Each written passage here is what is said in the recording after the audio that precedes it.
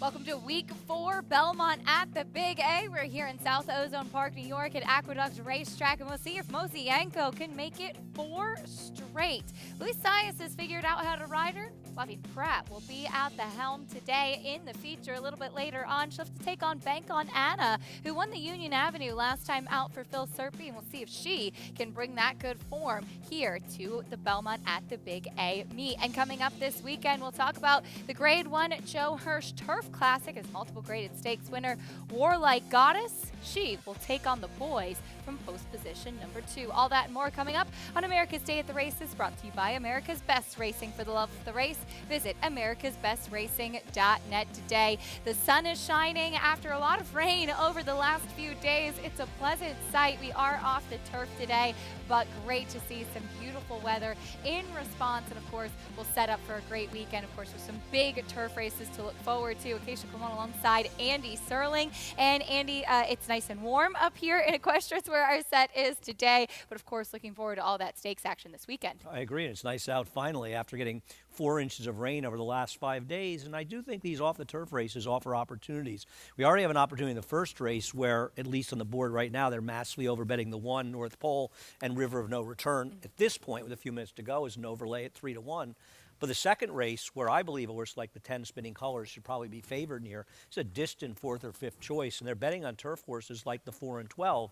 They may win, but for my money, a horse like the 10 right now, a big overlay, and sometimes these off-the-turf races, you can find real overlays. We'll get to some of those a little bit later. We also have a Pick 6 carryover coming up this afternoon today at Belmont at the Big A as we get ready for race number 1.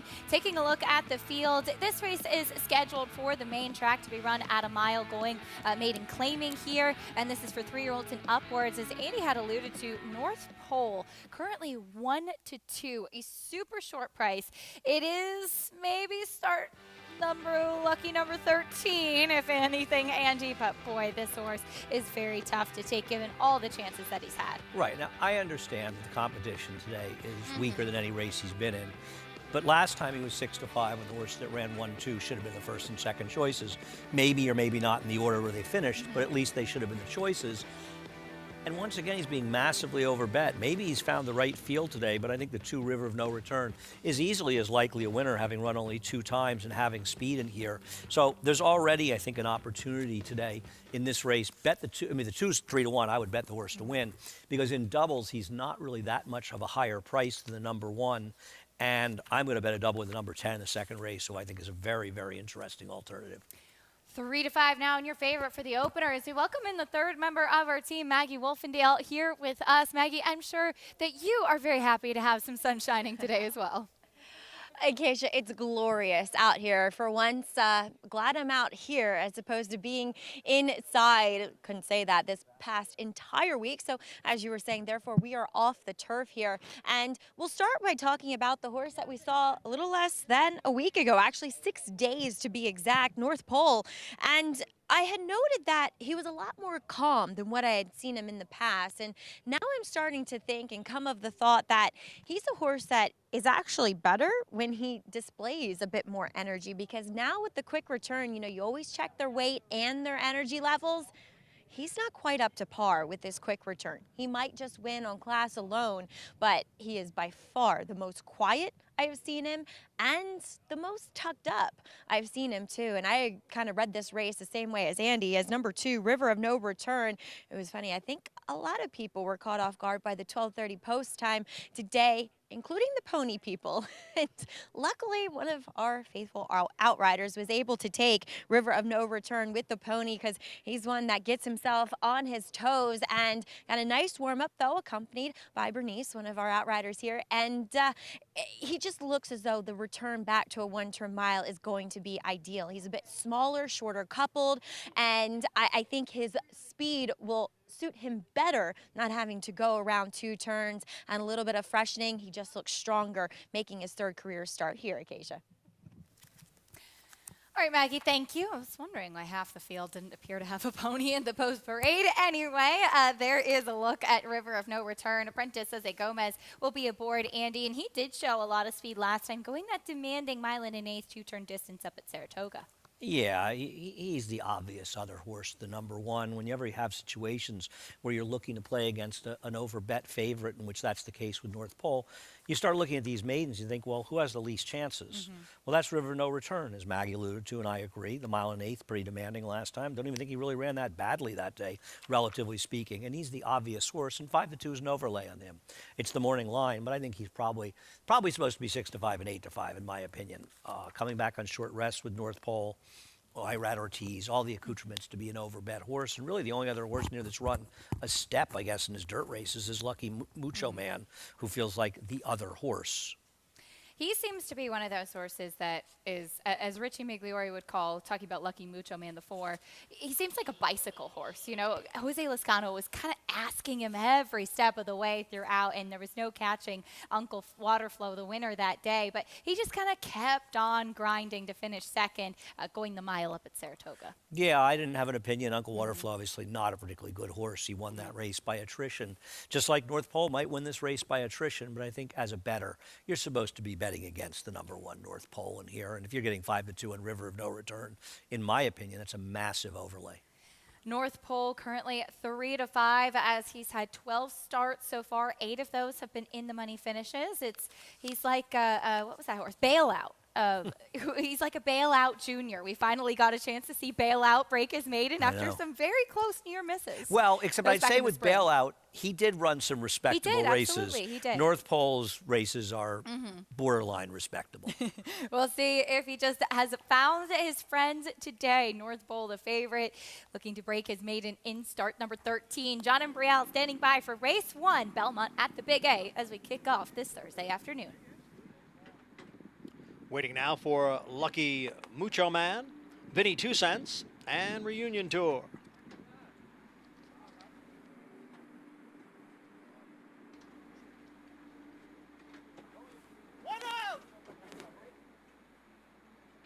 Reunion Tour stepping up and moving in, and we are set for the Thursday opener.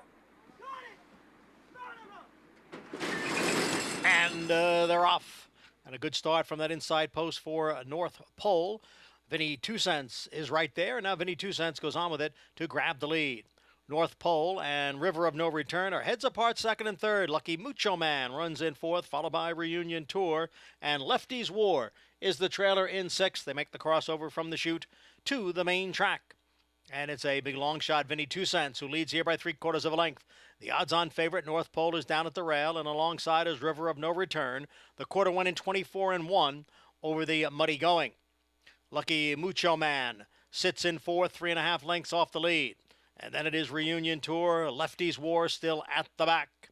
Vinny 2 Cents continues to show the way here by 1.5 lengths. It's Vinny 2 Cents now by almost 2 lengths. River of No Return and North Pole, they remain together second and third. And the opening half went in 48-2. Lucky Mucho Man, going down there. River of No Return went down, unseating the rider as they raced around the far turn. Now North Pole is coming through on the inside, and Lucky Mucho Man has moved up on the outside, and Vinny 2 Cents is now back running in third. Farther back, it is Reunion Tour and Lefty's War. They're coming into the stretch now with a Lucky Mucho Man and North Pole right together. And now there's 1/8 of a mile to the finish. It is North Pole and Lucky Mucho Man. They are heads apart. Now a 16th out. On the outside, Lucky Mucho Man. Down on the inside, it's North Pole. And they continue to head-to-head right to the finish. And it is a head bob between Lucky Mucho Man and North Pole. A tight photo finish between Lucky Mucho Man, the 4 outside, and the 1 North Pole inside. Of course, we'll keep you posted on River of No Return and Jose Gomez after this.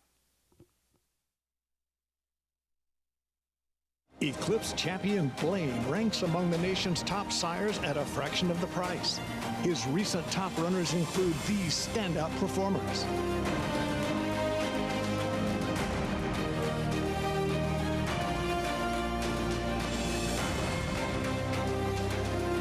With success on the track and success in the ring, this proven son of Arch annually ranks among America's top value sires.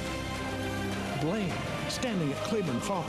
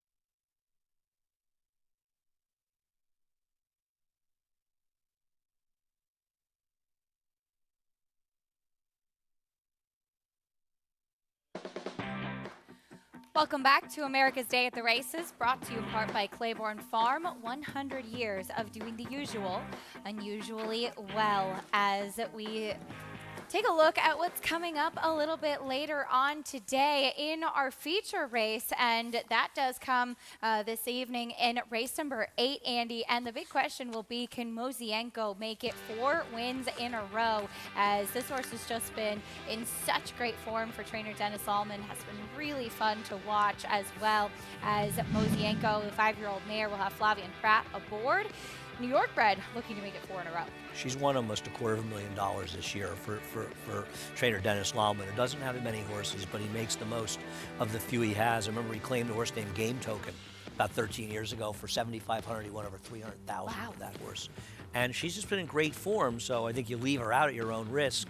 I'm going to take a small shot to beat her with Movie Moxie, but I think she's the one to beat in here. And it's an interesting pick 6 sequence that we'll talk about. And maybe if you and I have a minute at some point, we'll sort of go through it with the carryover of 71,000 and change. Mosienko to me is a horse that has to be on your tickets. Mosienko, an easy horse to root for as well. She's been a lot of fun to follow as she looks to make it 4 wins in a row. And went through all of her New York bred conditions, won against Open Company last time as well, and will try to win the Open 2 other than a little bit later on today. Race 8, our feature race of the day. She's 2-1 on the morning line. Today's races, as we take a look at what else is to come on the program, presented by Claiborne Farm. We have races 2 through 9 still to come. That feature allowance in the 8th. Of course, the late pick 5 in the 5th, but as Andy mentioned, 71,000 plus in the carryover for the pick 6, which does kick off in race number 4, dealing with a muddy main track, and we're off the turf, but a lot of sunshine, and you'd imagine that that track should dry out throughout the afternoon. You can get up to $200 when you join Naira Bets today. There's nothing wrong with that. Play the action on our program and more, while earning up to a $200 deposit match bonus. Sign up with promo code MATCH200 and you could get up to a $200 deposit match right after your first deposit. Bet any track, anywhere, anytime. Don't forget to join now at nairabets.com and you could get a $200 deposit match bonus. In race number 1, it was the number 4, Lucky Mucho Man, outside under Kendrick Carmouche, able to outgame your favorite North Pole, who picks up yet another in the money finish. But Lucky Mucho Man able to get the win. Kendrick Carmouche climbing aboard for the first time, a $12.80 winner of the opener, with unfortunate circumstances throughout the race, the first race of the day. Let's go to Maggie Wolfendale for an update. And Acacia, River of No Return, I am again not sure of specifics, but did suffer a catastrophic injury on the racetrack at about the 3/8 pole and has been humanely euthanized on the racetrack. His rider, apprentice Jose Gomez, has been standing. He is being transported back here front side. He will be checked out by first aid, and according to the attending EMTs, that just has a few minor injuries. I'm not sure the extent of that yet, Acacia, but he is up on his feet and walking and will be again checked out by first aid. Maggie, thank you. Our thoughts with Jose Gomez, and certainly our thoughts and condolences to Randy Hill, George Weaver, and the connections of River of No Return. The sun shines bright on Caraconte. His first crops of racing age are showing brilliance on the racetrack with a high percentage of stakes winners. His versatility is evidenced by winners on all surfaces across the globe. And his offspring are lighting up the sales ring. With his biggest and best quality of books in the pipeline, the sun shines bright on this value sire. Caraconte, standing at Gainesway. Who you betting on? How about an app created specifically for horse racing? Naira Bets. We specialize in thundering hooves, fist pumping, and boosting your bankroll with robust weekly promotions. And offer betting tips from actual horse racing experts. Bet all day and night, nationwide. Get the action and thrill of horse racing with Naira Bets.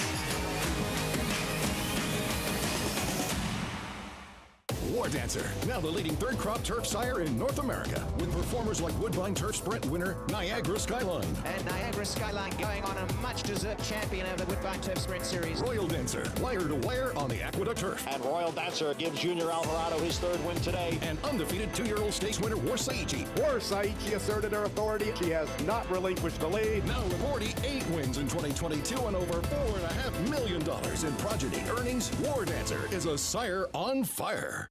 RaceLens is the most in-depth product in horse racing, with unique features found nowhere else. True odds, predictive analysis, and pace projection. RaceLens. It will change the way you follow horse racing and take your game to the next level.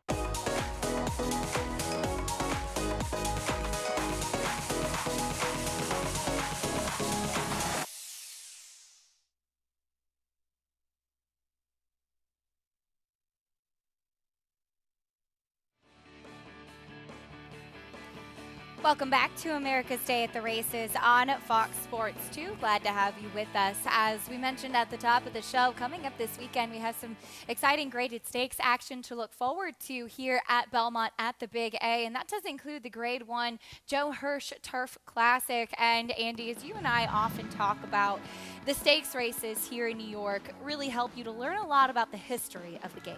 Well, Joe Hirsch, a legendary turf rider that covered racing for many, many years for the Daily Racing Forum. And I never really knew Joe, but all I've ever heard were really good things about him. And I'm sorry I didn't get a chance to know Joe at all. Also well known for being Joe Namath's roommate when Joe Namath came to the Jets, actually originally, and such an instrumental part of horse racing. And I think it's great that we named this race for him. Originally was the Turf Classic, but we added Joe's name to it. And it's really been a fun race. It's had some great winners. You go way back, you look at some you don't even have all along in that list. She belongs there along Manila, the great Weah. Weah may have run the first running. I'm not sure, but it might have been John Henry in there as well. John Henry won in 84. Now, I thought that all along won in 84.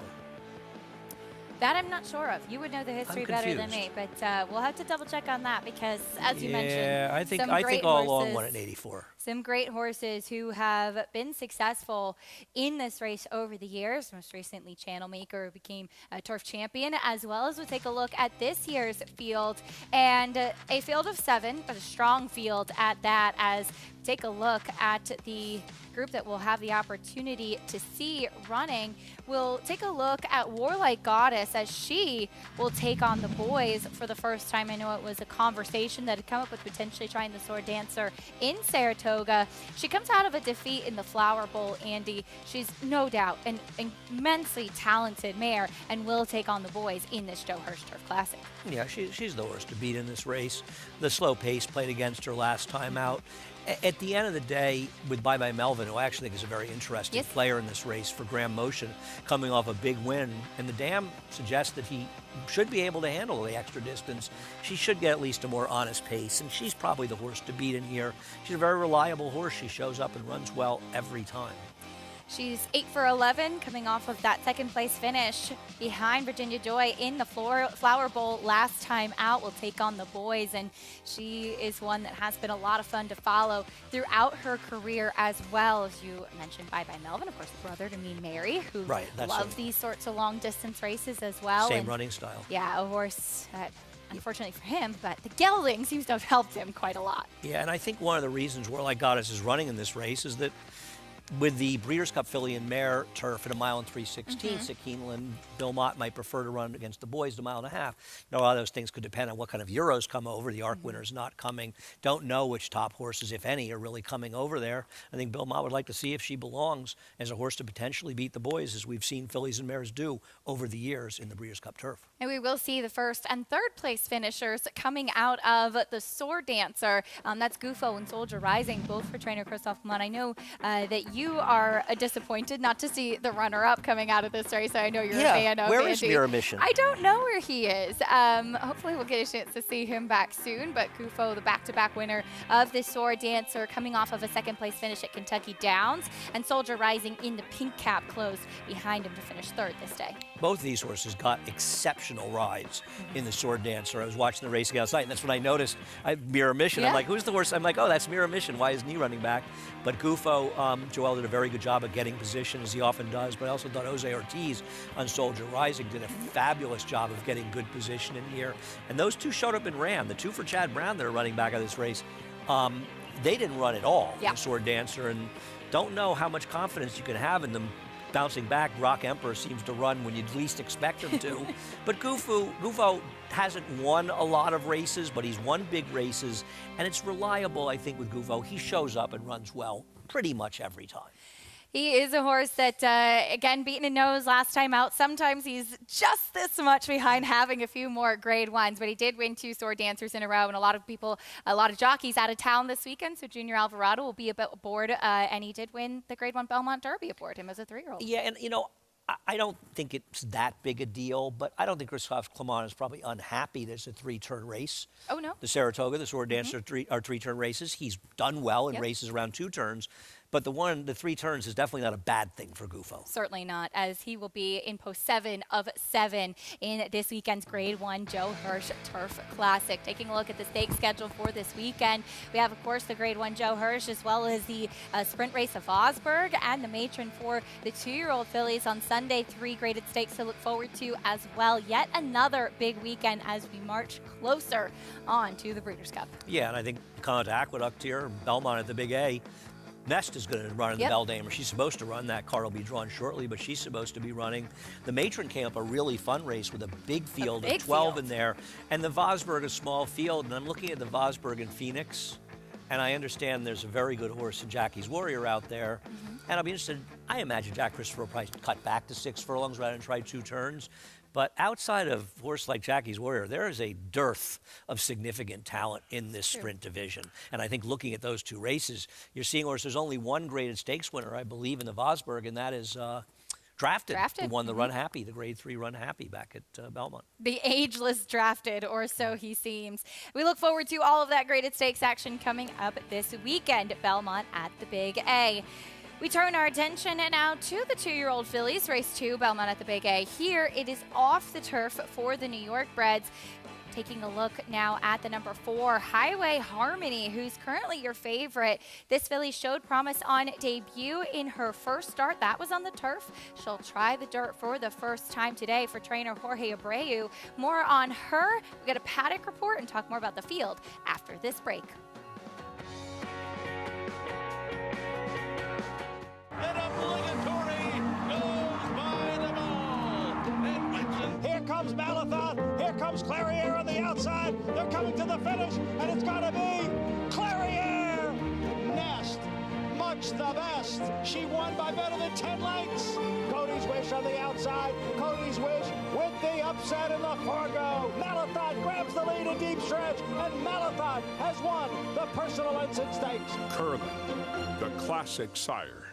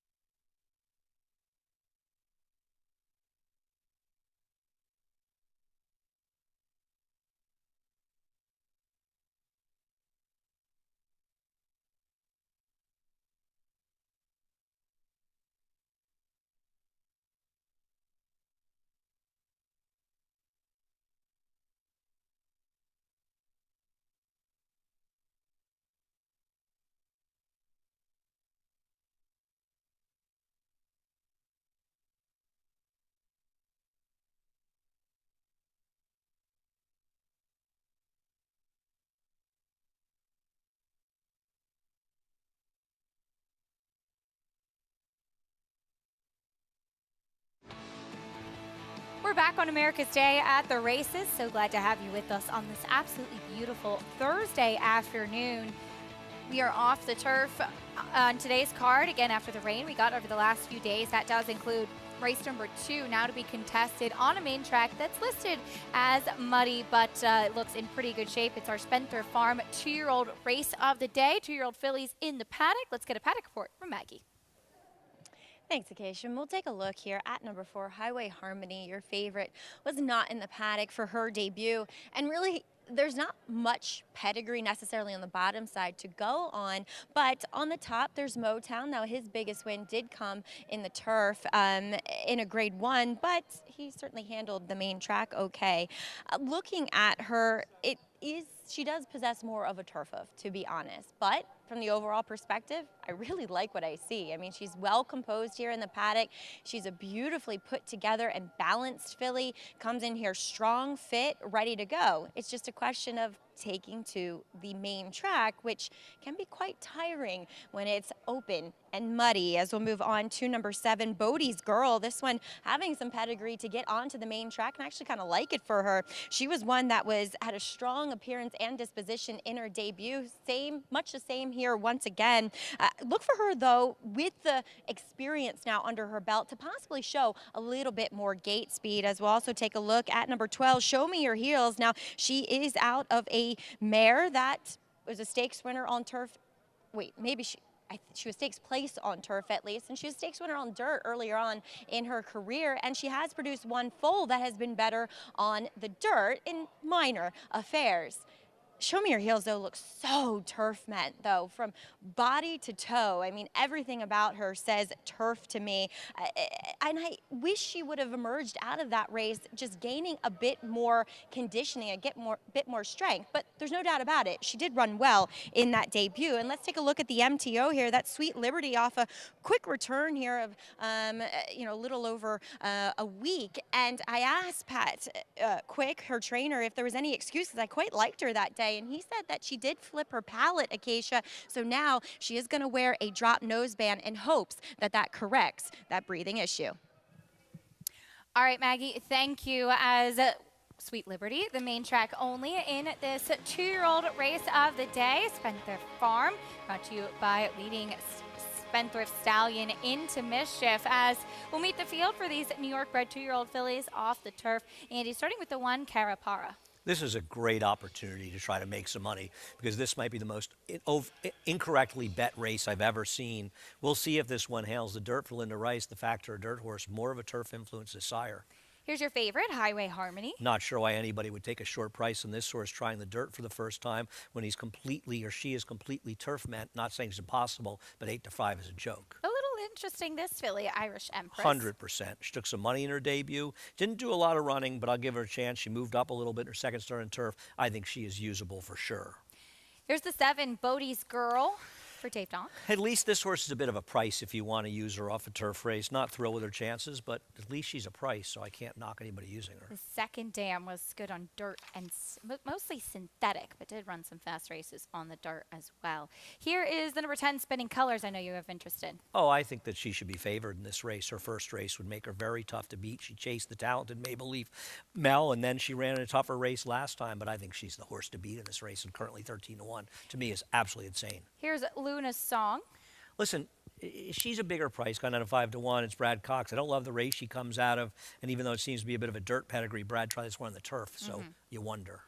And here's number 12, Show 'Em Your Heels, out of Freudian. Well, Maggie seemed to think this horse looked more like a turfy horse, and this horse, to be a short price based on one good turf race with trouble, to me is a mistake. The Dam Stakes winner on both turf and dirt. She is 3-1 right now, as we'll meet the main track only to the outside, the number 15, Sweet Liberty. That was great stuff from Maggie with Pat Quick telling her that this horse flipped her palate last time, because off her race 2 back, she should be one of the favorites, and she's 23-1. There is just massive value on this board. The 10, the 15, the 5, and very bad value on horses like the 4 and 12. In general, as a horse player in an off-the-turf race, you're supposed to let horses like the 4 and 12 beat you and try to find something a little more interesting in here. And how a horse like the 10, I think ask yourself this question. If this race had been drawn as a dirt race and all these horses were assembled, Would Spinning Colors really be 12 to 1? Would Sweet Liberty really be 23 to 1? And I think the answer would be absolutely not. Well, you can follow along and get all of the stats on the horses, trainers, and jockeys in today's races with free Echo-based past performances. Go to NYRA.com/TV schedule to download your free past performances on all of the races on today's show. We'll take a look at the number 10 Spinning Colors. Andy, she comes out of two very competitive races, won by some talented fillies, including Maple Leaf Melon Security Code in that first race in which she finished third at a big price.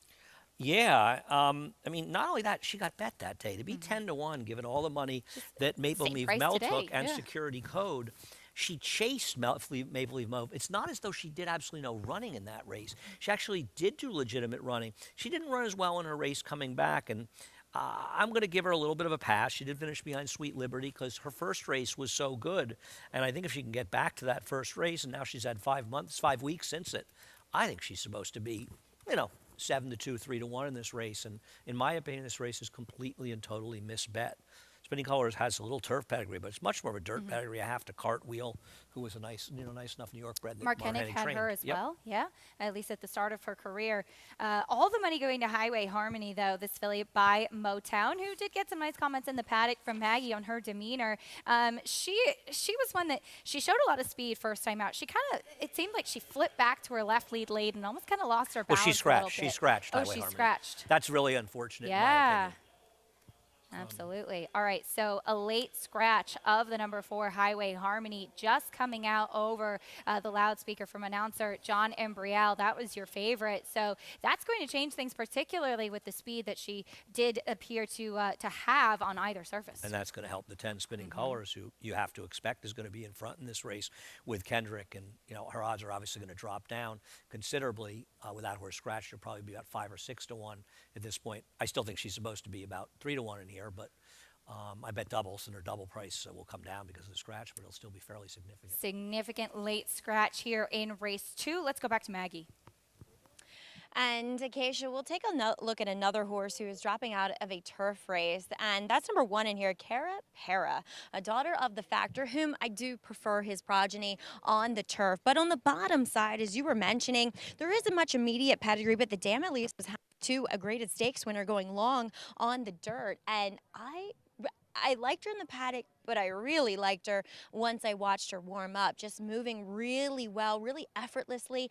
And furthermore, she's a bit of your typical Linda Rice type in that I'm just wondering what actually happened here with the 4, because I think she ran off, guys. I think she may have run off the right way, because she was just brought back with Joel Rosario aboard and our outrider Bernice here. And usually when it's a late scratch at the gate upon advice of the veterinarian, the horse is unsaddled. So interesting things happening here.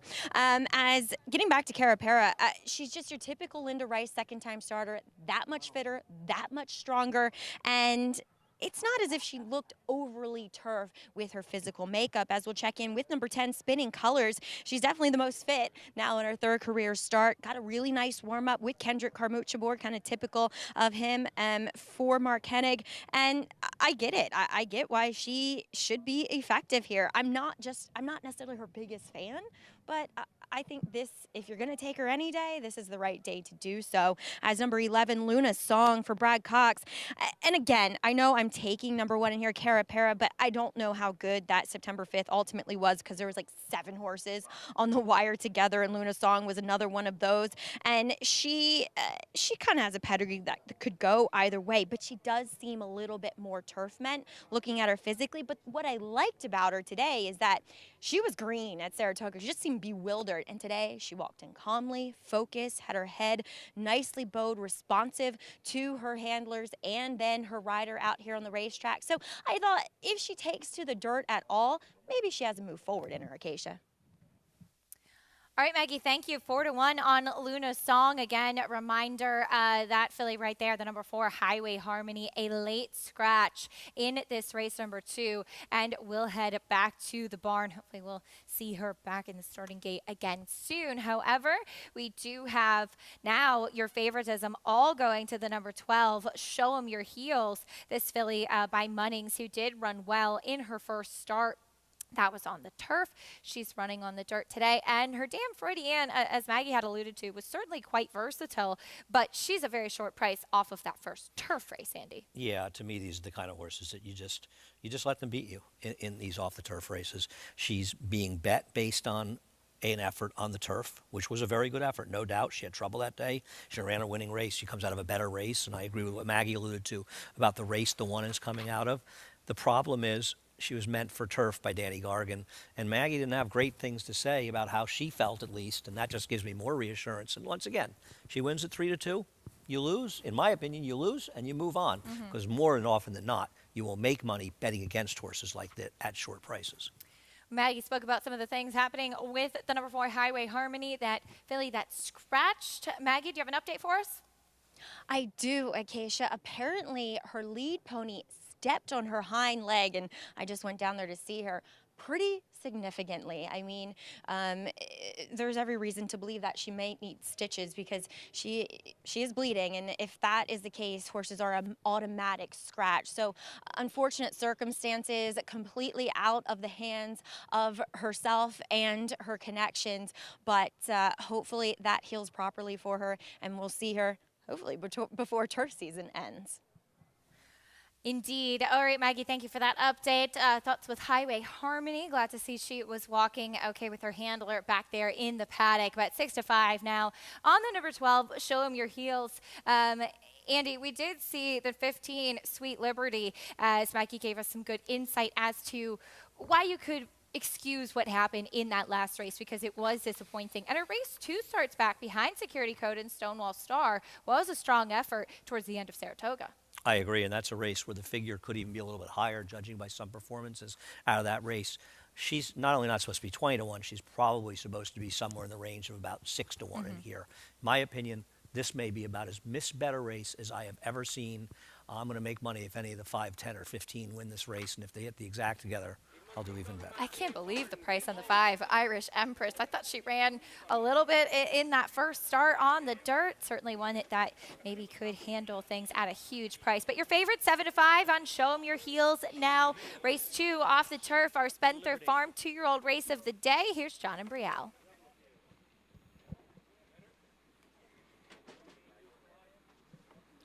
Show 'Em Your Heels, the favorite, just moved in. And the final horse is number 15, Sweet Liberty, with Dylan Davis. Just about set for race 2. And they're off. Show 'Em Your Heels, away well. Now Spinning Colors moves up. And in between those two, it is Luna's Song. Spinning Colors has the lead. Luna's Song takes second. Show 'Em Your Heels is on the outside. Cara Para is down at the rail. And then Bodie's Girl, who is racing in 5th. Far outside is Sweet Liberty, and down at the rail it is Irish Empress. Spinning Colors by a half length. Luna's Song on the outside after a quarter in 22 and 4/5 seconds over the off-going.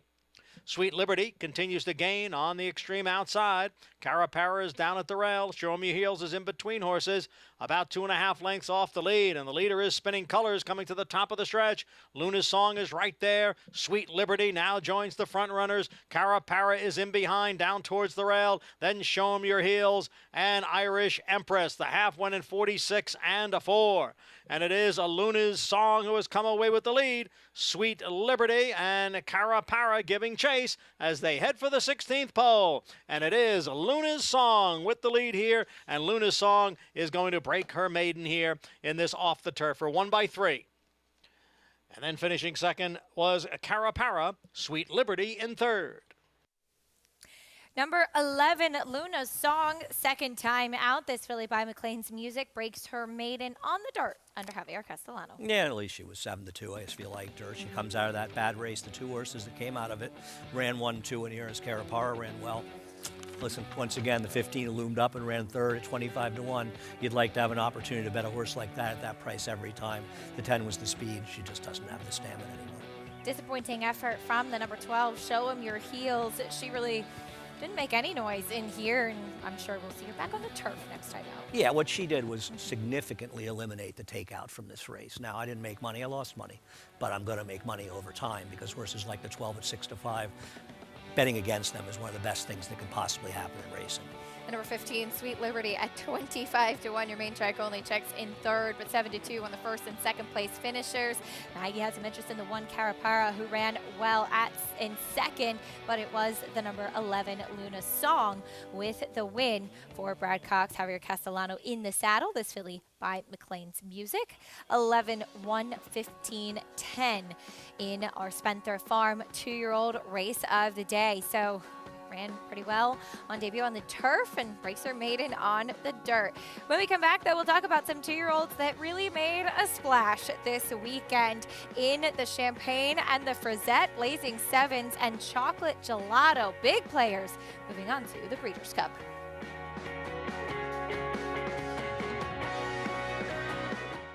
Eclipse champion Run Happy, the #1 second crop dirt sire of last year, is back and showing a new dimension with winners on turf, dirt, and all weather.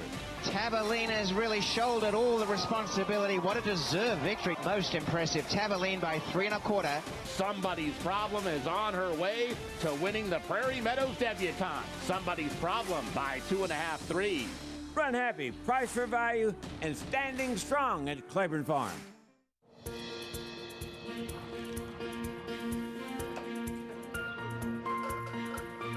We take pride in what we do.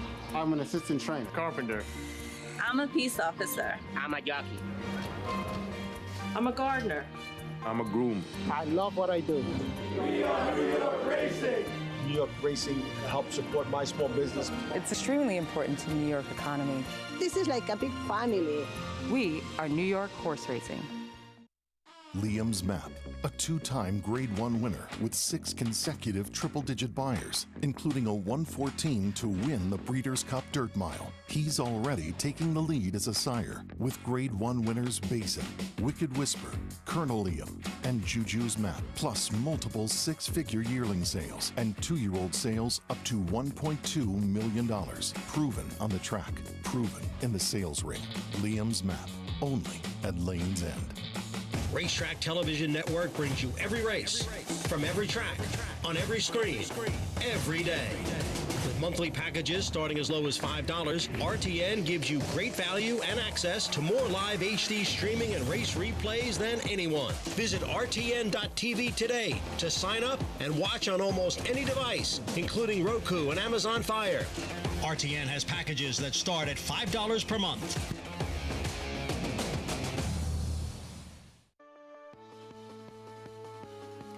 We're back on America's Day at the Races, brought to you by Naira Bets. You can bet any track, anywhere, anytime. Get started at nairabets.com. Today, race 2 is our Spencer Farm 2-year-old race of the day off the turf, but a big effort still from your winner, the number 11 Luna's Song, as this 2-year-old filly breaks her maiden in style, and Maggie standing by with some special guests. That's right, Acacia, pleased to be joined by 1/3 of the partnership that owns Luna's Song, Chris Wolf. And Chris, you said your brother part of this and a good friend. Talk about coming together and picking up Luna's Song for just $65,000 at the OBS sales this past spring. Yeah, it was good. Our partner Ken English and Alan Braun and Mike Wolf, we went down to Ocala, picked her up. Liz Crow helped us out there to put a good eye on her, and we liked what we saw, and here we are. So now I know Brad calls the shots, but what did you think about keeping her in an off the turf race, because she closed quite nicely on the turf first time out? Right, absolutely. That was her first time out, and she learned a lot there. And obviously Brad and Dustin, the whole Brad Cox teams, they're phenomenal, and they're the ones that are the experts at it. So obviously we're going to listen to what they tell us that she needs to do. Now, I joked with you. I picked up a little bit of an accent. I said, "Where are you from?" You said, "Indiana." I said, "What made you buy New York bred?" Well, we're still trying to get a win at Saratoga, so that's why we're here. So, how special is it? I mean, is that just been your goal since you went into horse ownership? Oh, for sure. I mean, it's hard to get a win in general. So anytime they come out and win, it's a great feeling. So I mean, obviously, hopefully, she keeps improving like we think she will, and Brad and the team to take care of her, and we'll keep moving forward. Well, congratulations with this win here. Definitely breaking her maiden in style and showing some versatility, too. Yeah, thanks. Appreciate it. All right, Chris Wolf and the rest of his partners will enjoy this win. Acacia with Luna's Song, but fingers crossed she gets a win this fall next year. Big congratulations to Chris and the rest of his partnership. Great to see. Luna Song, $9.70 winner. It was 11-1-15, 25-1 on Sweet Liberty in third. Well, this weekend, as mentioned, we saw some nice races from the 2-year-olds in the Champagne and the Frozette historic races, horses with a lot of importance, Andy. We saw some big performances from them, as we'll start with the fillies, which took place on Sunday with the Frozette. Chocolate Gelato, this is a filly who was just absolutely sensational, breaking her maiden in Saratoga. Of course, the wet track was a question. That's Warlike Goddess. She definitely did not win the Frozette. She did not win the Frozette. I was a little fuzzy on the weekend, but I don't think she won. But you if she weren't here did, on Sunday. You missed a lot of things of what happened to the Frozette. She found herself a few years younger. Yeah, imagine she won the Mountain View. Yeah, it's impressive. Or Chocolate Gelato, anyway. She won the Frozette, and she was so impressive in Saratoga. Backed it up with that nice performance this weekend. Yeah, I mean, obviously she didn't run as good a race in this race as she did in Saratoga. That 92 buyer, she got I think an 83 buyer in here, but she passed the test, getting the mile and the slop, and I mean, I guess the only thing from what I've seen so far, that would keep her from being favored in the Breeders' Cup is if you feel like you wonder if she's going to get better with more distance in the 2 turns up there. But she rated comfortably in here, so she showed that she could go longer without just controlling on the front end. But if need be, she has a lot of speed, and she could probably be in front in any race she wants to be in. I don't believe there's been anything wow out in California. We'll see what happens in the Alcibiades tomorrow at Keeneland, but so far none of those horses have run big races, and she's got the big races, so she feels like the favorite. Second place finisher, that horse for John Terranova that broke her maiden first time out so impressively for Randy Hill and his crew. She really ran well in defeat here, very game down to the wire, gave a little bit of a scare at Chocolate Gelato late. Even Johnny I picked up and saying she's coming back. So I think you saw nice efforts from both of them, and no reason to think, especially Chocolate Gelato, that she shouldn't be, if not favored, one of the favorites, though I would say favored from what I've seen in the Breeders' Cup Juvenile fillies. Chocolate Gelato, that was Sunday in the Grade 1 Frozette, as she broke her maiden and did so nicely. As Maggie, as I find the correct camera here, Maggie, you have been able to follow these 2-year-olds throughout the summer, and Chocolate Gelato getting that win in the Frozette. What were your thoughts on the performance? I thought she showed adaptability, which is always something that you need, and to be able to take, some punches in the Breeders' Cup, because look, she's going to likely have, you would think, you hope, 13 other rivals. Might not be that many, or I should say 11 other rivals, but we'll see how many the Breeders' Cup Juvenile fillies ultimately brings. But she broke her maiden fastly on the front end. This time around, she showed that she could come from off of it, and when Arad Ortiz in the interview said when he pushed a button, she gave a big response, and then he had to say, wait, whoa, we don't need to move quite yet. So she has that kind of quick turn of foot that you hope for with horses that need to extend their speed. And the fact that she's so relaxed, I found it almost hilarious that she stood in the crowded, as usual, Mike Rapoli winner's circle with her hind leg cocked, just like chilling, like ready to take a nap, while Joya Rapoli petted her. This filly is just so calm and classy. That's kind of the biggest, attribute that she has occasion. Nothing seems to rattle her, and I think that is such a key ingredient when you're dealing, especially with these young fillies. Oh, absolutely, Maggie, as is usually the case, especially here at the Big A. Great to see the entire Rapoli family out and celebrating. And Chocolate Gelato did not seem phased. We'll see if she can follow in the footsteps of previous Frozette winners, including last year's 2-year-old champion, Echo Zulu, who've gone on to win the Breeders' Cup Juvenile fillies. Yeah, pretty nice list of horses there. And Flanders is a shame she got hurt in there. Of course, that epic battle with Serena Song, remarkable fillies. Well, as far as the 2-year-old boys are concerned, on Saturday, we did see the Grade 1 Champagne, talking about a race that's full of history and great horses that have won this race. We did see Blazing Sevens, off of a disappointing effort in the Hopeful, come back and finish well to get this win in the Champagne. What did you think about this, Andy? The old closer in a race pack with speed gets it done at $19. And he certainly handled the mud at Aqueduct a lot differently than he did in Saratoga, and he just improved from there. He had run fast in his debut, had not run particularly well in a distant third in the Hopeful, but bounced back and got it done here. I don't know. He got a 91 buyer. I think you have to be encouraged by this effort. Obviously, the strength of the 2-year-olds this year is in California. Cave Rock has been nothing short of sensational in his 2 races. We'll see what he does. I think he runs this weekend at Santa Anita. We'll see what he does trying 2 turns, but he has all the earmarks of being a very good horse. After that, basically, after we think about what happened in Kentucky with the Iroquois, where the supposedly good horses did not pass the test, there's 1,400 horses entering the Breeders' Futurity, as there always is at Keeneland, and we'll see what happens there. Forte is back in there. He'd probably be the favorite, I guess. I have to look a little more at that race. And turf horses trying those races as well. But he belongs in the group outside of Cave Rock at this point. Blazing Sevens, he's now 2 for 3 in his career. Flavian Pratt was aboard for the first time. As Maggie, we saw him with a huge step forward versus his last race in the Hopeful. Acacia, he's a horse that I've always liked and just thought that when he debuted up at Saratoga, that the further he gets to go, the better. So I was somewhat a little surprised when he won going the 6 furlongs first time out. And he's a horse that I'm sure for connections, it would be utterly amazing since he is a son of Breeders' Cup Juvenile winner Good Magic, where he broke his maiden in the Breeders' Cup, whereas Blazing Sevens, he's already a Grade 1 winner. So I'm sure a sentimental horse for trainer Chad Brown heading in to this Breeders' Cup Juvenile. But do want to give a little love to the second place finisher, Verifying, where it was only his second start of his career. For trainer Brad Cox has a lovely pedigree, being the brother to Midnight Bijou. And I think that horse could certainly move forward. As Andy said, there was a lot of speed. He was a part of it, and he was still hanging around towards the end. But taking nothing away from Blazing Sevens, he's going to be one that should relish the 2-turn mount of 16th down in Keeneland.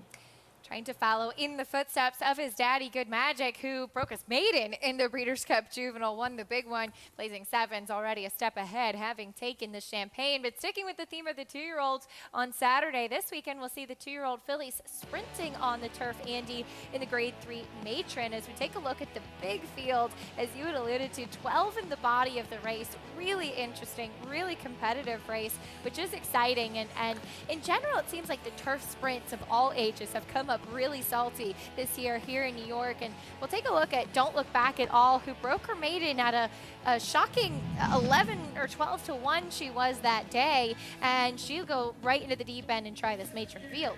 Well, I mean, I think that trainers understand that a race like the Juvenile Turf Sprint, it's not a championship race, it's a free-for-all. Sure.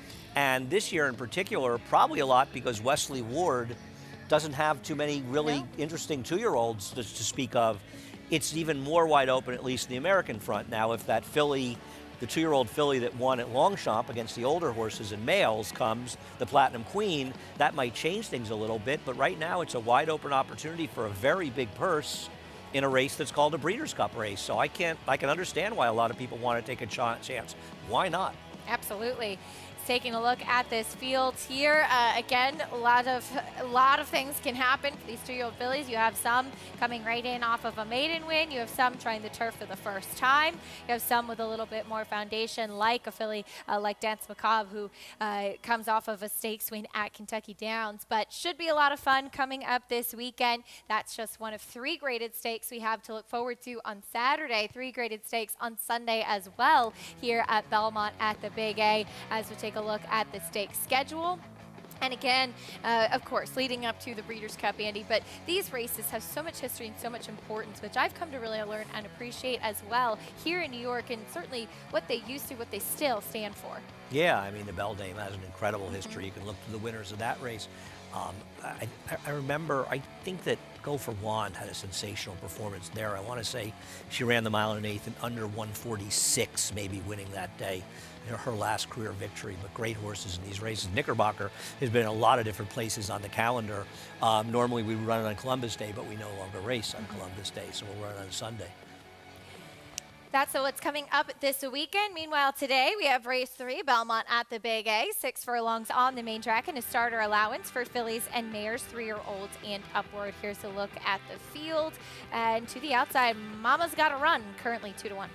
Feels like a race where trust is a key word. I'm taking the 3, Cupid's Girl, who to me is the longest shot on the board right now, offers value. Well, that's a look at the field for the third race. We'll talk a little bit more about it. We'll talk about your leading jockey, Irad Ortiz, who came into today with 21 wins on the tally here for the Belmont at the Big A meet. More on him after this on America's Day at the Races.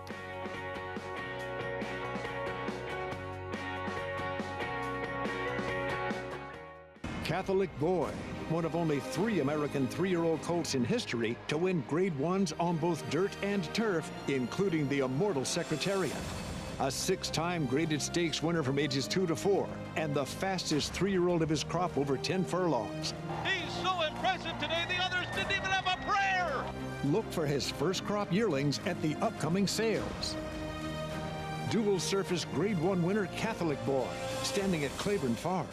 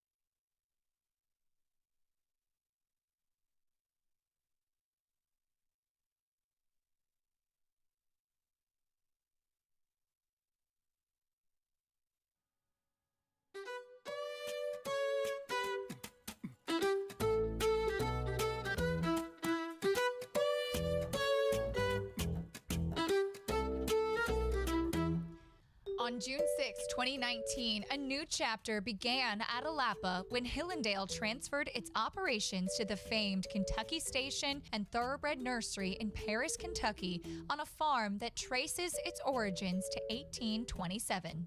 All the essential things have been done. 3 years later, owner John Sikora couldn't be more proud. You know, we're trying to be, progressive, thoughtful, and respectful to what's already been here, the intent of the farm, along with, trying to become efficient and modern. The 1,400-acre Alapa is driven by its owner John Sikora's passion to return the landmark farm to its original glory. The extensive restoration includes building a brand new breeding shed out of stone and concrete, matching the training barn that's been converted to be a stallion barn and now houses a roster of world-class stallions. Hillendale also built 8 new barns, plus adding landscaping and building tens of miles of fence, plus adding roads and utilities. Sikora appreciates the daily inspiration the farm gives him. There's the ruins of an old dairy barn, which is it's like a beautiful relic. It's peaceful and quiet. There's waterfall ponds behind the house, behind the office. There's many unique, peaceful, great parts of the farm that create peace and a sense of understanding where you are and how unique the farm is. He also enjoys visiting the stallion barn in the evening when it's quiet and peaceful. The horses are looking outside their stall, looking outside the windows. There's like 4,600 windows in the stallion barn. They can look outside, and it's very, very, very natural, peaceful to them. And when I look at this barn too, I feel all the history and the great horses that were here. Great champions were all raised and broke and trained here. Sikora is now focused on making new history at Alapa. When you think of all that living history, it makes you respectful of the barn and who's been housed there, and then also a responsibility of trying to keep that same standard and try to move it forward and be historic in what we do, so that when someone would look back 50 years from now, they have a feeling of obligation for them to do the same here. And our program is brought to you in part by Hillendale at Alapa, where the obscure becomes obvious. You're watching America's Day at the Races, and we're getting ready for race number 3 coming up next here, Belmont at the Big A. Again, this starter allowance sprinting on the main track. That's a look at Mama's Gotta Run, who she did run last time out to win, and she steps up off the claim for Rob Falcone, Andy. Yeah, the board is skewed because it appears that somebody bet about $5,000 to win, and I'm nervous now. Thinks he's nervous now. Wait till he gets to the 8th pole. He won't really be nervous by that. He'll just be angry. Yeah, I mean, Mama's got to run. She's got that big fig last time at Saratoga. She's got the big fig 4 races back. But other than that, she's a very ordinary horse who at best is a mild contender here. Nothing wrong being claimed by Robbie Falcone. He has very good numbers off the claim. I just think it's a question of whether or not you trust that last race. I'm going to bet against it happening, though I did pick her second. Now 6-5 on I'm Nervous Now, who did win first time out up at Saratoga for Saffie Joseph Jr. Now is in the barn of Charlie Baker. We'll see what she has to offer as they step onto the track. She's the least likely winner, in my opinion, this race. Very interesting favorite. Somebody it looks like bet 5,000. I was just looking at the pools. I guess the Joel Rosario Charlie Baker combination lures a lot of attention. Meet the rest of the field, though, starting with Sister Supreme. Her last 2 races are fast enough, and she lost to a better horse in Backyard Money. I wouldn't discount her chances. Here is I'm Nervous Now. Yeah, I mean, she's supposed to be the longest shot in the board based on her debut. She is lightly raced. I suppose she could improve, but she would need to improve quite a bit. Cupid's Girl up next. Yeah, I like her chance in here. I think her races coming out are tougher than this. They're better races than it looks, and looking for Jimmy Ryerson to get his second win in today's card. Here's Dame Cinco off of back-to-back wins. Comes back in 13 days off the claim for Amira Shockley. She's trying to strike with the eye in his heart, claiming this horse from Jose Cameo's. Horses have been really running off the screen with huge numbers off the claim. Can she keep it going with this runner? And another new claim, Mama's Gotta Run. Yeah, I can't understand why she's not favored. I imagine by post time she'll be a substantial favorite as the money gets mitigated on that crazy bet on the 2. If you trust her last race, then you think she can't lose. She got a 78 buyer speed figure for that effort, and she did seem to be a little suspicious even coming into that race, Andy, as she was claimed by Brad Cox for $25,000, dropped into the 16 non-winners of 2 last time out and was such a short price. And while she was able to run down the pace setter in here, it wasn't the prettiest of performances. I think she just maybe had a touch more class than what she faced. Yeah, I agree. But, you know, with that 13 3/4 length gap from second to third comes up a relatively quick race. Wyatt got a pretty strong figure. Now, you have to sometimes be careful about 6.5 furlong figs. And this was only other good figures at 5.5. Distances that are oddly run. The other figures, Indiana Grand or Horseshoe Indiana. We'll see. I'm trying to beat her here, but I won't be surprised if she wins. The value to me on the board, though, is the 3 right now. And frankly, though, that weird bet, and the pools are small right now, on the 2 has completely skewed the odds, so pretty much everybody's fair value right now. That is Mama's Gotta Run. She's affiliated by McLean's Music, and actually McLean's Music looking for a second win on the card as Luna Song, who won race 2, also by McLean's Music. Here's a look at some of his top progeny. Of course, still running right now, Jackie's Warrior, sprint champion, and that's quite a good list there too for a horse, Andy, who unfortunately had a very short career while racing, but was brilliant and has turned out to be a very strong sire as well. Well, I believe he has the highest career debut winning buyer figure of 114. I think Formal Gold ran a 111. Chaluki ran a number that was I think it was Chaluki or one of those horses ran a very big number. Meadow Lake ran a huge number first time out if you want to go way, way back. But he's got the highest ever. And it's a shame he was unsound because he could have been some kind of racehorse. Could have been Flightline. Yeah. Could have been. He was tremendous. But it's turned out to be a tremendous sire as well, standing at Hillendale. As we see horses on the track for the 3rd race, let's check in with Maggie. He really has, Acacia, and I typically like his progeny when you see them in the preliminaries before races and even obviously out on the racetrack. As I am going to land on number 6 in here, Mama's Gotta Run, who was pretty keen in the paddock as she was saddled on the walk by her connections, but, you know, kept a lid on it as we saw a big warm-up from Kendrick Carmouche. He had to keep a lid on her as well, as she wanted to get a little bit strong, but he did a great job just to keep her in a rhythmic type of gallop over to the backside. And if anything, since the last time I saw her, which was back in July, I think she's strengthened, having now the 2 races here at the NYRA circuit under her belt. As we'll move on to the horse that is mysteriously, as Andy pointed out, the favorite. I'm nervous now. I didn't particularly like her in her debut for the fact that she didn't look that fit in, you know, a group of horses who had run, and several of them had run multiple times.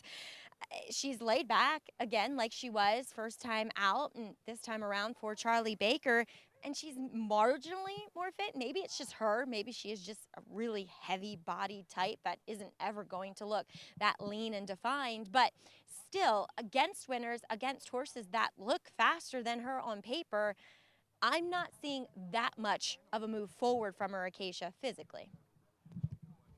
Thank you. Some interesting comments on your current favorite, I'm Nervous Now, who did win first time out. She broke in a little bit at the start there, Andy, but it really wasn't anything. She just kind of finished best in there, and you wonder, can she repeat it against this group? Well, if she runs her first race here, she'll be last unless somebody, just completely fails to show up. And the board is dramatically skewed. I actually think it could have been a bet as high as $6,000 to win on this horse. If you took that one bet out, she would be, vying for the longest shot on the board with horses like the number 3 and the number 5, as she should be. I think she should be the clear longest shot on the board, but she is 1 for 1. She does have Joel Rosario, so she's, for some reason, attract a lot of money. Now, I don't know. Maybe there's some story behind the one big bet made on her. Maybe that somebody says she's been working really well, and she is a completely different horse than her debut. She better be a different horse than her debut, because otherwise she doesn't have a prayer in here. Sister Supreme, meanwhile, will break from the inside. She finished a distant second to Backyard Money last time out, but Irad Ortiz is currently leading the jockey standings with 19 wins above Jose Loscano and Manny Franco, Javier Castellano, all with 10. But Irad Ortiz currently, as is no surprise, at the top of the standings. That's amazing. He's almost doubling the second person. It's really incredible. Now, I think a lot of people, Flavian Pratt, Joel Rosario, I expect they'll be spending a lot of time at Keeneland. Luis Saez. Right. I read that Luis Saez is also going to Churchill after Keeneland. Oh, that's interesting. I hadn't heard that. I know that we'll be missing a lot of our jockeys this weekend. Yes, yes. A lot of people out of town, obviously, but still some very capable riders here. Absolutely. Well, that's the beauty of being here in New York, that it's a very deep bench when you look at who's in the jocks room. Yeah, yes, obviously. And there are some riders coming from out of town to ride some of the races this weekend. When you get a 12-horse field like the Matron, you've got to get riders in there, because we're losing so many people to going to Keeneland for this weekend, and some of them staying for much of the meet. I know Ortiz a little bit.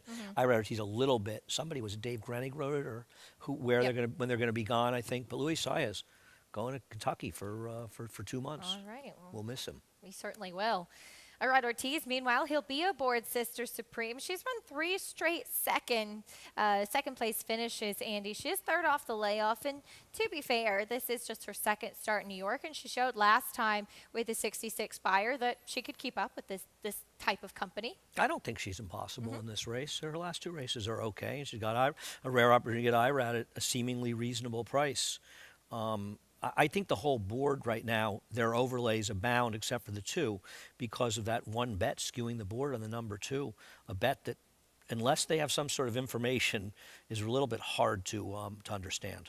There's Cupid's Girl. She's a nice price at 6 to 1. You mentioned she comes out of some pretty salty races for the level after breaking her maiden in June. Yeah, Backyard Money came back and won her next start. She won 2 races in Saratoga for Wayne Lucas. And her prior race, a number of horses also ran in there, came back and ran significantly better. I think she's in good form. Jimmy Ryerson looking for another win. I think she makes a lot of sense in this race, and is an outrageously big price at 6 to 1 right now, in my opinion. What about the 5, Dame Cinco? As you mentioned, Jose Camejo has just unbelievable numbers off the claim, and was able to run back another big effort last time out after what we saw with that very gaudy figure in Saratoga. One thing I will say is that 2 and 3 back when with Cherie DeVoe, she was drifting quite significantly. Didn't drift last time out. Joel Rosario kept her straight, and she comes back relatively quickly for the new barn. She's a player in this race. I mean, Amira Shockley, who worked for Gary Contessa before going on her own, one thing that Gary did a lot too, and did it successfully, when you claim from a trainer who wins at a high percentage, you run them back quickly. We call it running back another trainer's training. It's not an insult to the person doing it. It actually shows they're being smart. They say, this trainer wins at a high percentage, has the horse going well, let me strike while the iron's hot. And I think that's what we're seeing Amira do, as well as the fact that she qualifies for this race, a race that she's a relatively short price in with a $65,000 purse. Makes sense to take a shot in a race like this. 8-5 now on Mama's Gotta Run. First off the claim for Rob Falcone, as she'll try to make it 2 victories in a row, breaking from the outside, as pretty wide open board beyond that, with the biggest price being Cupid's Girl, who's certainly not without a shot either. I hope not. Yeah, I know you like her. I can't believe she's 6-1. Yeah, too. well, once again, you know, there's only a little over $6,000 between her and the 2, and Sure. it's really all one bet that skewed the board here. It's unusual to see that in New York, but we're seeing it in this race. 8-5 on the outside runner. 9-5 now. Fun third race. You can make a case for everyone in the field. Let's see who gets to the winner's circle here. John Real standing by with the call. Set for the start of the third. And they're off, and number 5, Dame Cinco, just walked out of the starting gate and is the early trailer. Sister Supreme is out first. Mama's Got to Run on the outside in second. And then the gray, I'm Nervous Now, in third. Cupid's Girl is next in fourth. And it's better than a half dozen lengths back to a Dame Cinco in fifth. Up the back stretch with Sister Supreme, the leader here, but quickly challenged on the outside by Mama's Gotta Run. Mama's Gotta Run and Sister Supreme, and now they're on even terms going around the far turn. The quarter in 23-2. Sister Supreme down at the rail. Mama's Gotta Run on the outside, and Mama's Gotta Run has now put ahead in front. Sister Supreme at the rail. Cupid's Girl advances into third. I'm Nervous Now is in fourth, and farther back, Dame Cinco. The field comes off the turn and enters the stretch. Mama's Gotta Run. Sister Supreme trying to battle back on the inside, and Cupid's Girl is coming on now from third with an 1/8 of a mile to the finish. It is Mama's Gotta Run who has the lead. Cupid's Girl on the outside, and down at the rail is Sister Supreme. Mama's Gotta Run, and Kendrick Carmouche to get his second win today. Cupid's Girl finished second, then Sister Supreme, and I'm Nervous Now. Mama's Gotta Run, your favorite, a winner here in race number 3, able to get the right kind of trip under Kendrick Carmouche for his second win of the day. Yeah, she didn't run back to her big figure last time, but she ran well enough to get the job done here. Got a very good trip by Kendrick, sitting in a good spot. Obviously, with the 5 Dame Cinco not breaking, changed somewhat the complexion of the race, assuming she would have been a contender. My horse outran her odds to get second, 7-1, just not good enough here, and I'm not smart enough to have bet the exacta. And whoever decided to make a huge bet on the number 2, I'm Nervous Now. He or she didn't have to be nervous. She was never a contender. Dame Cinco finishing well back, as she just seemed to hesitate. Didn't seem like anything happened at the start, just taking herself pretty far out of the race early on, a filly that had shown some early speed. So she was not a threat at all in this race. But number 6, Mama's Gotta Run with the win. Cupid's Girl was a nice price at 7-1. Maggie and Andy gave you the exacta here. Oddly, the exacta 6-3 is the shortest priced exacta with a 6 on top. Yeah, I mean, you have to look for these anomalies because of the difference between the money and the exactas and all the pools and the win pool. And the problem is that the 3 was an enormous overlay in the win pool at 7-1, a horse who should have been half that price. So you have to bet her to win. You have to try to take advantage of it. The exacta at $6 for $1, not exactly special there. Playing more like the winner, paid about $5, and she was about 3-1 in there. That's not necessarily value. The value is better to win. She just didn't win.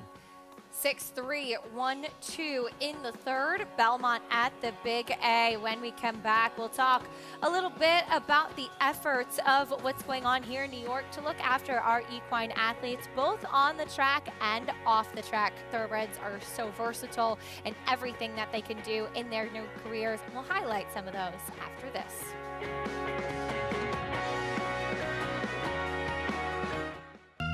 Nobody taught me how to be fast.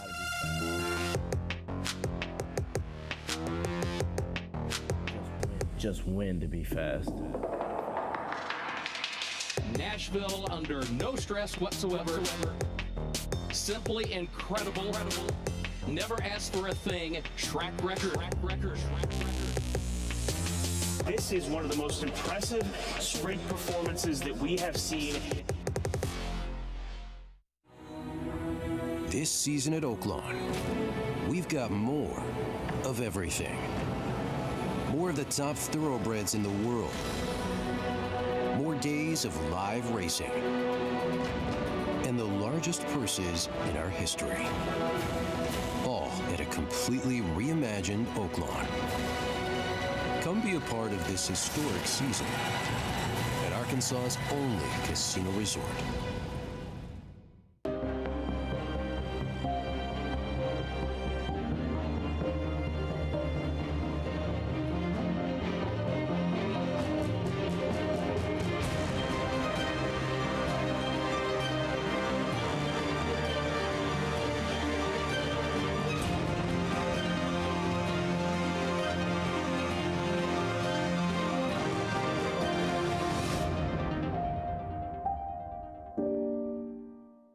It's America's original sport, and no one covers it better than America'sBestRacing.net. From the sport to the lifestyle, the best races, horses, and destination venues, cocktails, gambling, fashion, and more. America'sBestRacing.net is a sport for you. Live it, love it, bet it.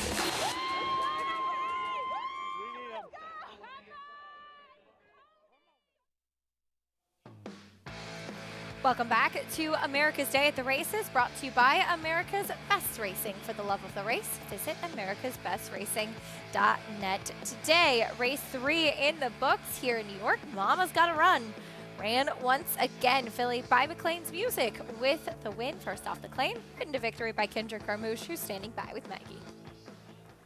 And Mama's Gotta Run. She ran as Kendrick. She was sharp, ready to go. I saw you in the post race. She almost looked like she wanted to do a little bit too much, but you had her. Yeah, Rob told me she kind of gets a little tough, and once I got her away from the horses, she relaxed pretty good around the turn, and I just pulled her up and jogged her. I thought being in this race, I had the best post position, and I thought she was the best horse in the race. I just had to let her break out of there and just find her way around the racetrack, and Rob spotted this horse good. I mean, that's all I had to do was hang on to her.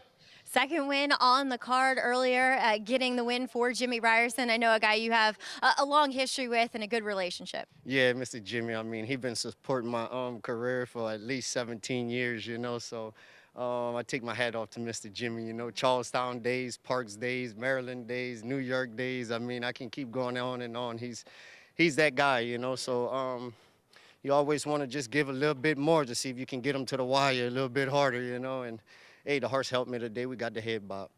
And two, Kendrick, we saw you recently change agents. Talk a little bit about the decision to do that. Yeah, me and my other agent, Kevin Buster, which he was my best friend, me and him talked about it. And, I always wanted more for my career, and I wanted to keep pushing. I think he reached a point where I thought he couldn't do more, and he thought that he couldn't get me in better born. So with the thing happened with Jose Ortiz and Jimmy, I asked Buster, you think we can make a switch? He said, Kendrick, if you think that's the best option to get you better mounts and get to the next level, me and you are friends. We're going to always be friends. Make that decision, and him and Jimmy are best friends, and Jimmy didn't want to do it until we all had a conversation together, and it worked out where he could have still go back to Parks and have riders, and Jimmy talked to Buster about it, and they both agreed that they going to pass the book on to me, and Jimmy, Jimmy speaks for himself. You see the riders that he had in the past and how much he done for them and how much they done for him, so I just want to add to it, I want to be the success, and I just want to keep pushing in New York. That's what I do, Let's get you an Aqueduct meet title. Yeah, I think I got the fall, I got the spring. I think that the winter meet, this is what I'm reaching for. I've been second a couple times, third, fourth. I think it's my year this year. I couldn't agree more. You're off to a great start here. 2 wins on the card already. Congrats. Thank you, Max. All right, Kendrick Carmouche, yes, pairing up with jockey agent Jimmy Riccio, who Acacia's also representing Ricardo Santana down in Kentucky. disappointing. I don't know how you a Mets fan and a Celtics fan. I prefer Bubs. At least he's a Sixer fan. You know, he's stuck a little closer to home. So I don't know, Kendrick. I like both guys, but, you know, Bubs, based on his basketball opinion, he's my guy. Oh, no. They're Jimmy both Riccio, friends. I know. Jimmy's a great absolutely. guy. Jimmy, great agent. Jimmy Riccio now representing Kendrick Roach and Ricardo Santana, as Maggie had mentioned. And Kendrick, I know Aqueduct, a special place for him as well, a place where he got his first Grade 1 victory. Well, as mentioned before the break, it is really something that we take quite seriously here in New York, and that's the Aftercare compartment that's looking after our Thoroughbred X racehorses after their racing days are over, like trainer Rick Schosberg has done with Take Two and Take the Lead to highlight all that thoroughbreds can do in their second careers.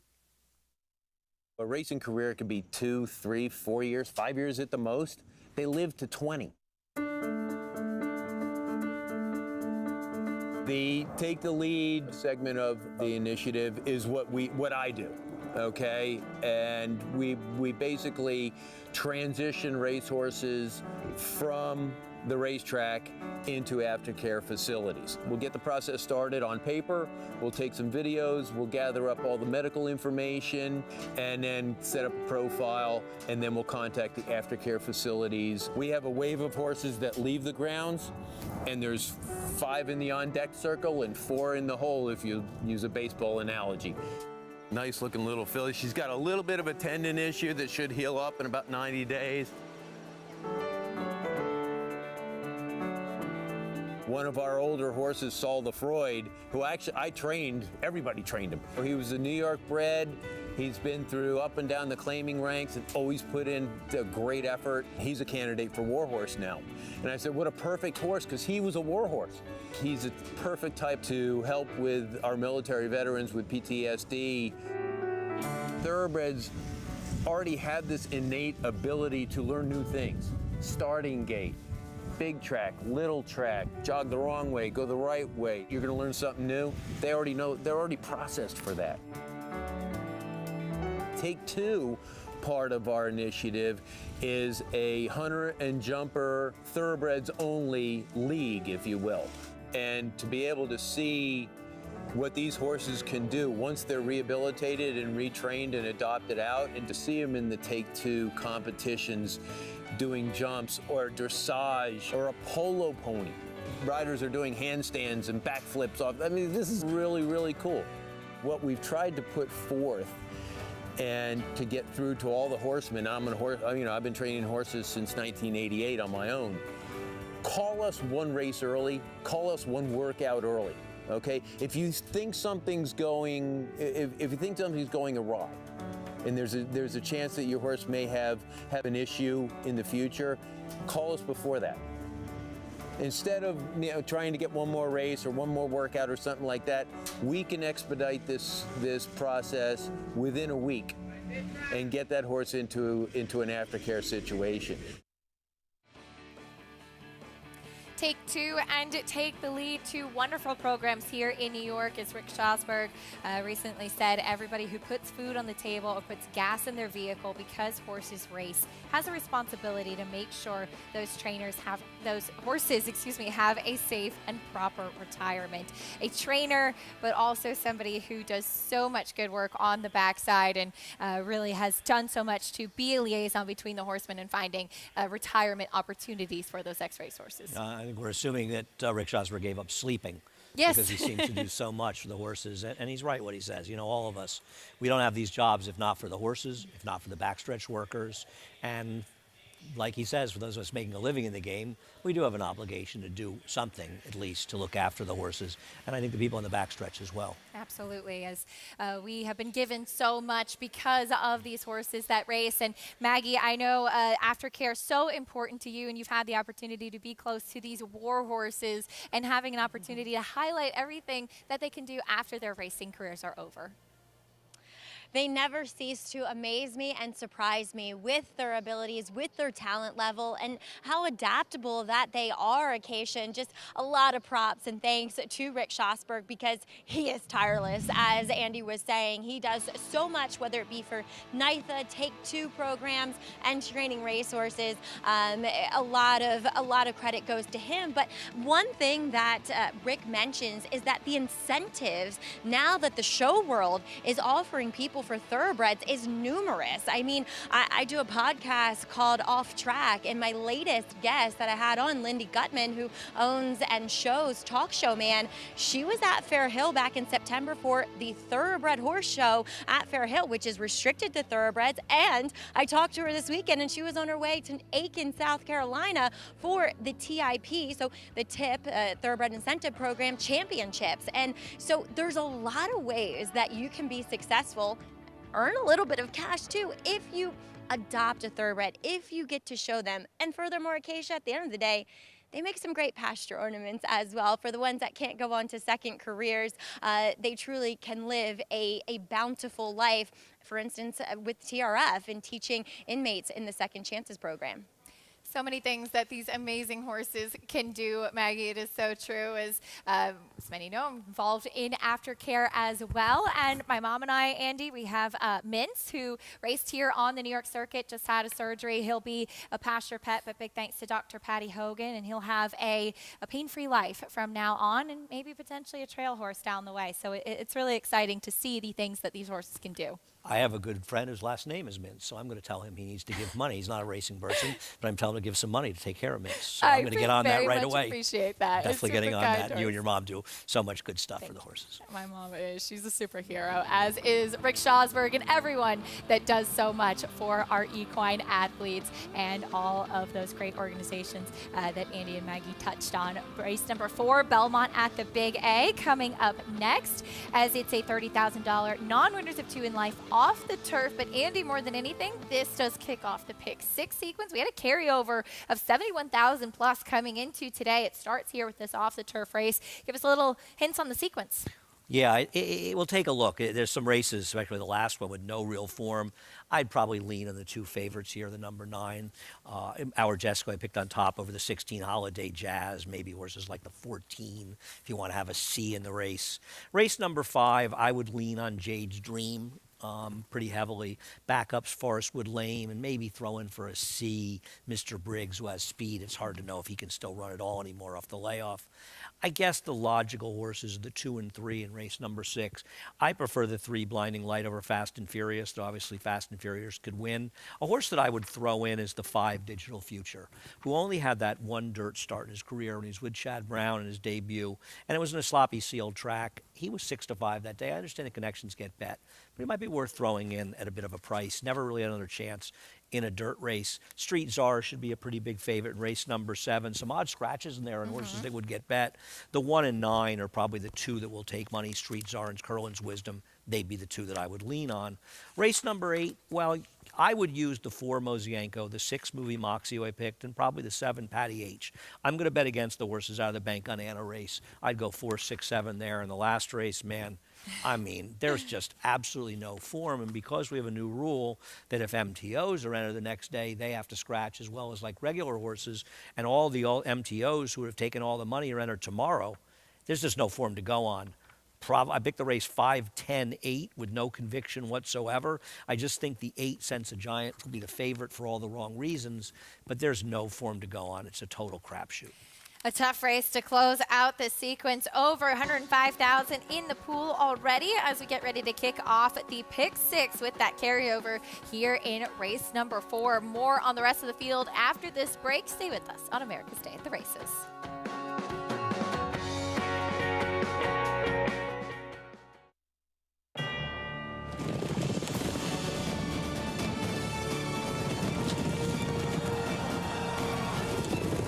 Together from every corner of the globe. In pursuit of the one reward that sets the special few apart. The title of World Champion. Don't miss racing's ultimate coronation. The Breeders' Cup World Championships at Keeneland. Tickets on sale now.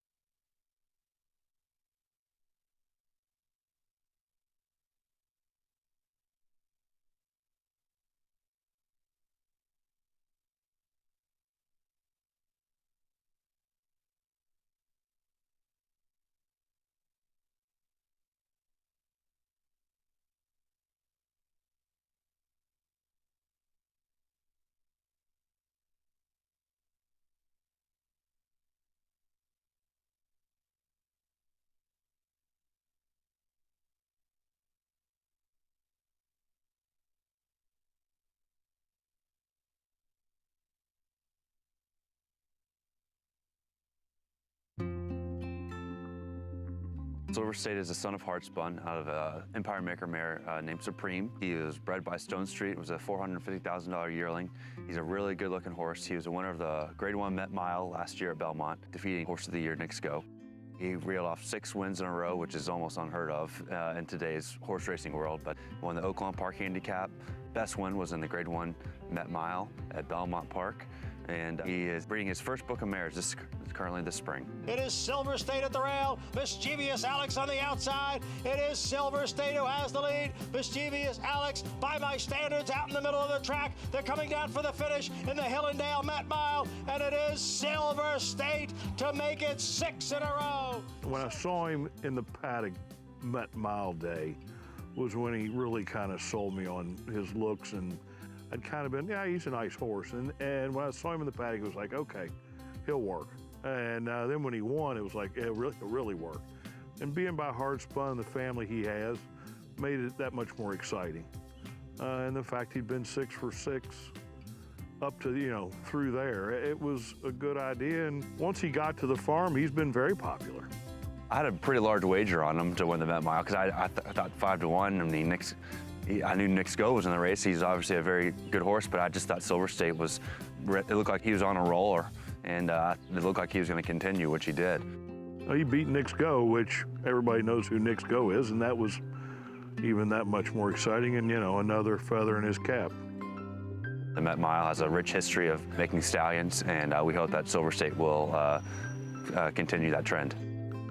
The day we started showing him, he came in here and looked like $1 million, and everybody that came to see him fell in love with him. Well, I don't know what they expected, but once he got in here, I mean, he probably came in and got off the truck and looked as well as any horse we've had come in a long time. He's such a good-looking horse. He's about 16'3". Everyone that has come to look at him has just loved his physique and physical. He's a gorgeous horse. He's dappled out right now, looks tremendous. He's got a great book of mares that we're excited about, and he's going to have a really big chance of making it as a stallion. Our program, as always, brought to you in part by Claiborne Farm. 100 years of doing the usual unusually well. So we can't wait to see the progeny of Silver State on the racetrack. Race number 4 coming up next. It's a 1 1/16 off the turf, $30,000 claiming race for the fillies and mares who've never won 2 in life. Again, it does start to pick 6, over 130,000 in the pool right now, Andy, as horses start to make their way out of the paddock. It is the number 16 main track only Holiday Jazz, who's currently the favorite. More on him in a moment. Meet the field, starting with the 2 Massabee. Yeah, Linda Rice tried this horse in the dirt off the claim because the dirt pedigree didn't do any running. Rashida Dabaz give another spin off the turf here. Next will be In My Wake, first time on turf. Yeah, I mean, he is a midshipman, so midshipmen seem to do anything. She'd probably have to improve a little bit, but I don't know. If she's the same thing she is in the dirt that she is in the turf, she can win. Ice Cream Sunday won at Finger Lakes last out. Very hard to like this horse. Just appears to be too slow. That's a big price. Here's Elegant Lauban. Another horse that looks a little bit slow for Keith O'Brien. Brooke made in the slot on a muddy seal track. Next will be one of 2 for Dave Donk, Art Jessica. My feeling is while this horse improved in the turf, maybe improved a little bit as a horse recently, and the dirt races were good enough, so I picked her on top. The other for the Donk Barn, One Track Mine. Yeah, her dirt races just are not good. They were too slow, so she'd have to improve on her dirt form. Here is Infringement. Put this horse third because he has some back, or she has some back races in the dirt that are good enough, and Randy Persaud seems to do well when you least expect it. And first off the claim, here's main track only Holiday Jazz. Yeah, Holiday Jazz, I guess, makes some sense off the claim for Rudy Rodriguez. Though there's nothing exciting about his dirt races, but in this field, has to be considered one of the players. Affiliate by First Samurai, as we often talk about, Rudy Rodriguez. He and Linda Rice in particular seem to be very sharp at spotting horses in those main track only spots to take advantage when the races do come off the turf. And this one currently 2 to 1, as she does step up in class off the claim, Andy, but she does have some speed as well. Yeah. And, it's not really a move up in class because it's an off-the-turf race. Right. And it's the thing that's I find the negative is that the horse was claimed by Brittany Russell and then dropped down for the next start. I hate that, you know, and then ran a dismal second. And, you look at the second place finish, but the reality is when you're second, beaten 8 lengths, you could have been 6th beaten 8 lengths. In a 5-horse field. Yeah, she really didn't do any running in a very, very weak field. Now, having said that, she obviously can win here. I just kind of prefer the 9 here because, you know, when all else fails, I just bet Irad Ortiz. And he's co-2-to-1 favorite right now. For more of these horses warming up, let's go back to Maggie.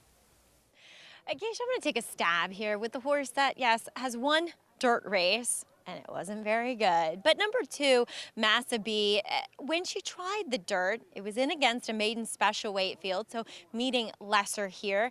And furthermore, it was only the second start of her career, and frankly, she just didn't look nearly as fit as what she does now. We're dealing with a much leaner, defined filly now making the 8th start of her career than way back when, early in January. So, honestly, I gave my pick, and then I watched her move, and I was like, oh no, she does move a bit more, turf meant. But again, I'm going to take a little stab in here because I'm not in love with taking 2-to-1 with the MTO, but I do think that that one is the horse to beat, as I'll get to her in a moment. But do want to discuss number 6 in here in my wake.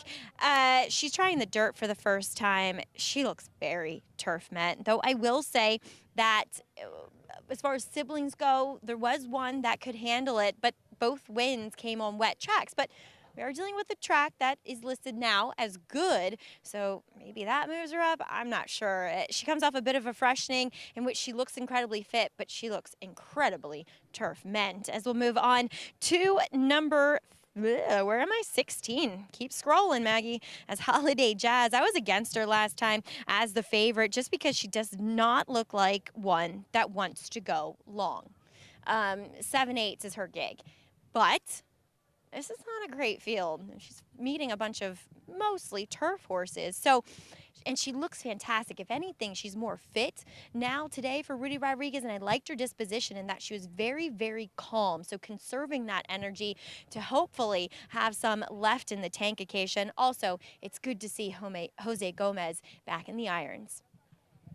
It is indeed, Maggie. Jose Gomez aboard Holiday Jazz. Great to see 2-to-1 right now, as Dave Donk does have 2 in here. Let's go back to our Jessica a bit. As you mentioned, leaning on Irad Ortiz. The other one for Dave Donk is One Track Mine, who comes off of a bit of a layoff after breaking her maiden on the turf. But our Jessica, she is a horse that you mentioned some gradual improvement just as a horse versus just the fact that she switched surfaces. I think that her last 2 races on the turf are better races than she looked. She got just a ridiculous trip in her race 2 back, getting totally spun out in the first turn. And then last time out, she was fractious. She was also close to the pace in a race that essentially fell apart.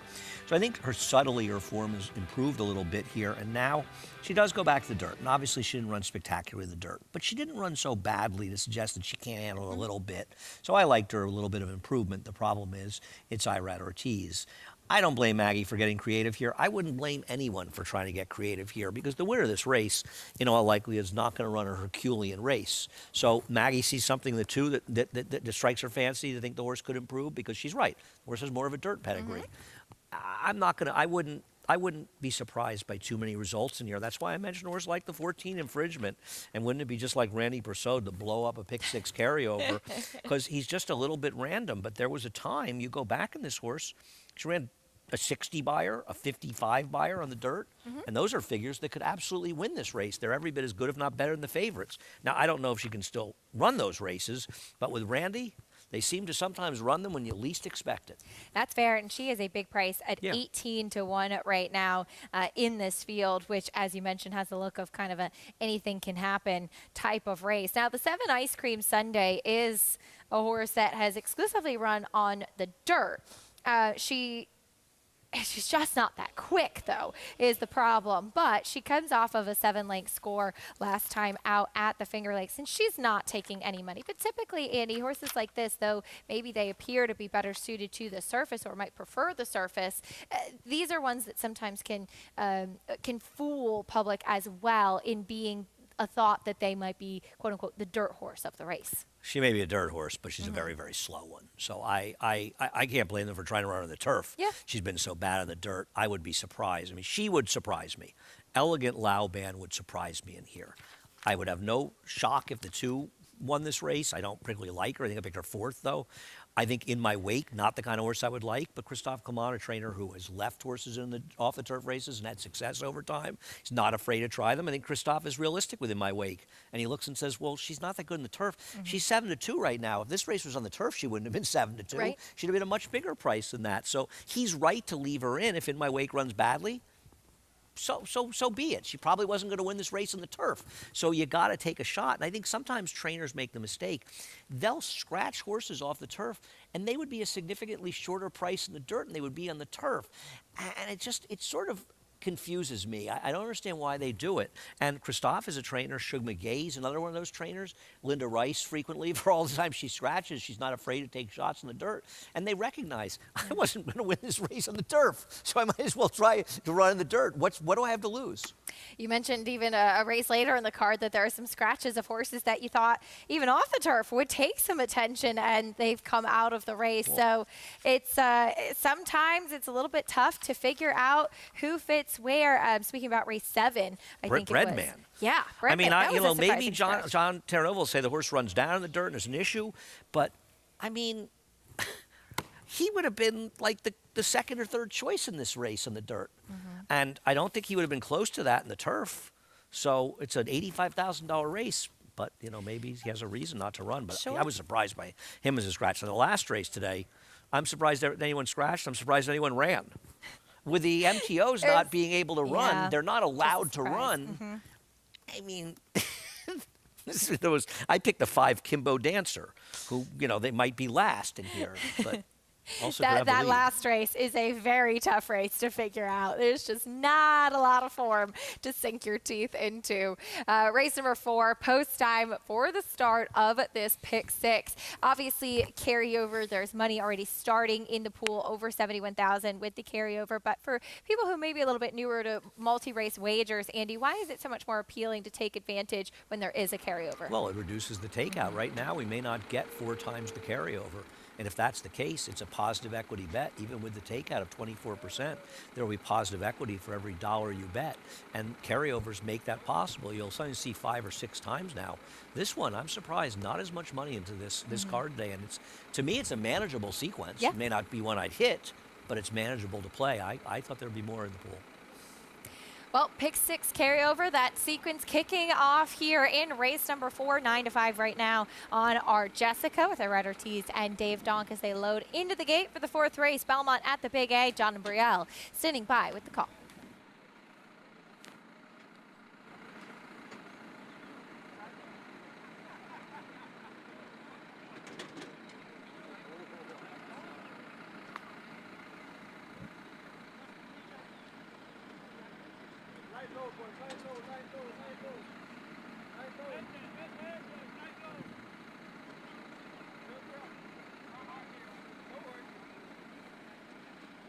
Waiting for Elegant Lauban and Holiday Jazz.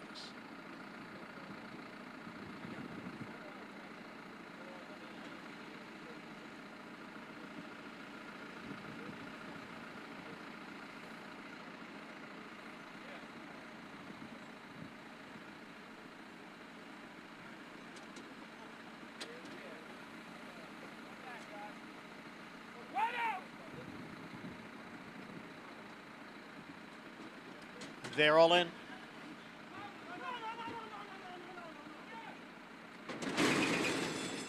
And they're off. Awkward starts for both number 7 Ice Cream Sundae and the 8 Elegant Lauban. Our Jessica has the early lead with Masabi now moving up. Masabi and Our Jessica, and the two of them are heads apart with Holiday Jazz not far behind and in 3rd. In My Wake is next in 4th. It's a break of 2 to One Track Mine in 5th, another 2 to Infringement. And then farther back, it is Elegant Lauban, and even farther back than she is Ice Cream Sundae. The quarter one in 23-1. Masabi on the inside has a half-length lead. Our Jessica races in 2nd, a break of 2 to Holiday Jazz, and In My Wake, they're right together 3rd and 4th. And then comes One Track Mine in 5th as the field goes into the far turn. And it is Massabee who has the lead here by a half length. Our Jessica's on the outside. It's Massabee by a neck. Our Jessica getting closer now in second. It's 2 lengths. Back to In My Wake in third.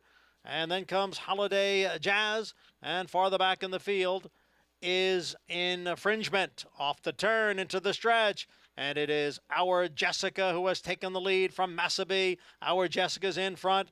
Then it is Massabee. In My Wake now moves to the outside for the final furlong. Here comes In My Wake up to challenge Our Jessica and Massabee. It's 3 of them across with the 16th of the finish. Massabee battling back on the inside to take over the lead again. Massabee narrowly. Our Jessica right there. Massabee by a head. Our Jessica was second. In My Wake faded to third as we start the pick 6. Massabee for the third win today for Kendra Carmouche with the win, 6-1. A nice call by Maggie on this one as she will get her second career victory for Horacio de Paz.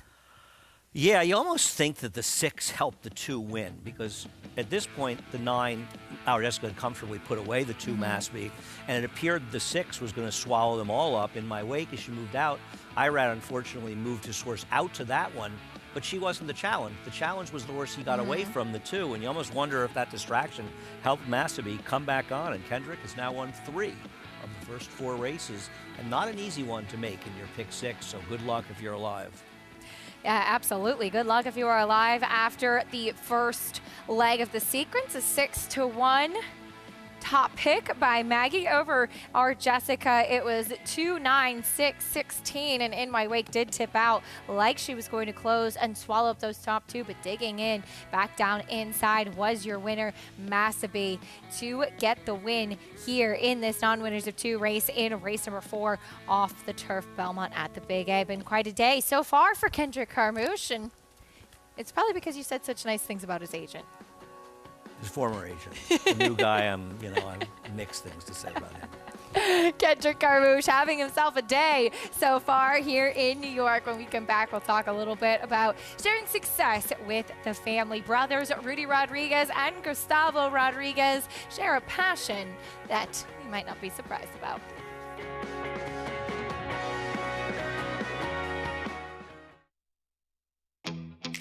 Yes, there's family.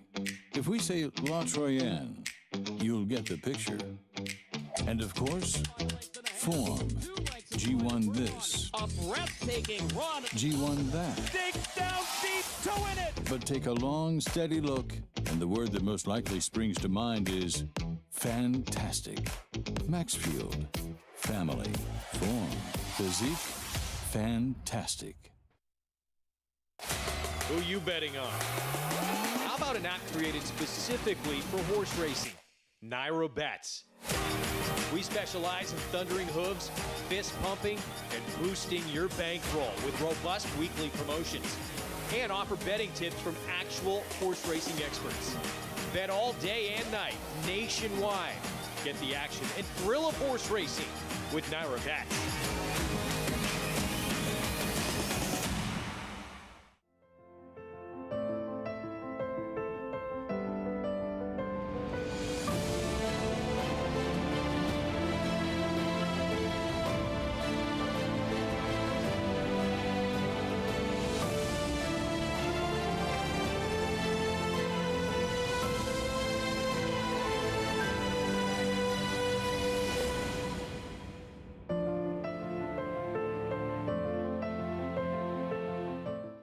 Racetrack Television Network brings you every race, from every track, on every screen, every day.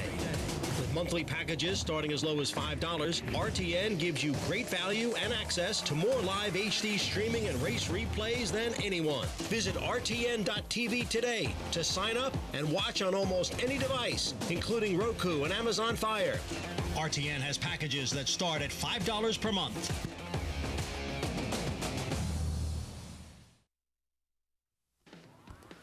We're back on America's Day at the Races, brought to you by Run Happy, the #1 second crop sire of last year by Dirt Earnings. Race number 4, Belmont at the Big A to kick off today's pick 6 sequence. Turns out Kendrick Carmouche is what you want to be betting today. His third win on the day. Massabie into the winner's circle, trained by Horacio De Paz, who's standing by with Maggie. And Massabie, as we were saying, it wasn't the prettiest of wins, but Horacio, she got the job done today.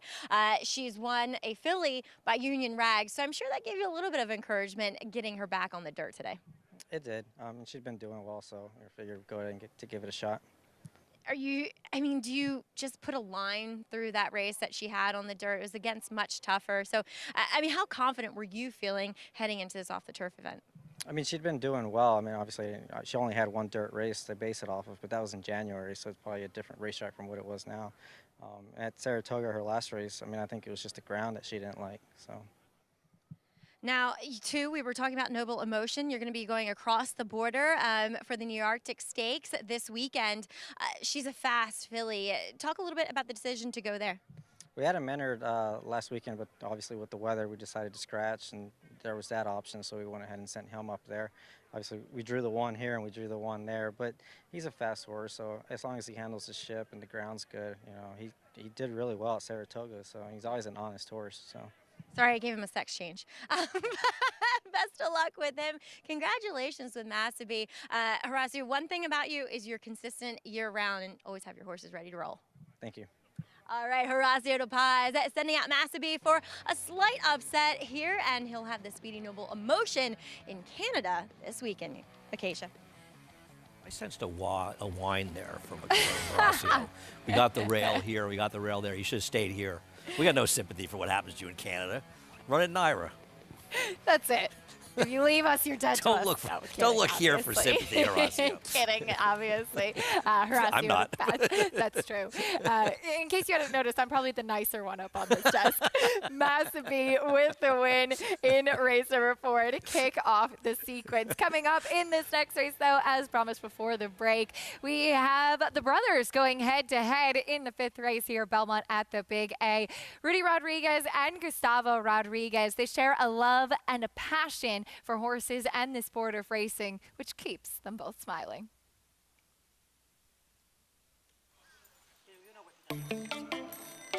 Trainers Rudy and Gustavo Rodriguez come from a family of 10 brothers, 5 of which have worked in the thoroughbred industry. But training wasn't their first job. I was a jockey for almost close to 17 years. And here's the wire, and Frost Giant, a huge upset. I broke a lot of bones. So that was easy for me to change, I guess.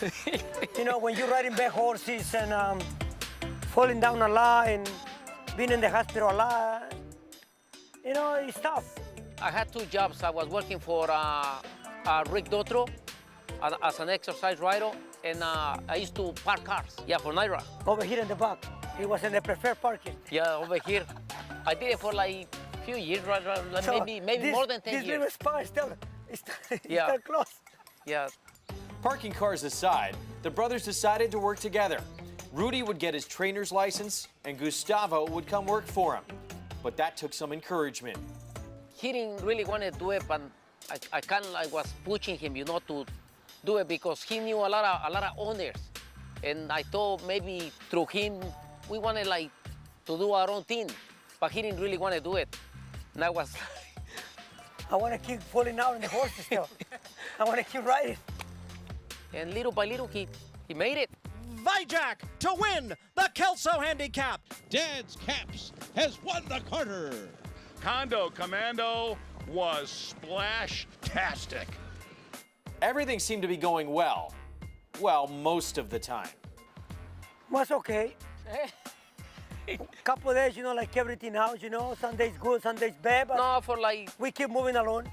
For most of the time, good, we used to argue and this and that. 2 minutes go by, we everything good. This continued until a partnership with Andrew Gurdon developed with Gustavo, and he decided to go out on his own. That would pit brother against brother on the track. My wife, she don't like it when when we run against him. She don't like it. No, because Rudy beat us a lot. Right now, if I need anything, I ask him, and he's there for us. And if he needs something, I'm there for We him. try to put it together, you know. Even we fight sometimes, but we we right there. You gotta fight sometimes to make it work, no? Well, brothers will be brothers, but through it all, there is still a lot of respect between them. He's very unique, and it's tough to be like him. He's more laid back. Rudy's like I just go with the flow. He don't stop. He don't stop. Rudy, he just keep going. Yeah, I'm good. I gotta go take a shower and come back.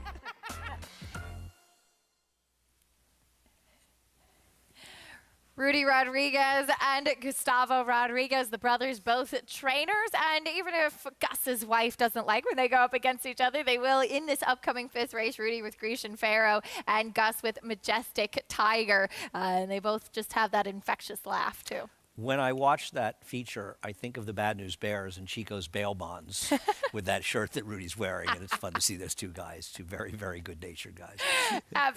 Absolutely.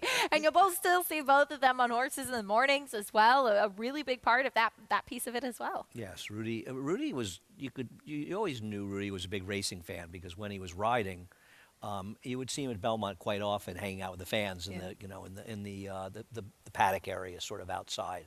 Rudy was somebody when he wasn't riding, he wasn't doing something else. He loves the racetrack. Great to see. And for Gus Rodriguez, just training a year, had a strong Saratoga as well. And he said that was something that was really special to him, too, to get that first win with his name as a trainer up at Saratoga. And he continued on with a couple of nice runners throughout the summer. Yeah, he sort of arrived in the scene last fall in Belmont. He had success with claims, with dirt routers, actually did very well with them, and definitely had a better meet up there than Rudy did. He can hold that over Rudy forever now. That's right. As the Rodriguez brothers, so fun to follow. Again, so good-natured and talented horsemen as well. You may notice we're still waiting for the prices for race number 4. It has gone official. There was a little bit of a tote delay, but the 29616 in the 4th at Belmont at the Big A. It was Massabee into the winner's circle for Horacio de Paz, and now we have the prices in. $14.60 winner over our Jessica. That's the first leg of the Pick 6 sequence. Good luck if you're still alive. We hope that you are, and taking advantage of that carryover, as that means it's time for Andy and I to say goodbye. You're out early today. Seemed like a very short time together, but we have shorter shows these days, so it's nice, a little bit of a break, but still some good action to come. Be hanging out and watching the rest of the Pick 6 action. I'm sure we'll be reunited soon. I'll be back reporting, as well as Richie Migliori coming up on the set, and a special guest, Lafitte Pinkai, here with us in New York this week. The late Pick 5 kicks off at Belmont at the Big A after this break on America's Day at the Races. Stay with us for a whole lot more. A Grade 1 winner of nearly $2 million, Silver State hails from the sire line of legendary Claiborne stallion Danzig. And his second dam is full sister to Kentucky Derby winner Monarchos. After winning the Oaklawn Handicap, Silver State defeated Knicks Go in the Grade 1 Metropolitan Handicap. On the board in 12 of 14 starts from ages 2 to 4, his career included a 6-race winning streak. Grade 1 winner Silver State, standing at Claiborne Farm.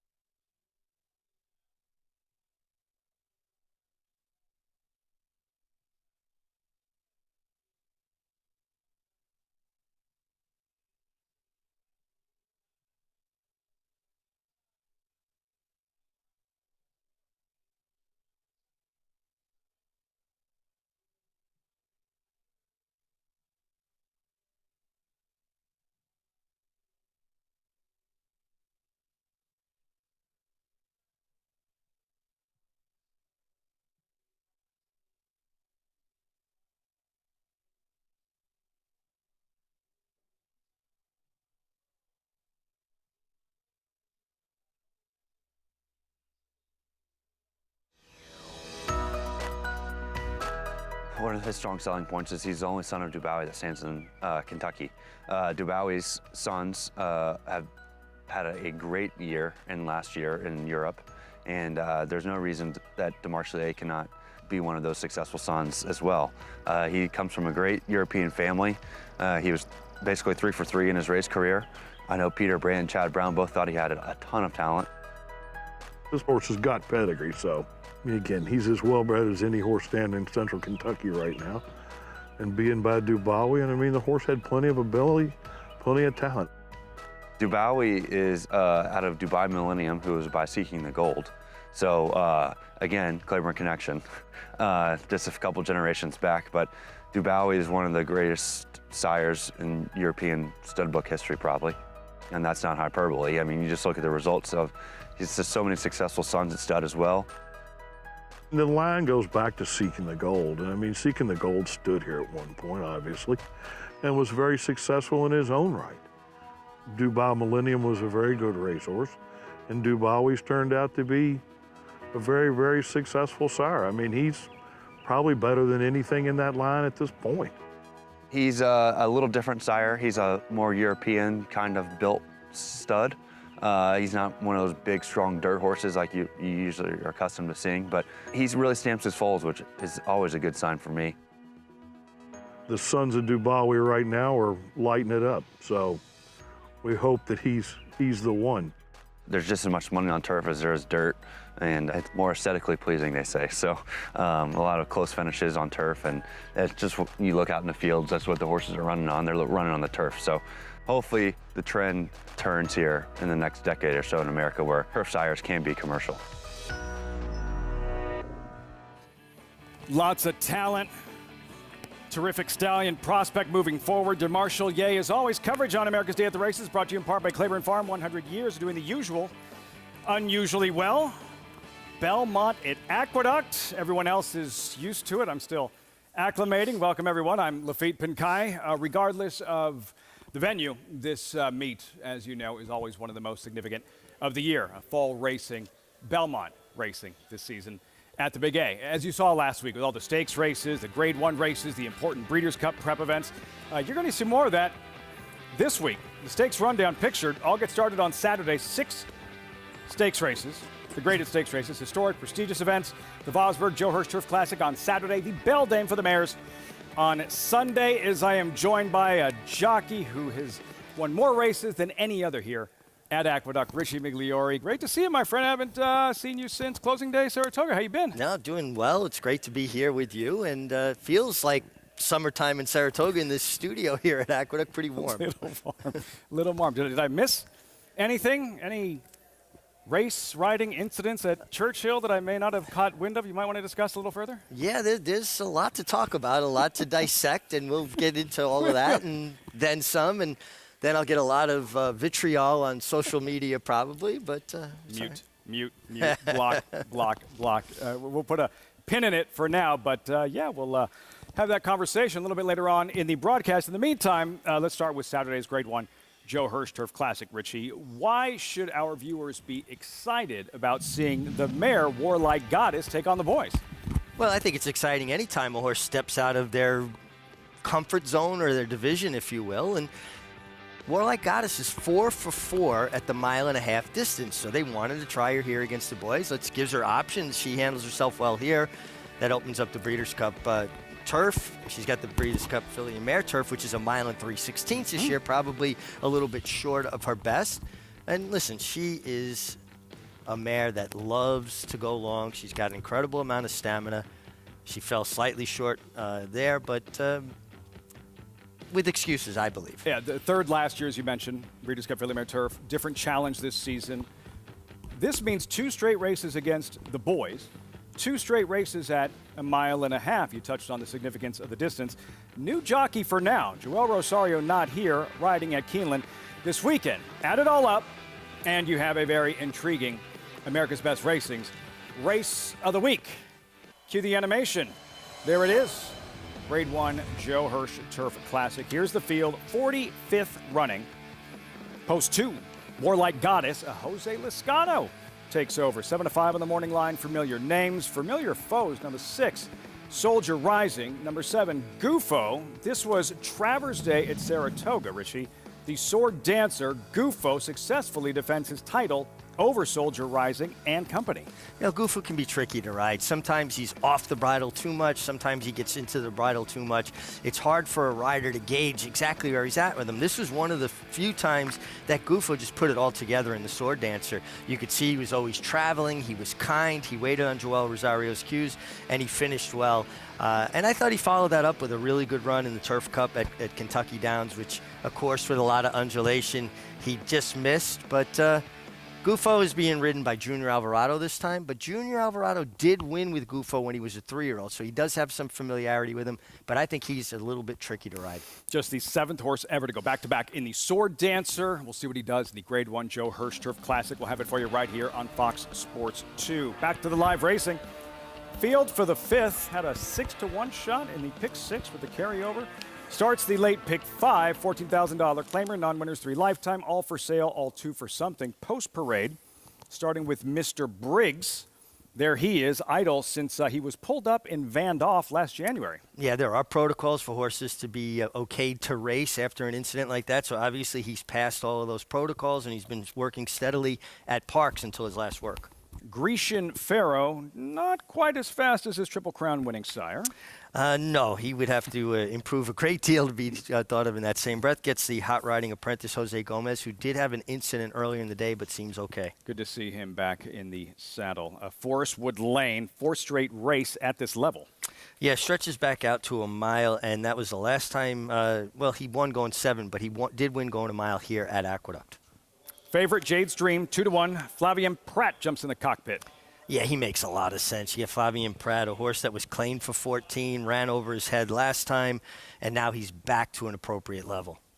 This is a throwback, forever wicked. 15th start this year. Yeah, and one thing about Randy Prasad, he is a racing secretary's best friend. He's not afraid to enter them, that's for sure. Number 6, Scotty, just plain old Scotty, 7th straight at the level. Yeah, and Scotty's got races that are good enough to make him competitive here. His last race, going 2 turns, left a little bit to be wanting. Maybe he's more of a 1-turn kind of horse. Majestic Tiger, contender, Javier Castellano takes over. Yeah, good outside draw, gets to see what's going on inside of him. Javier Castellano continues to ride in terrific form. There's the field. Competitive race. Late pick 5 gets started in 4 minutes. So much going on Saturday, including the Belmont at the Big A Saturday contest. Naira Bets Saturday contests are here and better than ever. The Naira Bets have added $2,000 to the prize pool this week. You register now to win cash prizes. Seat into next week's $300 contest. Registration ends at 5 tomorrow. 5 tomorrow. Visit naira.com/contest to learn more. Another look at Jade's Dream. Neck bowed, looks good. Never mind his latest, simply overmatched. So let's revisit his last start at this level. Closing week in Saratoga, Richie. Jade's Dream, he doesn't, not a horrible break, but it's typically where he does his best running from off the pace. Yeah, he was well off the pace. If he'd have got away a bit cleaner, he wouldn't have given himself so much to do. He still would have been back.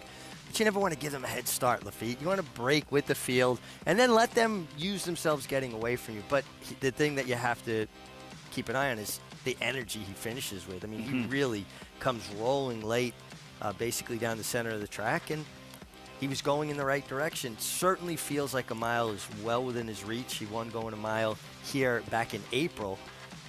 So, and he gets Flavien Prat. Flavien is a rider, and you see, witnessed by the warm-up, gets a horse a little bit wound up, gets them in the bridle, gets them framed up, and they usually place themselves a little bit better. I have been so impressed with Flavien Prat. Obviously, was aware of his riding, watching him from the West Coast, but watching him on a day-in and day-out basis, he has no weakness. He does everything well. He rides closers well. He rides speed well, rides lower-level horses. He rides a turf. He is as well-rounded a rider as we have. Versatile, that tough move from California where he was dominating, here in New York, the deepest jockey colony in the country, holding his own and then some, and aboard the favorite here. Pratt's day thus far, riding the current favorite, and then contenders throughout the afternoon, Digital Future, Street Czar, and Mosienko, one of Richie's favorite. We'll tell you why later in the show, 2-1. on the morning line in today's featured event, the 8th race, as we welcome in. Well, she's actually been on all afternoon. We're the new ones on the show. Maggie Wolfendale standing by as you've been watching them warm up here for the upcoming 5th race start of the late pick 5. Great to see you, Maggie. Good to hear from you, Lafitte. I don't have a monitor, and I still can't figure out where you do your prep work here at Aqueduct. But we'll take a look at Jade's Dream, who ultimately is going to be my selection here at 5-2. This is a horse that you checked out that replay for previous connections 2 back in this same level. Short comment line is incorrect. He was not the one who leapt at the start. It was the horse to his outside in Breaking Stones, but he isn't a horse that does possess much early speed at all. So, of course, he was outrun going the 7 furlongs. The mile is his jam, and he looks fantastic on the racetrack. He's not a horse that carries a lot of weight and conditioning, but this is one of the better times it's look. Super coat to him.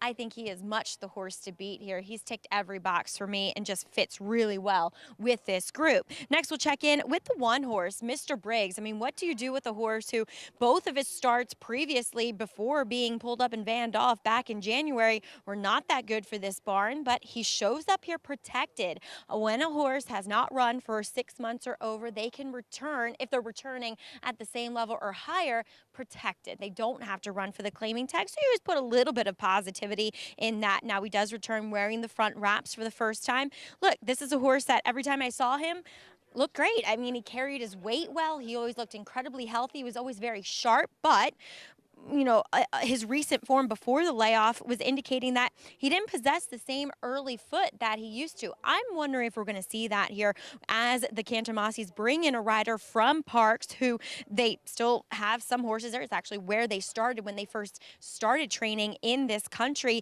And I'm sure Sylvester has been aboard this horse, you would think, in the mornings and putting a lot of the work into him. So I thought he was a little bit intriguing. I mean, Lafitte, I liked what I've seen from him so far in the preliminaries for this team, but obviously we're going to have to see a serious form reversal. But that's what you're looking for, Richie, and a good sign in terms of Maggie's observation, how he looks on the track. Mr. Briggs, based on the fact, yeah, we haven't seen him since in January, and in that race he was pulled up and vanned off. Well, and his form had slowly deteriorated up to that point to where he was pulled up and vanned off. Now he goes away for a while. Whatever physical ailments that he was battling, obviously he put behind him. He's got a good steady work tab. A couple of the works kind of picked up the tempo. A bullet work on September 1st at Parks. Came up here. I'm sure he had to work for the examining veterinarian here in New York because he was pulled off when he was last seen to make sure that he passed all of the protocols that are in place to make sure that the horse is sound and healthy enough to compete. And I got to tell you, from a physical perspective, he is making a really nice impression on the racetrack. You and Maggie seeing the same thing there. Mr. Briggs to the inside, the extreme outside. Extreme, the 7 horse. Majestic Tiger, and there he is with the Hall of Famer Javier Castellano. What do you make of his chances? Well, I like his chances. I think a mile suits him well. He gets Javier Castellano. He gets a good outside draw. You know, it feels like last time maybe he got a little caught up in trying to chase a little too much and, you know, a sharper pace going 7 furlongs in Saratoga, 45 flat, 3/4 and 10. Look for a more moderated tempo. You know, even if they go 46 and change, it's going to be easier for him to get into the bridle and find his position as opposed to being off the bridle chasing a fast pace. Strong second choice, 5-2. The favorite still, Jade's Dream. Key to success for him this afternoon. If you're Flavien Prat, what do you want to do early on? Well, you just want to get away clean and get yourself in a good frame and have him traveling. I mean, for this claiming price, he's shown that he's more than capable. And I think Flavien is going to have him well placed. I don't see him being as far back, especially the way he warmed him up. Pratt to be at Keeneland Fall Stars weekend, riding some big horses in some serious races. But first things first, a date with the favorite in this 5th race, Belmont at the Big A, kicking off the late pick 5, Jade's Dream, trying to win that elusive 3rd career win, as are all of them. John Embrial, the voice of New York racing, standing by, all set for the 5th here at Aqueduct.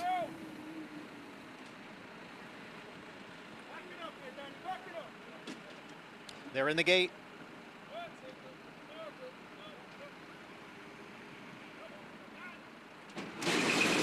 And they're off.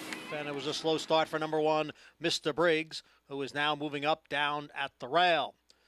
Mr. Briggs steadying there just a bit, trying to come on through.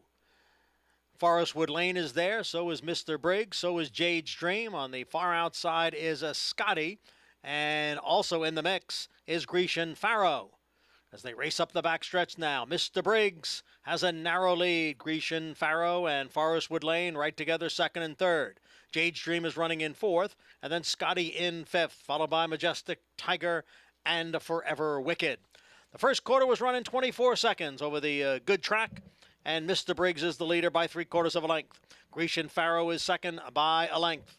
Forestwood Lane races in third. Jade's Dream on the outside, next in fourth. Majestic Tiger now advances down at the rail. Then comes Scotty and Forever Wicked in seventh. The half mile in 47 3/5 seconds as the field races midway on the turn, and it is Mr. Briggs the leader here by a length. Grecian Farrow in second, and then comes Forestwood Lane. On the far outside is Jade's Dream. Majestic Tiger is down at the rail, and Scotty, who is now coming on through. Scotty looking to gain down towards the rail along with Majestic Tiger. Mr. Briggs is there, and then on the outside it is Forestwood Lane, and in the middle of the track it's Jade's Dream. Grecian Farrow has dropped back. It's 5 of them stacked across the track, moving for the 16th pole. Scotty, Forestwood Lane. It is Scotty in front, Forestwood Lane in second, and Scotty is the winner by a half length. Forestwood Lane was second. A photo for third. Just kept pounding away at the level. Pounding away. 7th straight start at this particular level. And Scotty at 7-1 in another price in the second leg of this pick 6 with the Thursday carryover. He worked out the best trip. He got to save ground. He cut the corner, split horses under Dylan Davis. Your favorite, Jade's Dream, was strung out 5-6 wide throughout, just never had an opportunity to drop in. But Scotty, when he found that seam, and man, talk about an entertaining race for lower level horses. You had the field basically in the frame coming to the 8th pole, and Scotty gets it done. Greg DePrima, underrated trainer, does a terrific job, gets it done, and really happy to see my good friend Jesse Iglesias in the winner's circle, also owned by Michael Imperio. But this is perseverance paying off. Scotty gets it done with a good trip. 3rd lifetime win in 24 starts, and yeah, it's like 5 of them across the track. Scotty, yellow blinkers, emerges with the lead. Forestwood Lane, Trevor McCarthy, late run. Any excuses? Jade's Dream, Majestic Tiger, who both went off at 2-1 at post time. No, I didn't see any visible excuses for Majestic Tiger. Just looked like he didn't show up. He was really not involved at all. I would say Jade's Dream was hung out wide the entire way. You can't be wide, 4, 5, 6 wide the entire turn.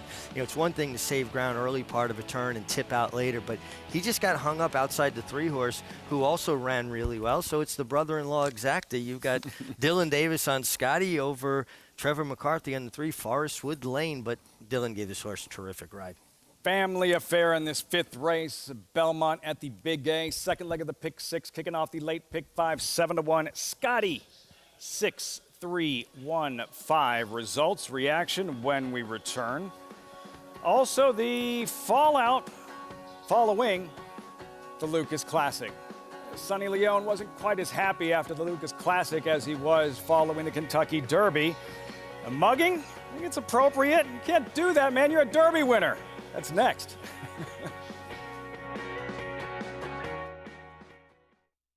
They say breed the best of the best and hope for the best. Macoma broke well on the outside, and But you don't expect to get speed like this. Is Macoma the one to catch? Macoma has a 5-length lead in this Grade 1 order.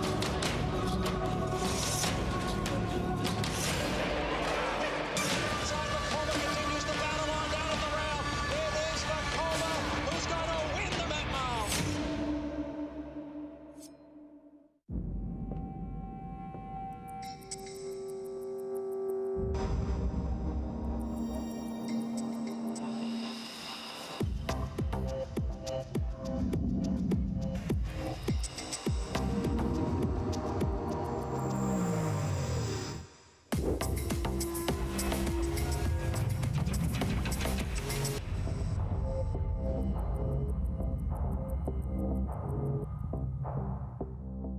Harris Farms, proudly standing Smiling Tiger, a triple Grade 1 winner, defeating Breeders' Cup champions Dancing in Silks and Amazombie, a leading California sire with over $9.7 million in progeny earnings, with 94 winners in 2021 and graded stakes superstars like Spice Perfection. Spice Perfection wins the Grade 1 La Brea. And Tiger Dad. Smiling Tiger, a leading California sire, standing at Harris Farms. It pays to be Cal-bred. Adelphi Racing Club, offering a truly personal racing experience. I would just say that it's a smaller, tighter-knit group. Everybody has a common interest. We spend a lot more time together than some of the bigger operations, and I very much enjoy that. We're not just a syndicate, and our members aren't just investors. We are partners. Contact us to get a taste of the Adelphi racing experience, and let's win races together. This is America's Day at the Races. Ooh, almost said Saratoga Live. That ain't Saratoga. Belmont at the Big A. Brought to you in part by Run Happy, Eclipse champion with record-breaking speed. Run Happy, now the sire of winners on all surfaces, dirt, grass, and synthetic. This one on dirt, Scotty Dylan Davis, winning pilot, winning trainer. Gregory DePrima standing by with Maggie in the winner's circle. Well, if there ever was a hunch bet today, it would be Scotty, as this race name for late owner Scott Zimmerman. But Scotty, the horse, trained by Greg DePrima. And Greg, so great to be joined here by you. And this is a horse that Dylan Davis just rode to perfection today. He needed a really good ride. He tends to break and fall back a bit. So today, Dylan kept him close and got him in the race, and I think that was key. And to kind of second off a little layoff, getting back to a mile, that's kind of his gig. Yeah, definitely. He gets to settle a little bit opposed to sprinting, and it gives him a little time to gather himself. So it really worked out well for us today. And Greg, longtime client Jesse Iglesias, co-owner of this horse. Talk a little bit about training for Jesse. I mean, as far as people at the racetrack, he's one of the nicest people I've ever met. Jesse's a great guy. Been with me a long time now. You know, if you can't ask for better. He's patient, understands the business, and yeah, I'm very fortunate to have him all these years. Well, Greg, congratulations getting this win here with Scotty. Thank you, Maggie. Appreciate it. Greg DePrima, always so nice to catch up with him, getting the win here. And Lafitte, as I said, in this race named in honor of the late Scott Zimmerman, who was an owner here at the NYRA circuit for quite a long time and actually campaigned running son of a gun earlier this year, who has picked up some graded stakes earnings. Maggie, that's really what it's all about. It's not official just yet. We don't have the results. 6-3. 1-5 Scotty.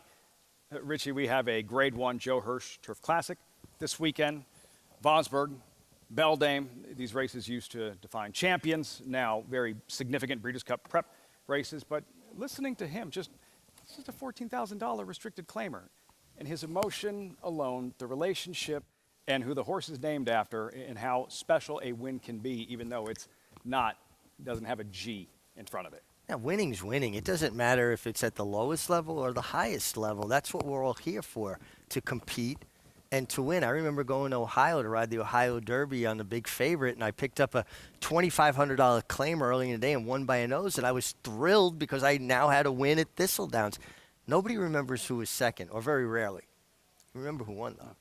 Did you ever try too hard because of a relationship with an owner? Like, God, I really want to win this one because of who I'm riding for? Well, I don't know if there's any such thing as trying too hard, but I do think that when you press, you tend to make mistakes. But definitely, there are people that you want to excel for, you want to do good, and that you're personally invested with. I'm very good friends with Jesse Iglesias. I'm watching the race right now. I've got to be objective, but inside, I'm rooting for him. I want to see him get it done. I've had this conversation with my father. That can happen. You can almost want it too bad because of those relationships. In this case, it all worked out. We'll have those results coming up very shortly. Earlier, we previewed the Grade 1 Joe Hirsch Turf Classic about an hour prior. 113th running of the Matron. There's the field, big field.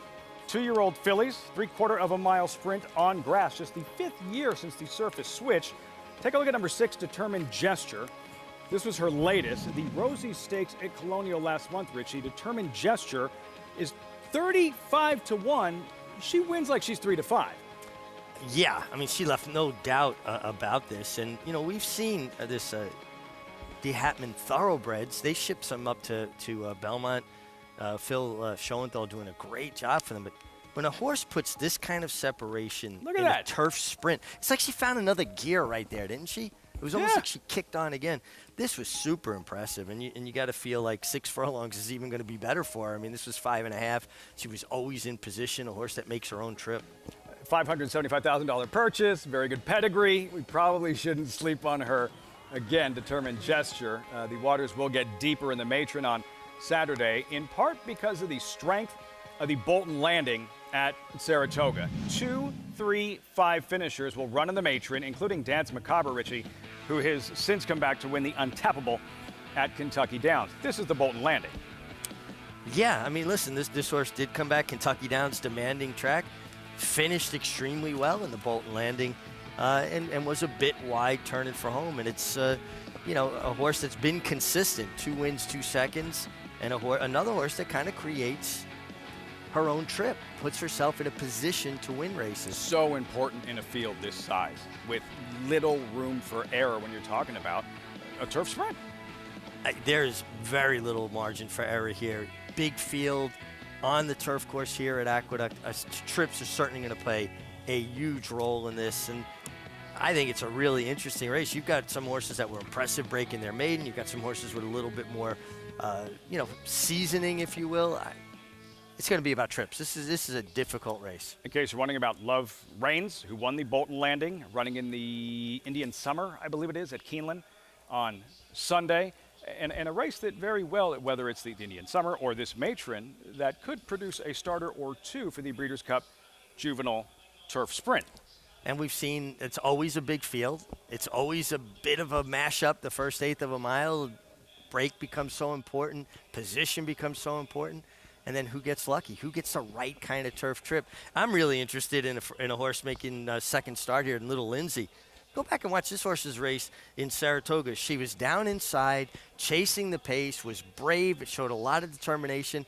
And Dominic Schettino does a terrific job, but he's not a guy that's noted for winning with first-time starters. She can actually take a step forward, and she got a big figure that day. I think Richie just gave me some homework to do, and lots to look back on and light and experience these fillies, many coming off maiden wins, and again, what could serve as a prep for the Breeders' Cup Juvenile Turf Sprint next month for the second time in Lexington at Keeneland. Live racing continues the Thursday card. Great to have you with us. Horses will be in that paddock. There's a glare up here. I can't see if they're there. They're there. Horses in the paddock. And the late pick 4 coming up next. Race number 6. As our coverage continues, great to have you with us on America's Day at the Races. Stay tuned. Consistently versatile with 25 Grade 1 winners on every surface from 6 furlongs to 1 1/4 miles all over the world. Switzerland in the Dubai Golden Shaheen. Switzerland wins. Churls fight running on. Mason in front. Churls fight on the outside. At the wire. Photo for the win. Olympiad gets the gold in the Jockey Club Gold Cup. All purpose, all places, all power. Speightstown.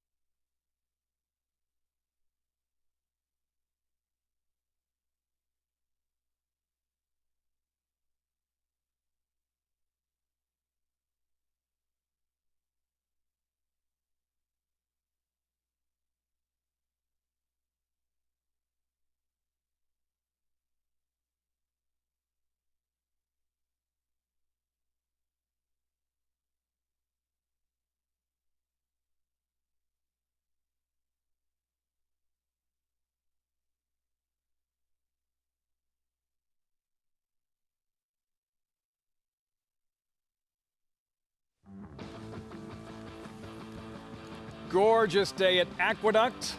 Belmont at the Big A. You're watching America's Day at the Races, as always, brought to you in part by America's Best Racing. For the love of the race, visit americasbestracing.net today. We would love to have an explanation as to why we don't have the results just yet following the 5th race. Now I'm being told tote delay, Richie, and okay. I blame you. I've taken the blame for things I've not done before in the past as well. I got big shoulders. It's all right. So it's, yeah, we'll have those results as soon as they're available. As we touched on at the top of the show, it's a big part of this Belmont Fall racing, all those Grade 1 races and key preps that lead to the Breeders' Cup. 2-year-olds taking center stage last week, and the Champaign, Richie, historic, prestigious event on a wet track, a lot of speed, and blazing 7s from off the pace taking full advantage. Yeah, blazing 7s was the truest closer in a race that was laden with speed. Worked out that inside-out trip. You see, he tipped out to the clear, but he was able to save ground around the turn. But it shows a lot about a 2-year-old's character when they can take that kickback, race through traffic, get out in the clear, and then finish well. Now, I don't know that this was the strongest Champaign that we've ever seen, but there's a lot to like from Blazing 7's performance in his professionalism. Yeah, I didn't get that like De Hair vibe watching this one. Blazing 7s now, if you're looking at this from a Breeders' Cup Juvenile perspective, Richie, evaluating his talent, it's a wet track. The Juvenile will be 2 turns.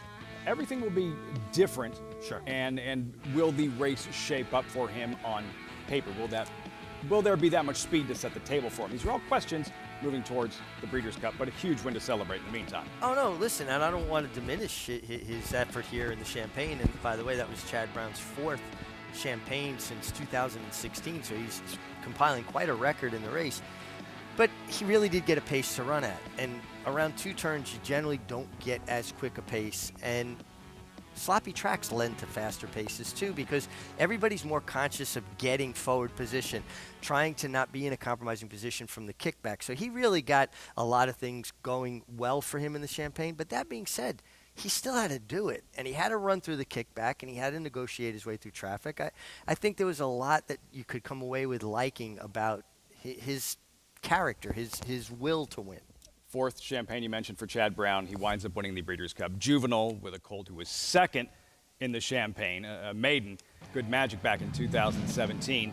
And the Frizette, so productive over the years in terms of the Breeders' Cup Juvenile fillies. And Chocolate Gelato really coming into her own, coming off that big maiden win at Saratoga after somewhat of a dud in her debut, and now a Grade 1 winner for Mike Rapoli. Todd Pletcher, the beat goes on.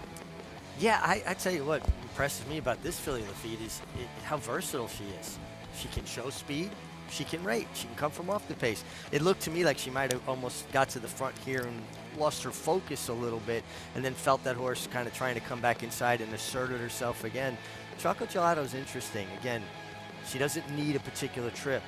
Saratoga last time she showed high speed. This time she rated a bit more off the pace, was very comfortable taking the kickback and finished well. So I think it's fair to say that Chocolate Gelato is a professional. She not as fast or flashy as the maiden win. Answers the wet track question. Could rain in November in Lexington.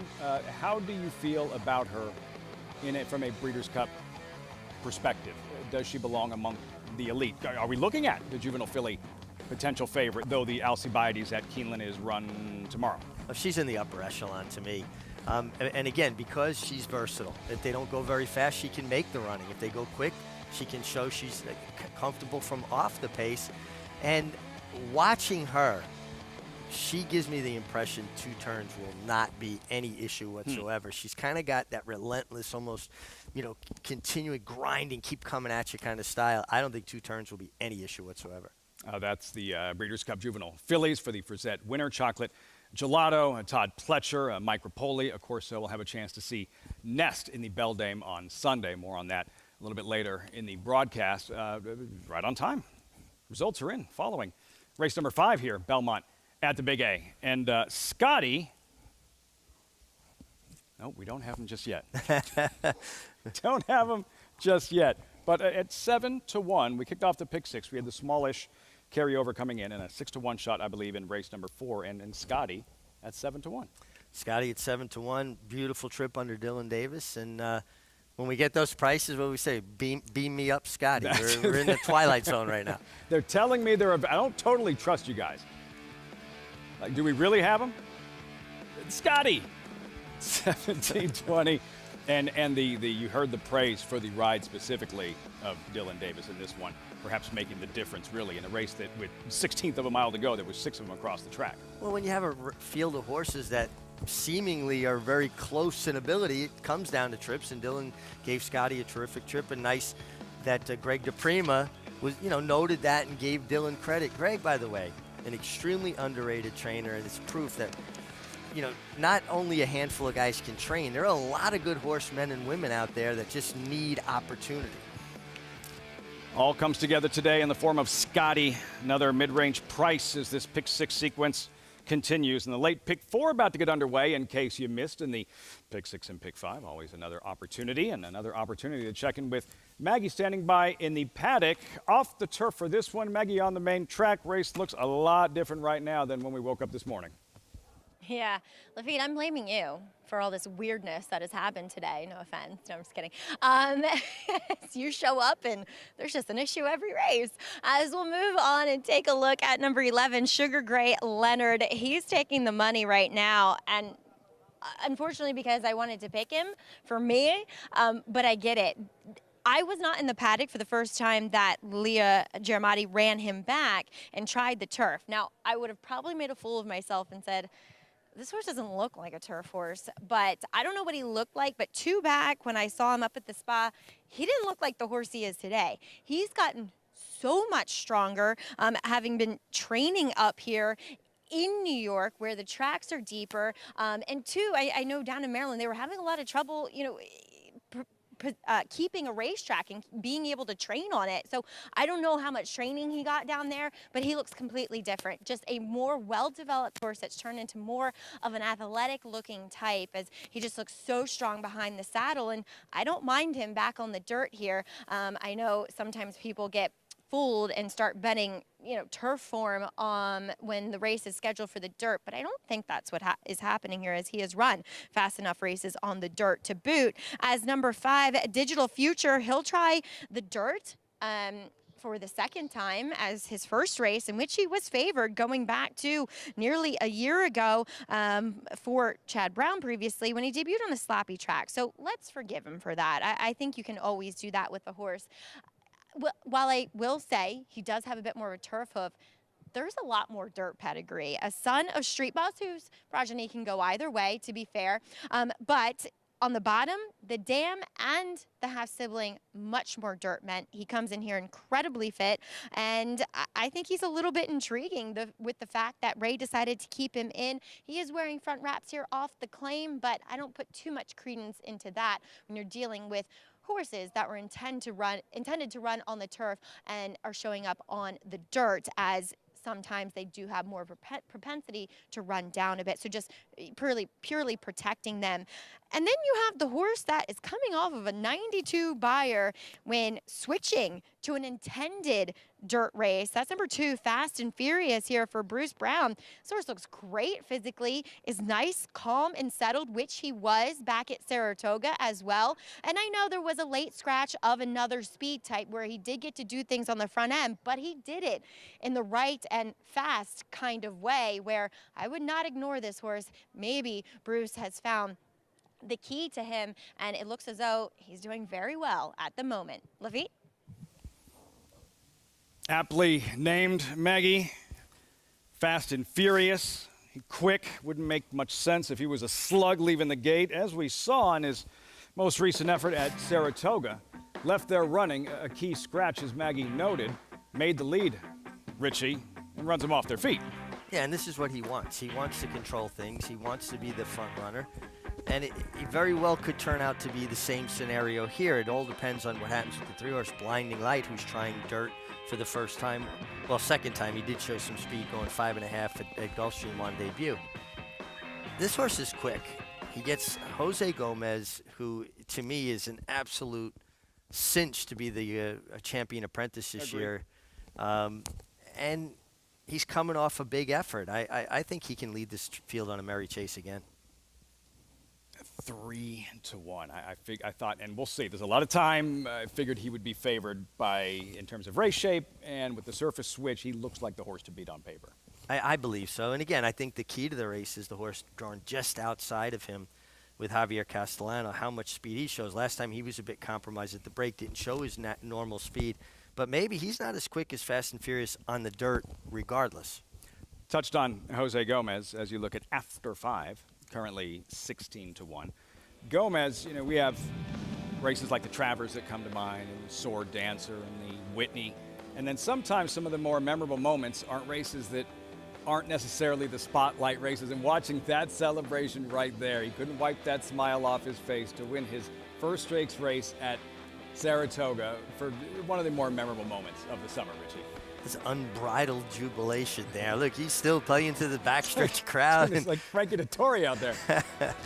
It's great. And, my wife Carmela doesn't care that much for the celebrations, but I completely understand, how the joy of the moment got the best of it. What do you remember most? Live look at Jose Gomez, and just great to see that he's riding. He was involved in an incident earlier and a fall, some bumps and bruises, but good to go. That's the best news. What do you remember most about your first stakes win and what that felt like at Saratoga?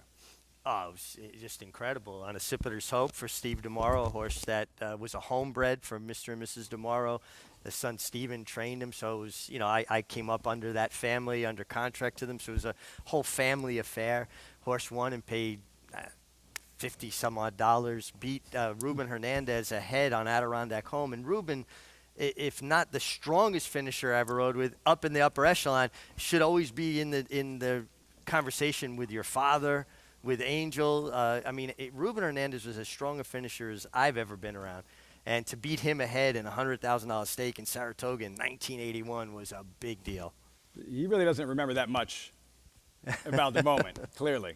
And I'm sure you could really just connect with what Jose Gomez was experiencing in that moment. And not just that stakes win and the success he's having here in New York. You've seen a lot of smiling from Jose Gomez and the wins he's had, and especially riding against the caliber of competition that he's holding his own against on a day-to-day basis here, and how much he's learning. There was a lot of conversation in the spring about what he was going to do for the summer during Saratoga. And there was conversation about him going to Monmouth. And I felt that it would be a mistake for him to go to Monmouth because you're already riding with the best of the best. And the way a young rider continues to improve is to compete on that level every day. It's not going to be easy to get mounts. It's not going to be easy to win. But you're going to continue to pick up good habits and learn every day. You learn when you ride with the best riders. And then for him to get that stake win in Saratoga probably made him feel like, I made the right choice. It was the right thing to come to Saratoga. And he's continued to show that he's a young rider that sees a race, Lafitte. You're getting 5 pounds. How can you tell that? Just the decision process, the way he's looking at a race, where he's positioning himself. About 4 months ago, you could see that the race started to slow down for him, and he really was seeing it. When a young rider sees a race and you're getting 5 pounds, you're stealing. You're getting a big edge. It's interesting. It's one of the first comments you'll hear from a young quarterback when things start coming together. It's one of the first observations the game starts to slow down. And we're seeing that with Jose Gomez. Post-parade for this 6th race, After 5, who once ran in the Breeders' Cup Juvenile Turf Sprint a couple of years back. And then Fast and Furious, serious threat with Jose Gomez in the saddle. Yeah, speedy horse coming off a big win, and if he can make the lead, he's going to be tough here. Blinding Light, Pennsylvania bred, a dirt debut. Well, you showed speed in the first 2 starts, didn't break as well last time, holds the key to the race. If he breaks and shows the kind of speed he can, maybe Fast and Furious has a battle early. Digital Future, 5-1 morning line favorite. That's how wide open this race was. And there's a Spetro at 13-1. Yeah, Spetro getting back to dirt last time seen was a good second. That was maiden 25 also. Sugar Gray Leonard, and Maggie really liked what she saw in the paddock. Yeah, good dirt form previous. Tried turf last time, ran terrific. Son of McLean's Music. King Moonracer draws in, and Red Ortiz picks up the mount. Yeah, the mare has had 2 foals to win on dirt, but this horse's 2 dirt races did leave a lot to be desired. Off the turf on the main track, starter allowance sprinters, start of the late pick 4 in 8 minutes. I feel like Richie could do this piece on the fly and narrate it live. The history of New York City's only racetrack, Aqueduct. Aqueduct is the only racetrack within the confines of the 5 boroughs of New York City and faced intense competition from several other tracks located in the vicinity. True to its nature, the racetrack not only survived, but thrived. Aqueduct underwent an extensive 3-year overhaul and reopened on September 15, 1959, to much fanfare, as it was one of the most modern facilities of its kind. In 1960, Aqueduct presented its first Wood Memorial. The race is New York's premier prep race for the Triple Crown and remains one of the track's signature events, along with the Cigar Mile Handicap and Remsen Stakes. Aqueduct was the first and only track to have a triple dead heat win in a stakes race when Brownie, Bousset, and Wait a Bit hit the wire in tandem. In 1965, it was the site of the largest crowd ever to witness a thoroughbred race at that time in the Empire State, when more than 73,000 packed the stands to see Gunbow in the Metropolitan Mile. The legendary Cigar began his famous 16-race win streak at Aqueduct. He scored impressively in the 1994 Naira Mile as part of that win streak. The race was named in Cigar's honor after he retired in 1997. The last racetrack Secretariat placed his hooves upon was Aqueduct. He was retired there before commencing his stud career at Claiborne Farm. Aqueduct was the second track to host the Breeders' Cup in 1985 and was one of the first sporting venues where Pope John Paul II held Mass in 1995. John Paul II. That was 27 years ago today, Richie. 27 years ago today, the Pope here at Aqueduct. See, that wouldn't have happened this year because we're racing here this year. We'd have to stop racing for the Pope, but I do remember that. It was a big deal, and people were coming from far and wide. It was an interesting time. I remember he came down the stretch in the plexiglass Pope-mobile, waving. And if Dave Johnson was here, he would have said, and down the stretch the Pope comes. 27 years ago today. So much history, and that first and only Breeders' Cup that was here back in 1985, and so many great moments. England's super filly, as Tom Durkin described her, winning the turf. Proud Truth and George Velasquez over Gate Dancer in the Breeders' Cup Classic. And that particular Breeders' Cup, like there's been so many, Santa Anita is an amazing venue for a Breeders' Cup. That's why it's been there so many years. But I think the images, and it's been a long time, it's 85, it was Breeders' Cup 2, because it was only here once. It all feels very familiar, and every time I'm here. And last fall or last winter was my first time ever here. Really? At Aqueduct. My first time ever. And every time I think of those 7 races and how I still have an old VHS tape of the coverage and the great horses that won on that afternoon. Well, a 2-year-old colt named Tasso beat a horse that would go on to be an incredible sire named Stormcat of Nose under a fellow named Lafitte Pinkai. And I finished 3rd in that turf behind Pebbles and Strawberry Road on a horse named Moor Jane. I was 20 years old, and I got the check for finishing 3rd. I got 10% for the 3rd place finish there. It was the most I had ever made in a single race. I didn't win it. I was 3rd. Because it was a $2 million horse. $2 million purse. Yeah. And I was blown away with the fact that I made more finishing 3rd in a race than I ever had winning a race. Well, the first $1 million race didn't exist until 80 or 81, the Arlington Million. I believe it was 81, the 81, Arlington Million. And all of a sudden we have one day, $10 million. What do you mean a $3 million horse race? The Breeders' Cup Classic back in the mid-80s. It was unbelievable. Unheard of. Tasso beating Stormcat. Lucas running 1-2, Juvenile fillies with Family Style, Twilight Agenda beater with George Velasquez also. We can go on and on here. It's this time of year being here at Aqueduct, and big Breeders' Cup prep races this weekend. Joe Hirsch Turf Classic, historic Vosburg, and the historic Beldame Sunday. Back to this race. Very easy to go off on a tangent off the turf on the main track, and that makes a little more sense here, Richie. I didn't think we were going to get 3-1 on Fast and Furious, pictured currently 8-5. No, the money has steadily been coming in on Fast and Furious. And to me, because he has the best, most recent dirt form, and he has speed down from the inside, get a hot riding apprentice in Jose Gomez, who did have a scary incident early in the day, took a tough fall. But I went down to the jocks room, and there is an examining physician here at the track. So riders either go to the first aid, or now it's become more fashionable where the doctor comes to the jockey's room and checks the riders out. Had a question about a young rider after a spill. Remind me to get back to it, but let's get back to Maggie and Spetro, currently 11-1. First after the claim, Charlie Baker. What do you think?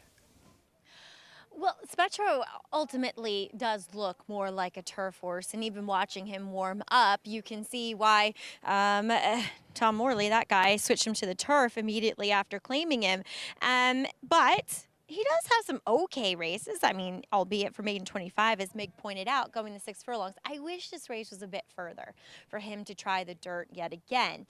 He is a horse that I do know, if my memory serves me right, when we claimed him, I know that going into that race, because my uncle had galloped him, he wasn't doing that well, that he had a little bit of an illness going on, and still he ran second.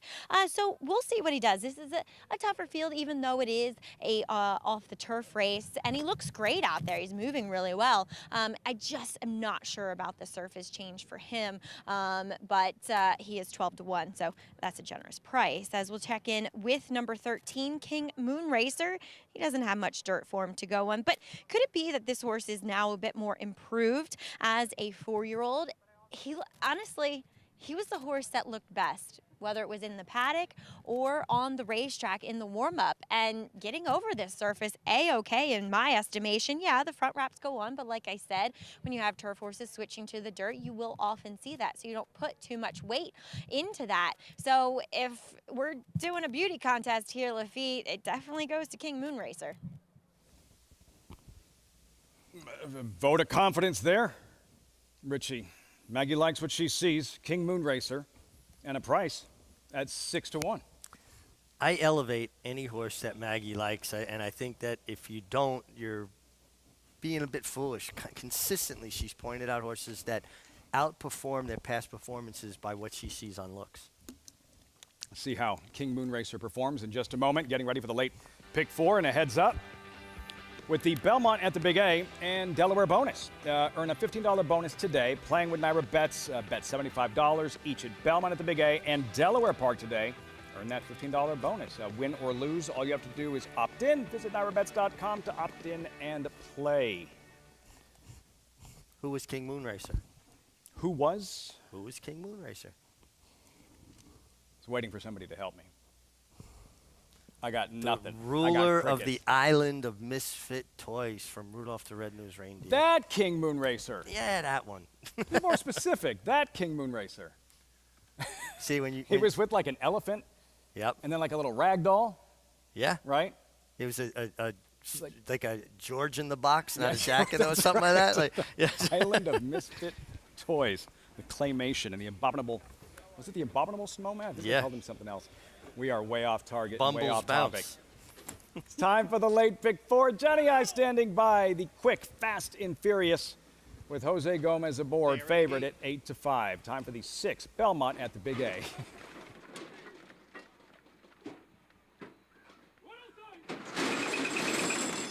And they're off. Slow start for number 2, Fast and Furious, and he trails.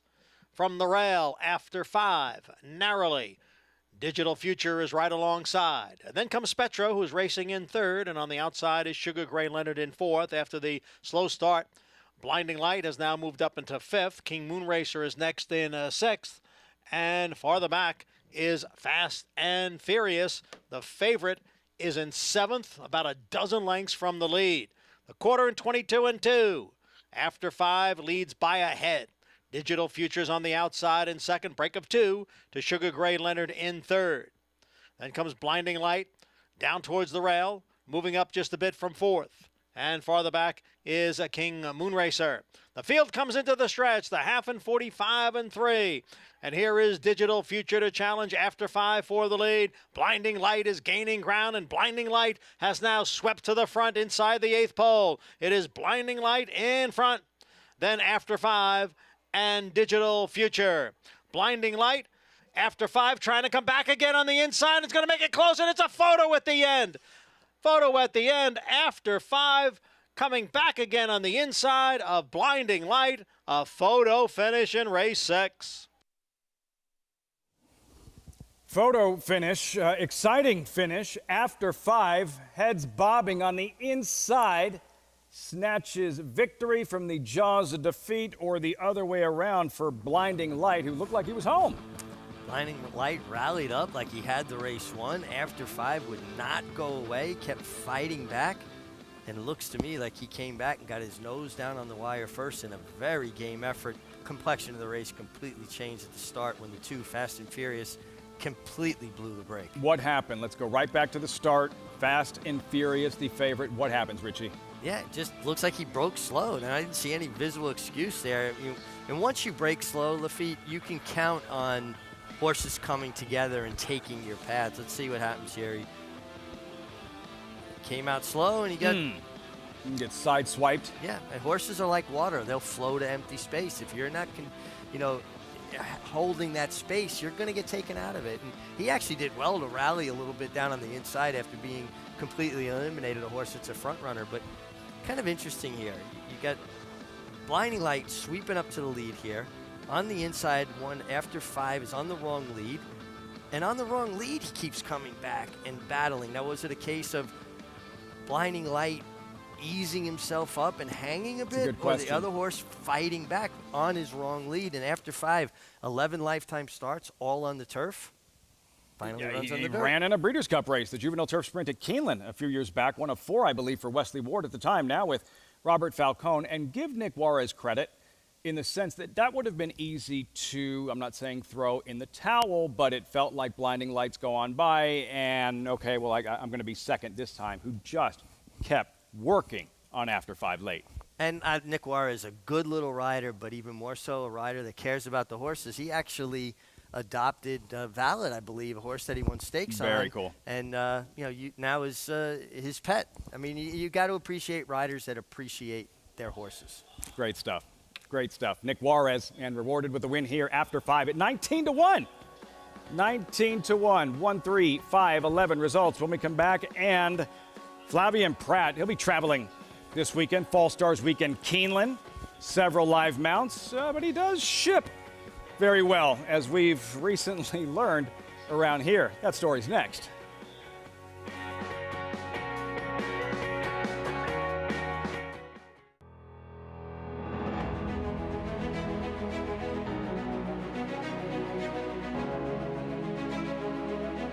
And Lost Ark, big, powerful strides, puts him away in the sapling. And Forte, and the two of them are right together. It is Forte to grab the lead now from Belfort. It is Forte in front. Forte on to victory here in the Grade 1 Hopeful. Need help in finalizing your picks for the next race? Check out the Track Master selections provided by Equibase on every U.S. thoroughbred and harness track on Naira Bets. Use these selections to get quick expert advice from professionals in the business. Check out the thumbs up graphic next to the pick and the wager pad and scroll down for more details on the horse.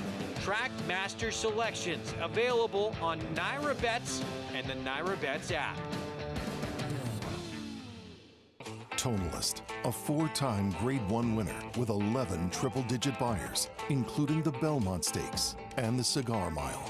He's already living up to his potential as a sire with multiple graded stakes winners, including Grade 1 winner Country Grammar and Grade 2 winner Tonalist Shape, plus multiple 6-figure yearling and 2-year-old sales. Proven on the track, proven in the sales ring. Tonalist, standing at Lane's End. Racetrack Television Network brings you every race, from every track, on every screen, every day. With With monthly packages starting as low as $5, RTN gives you great value and access to more live HD streaming and race replays than anyone. Visit RTN.tv today to sign up and watch on almost any device, including Roku and Amazon Fire. RTN has packages that start at $5 per month.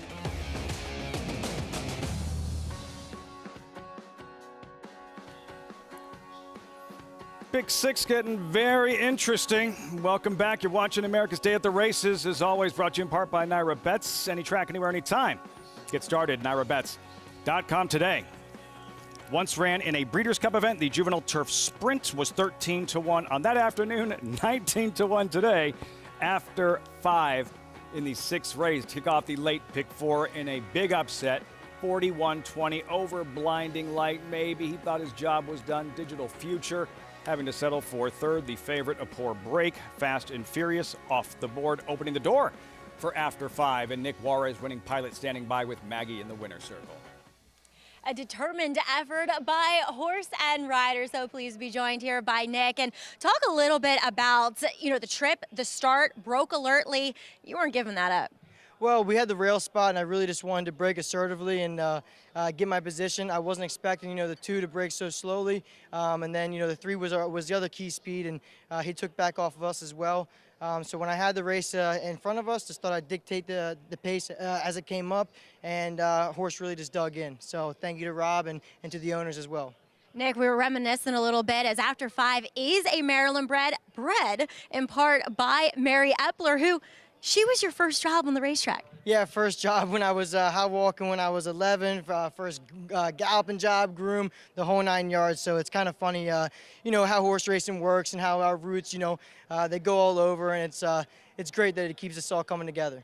I remember your dad galloping Calixto for Mary Epler and talking about the future, how it all comes together. You're going to be working this winter with a fellow colleague of ours. Yes, I'll be working with Gary Stevens this winter at the Oak Lawn Winter Meet. Really, really excited. We'll be heading there around, middle of November. So just really looking forward to what the future has to hold for us. I don't know. Finally got everything situated with the family thing, so finally back to riding full time, and really looking forward to what the future has to hold for us. Could not be happier for you, Nick, and looking forward to watching you at Oak Lawn. But congratulations here, the big upset with After 5. Thank you so much. All right, us Maryland breds sticking together.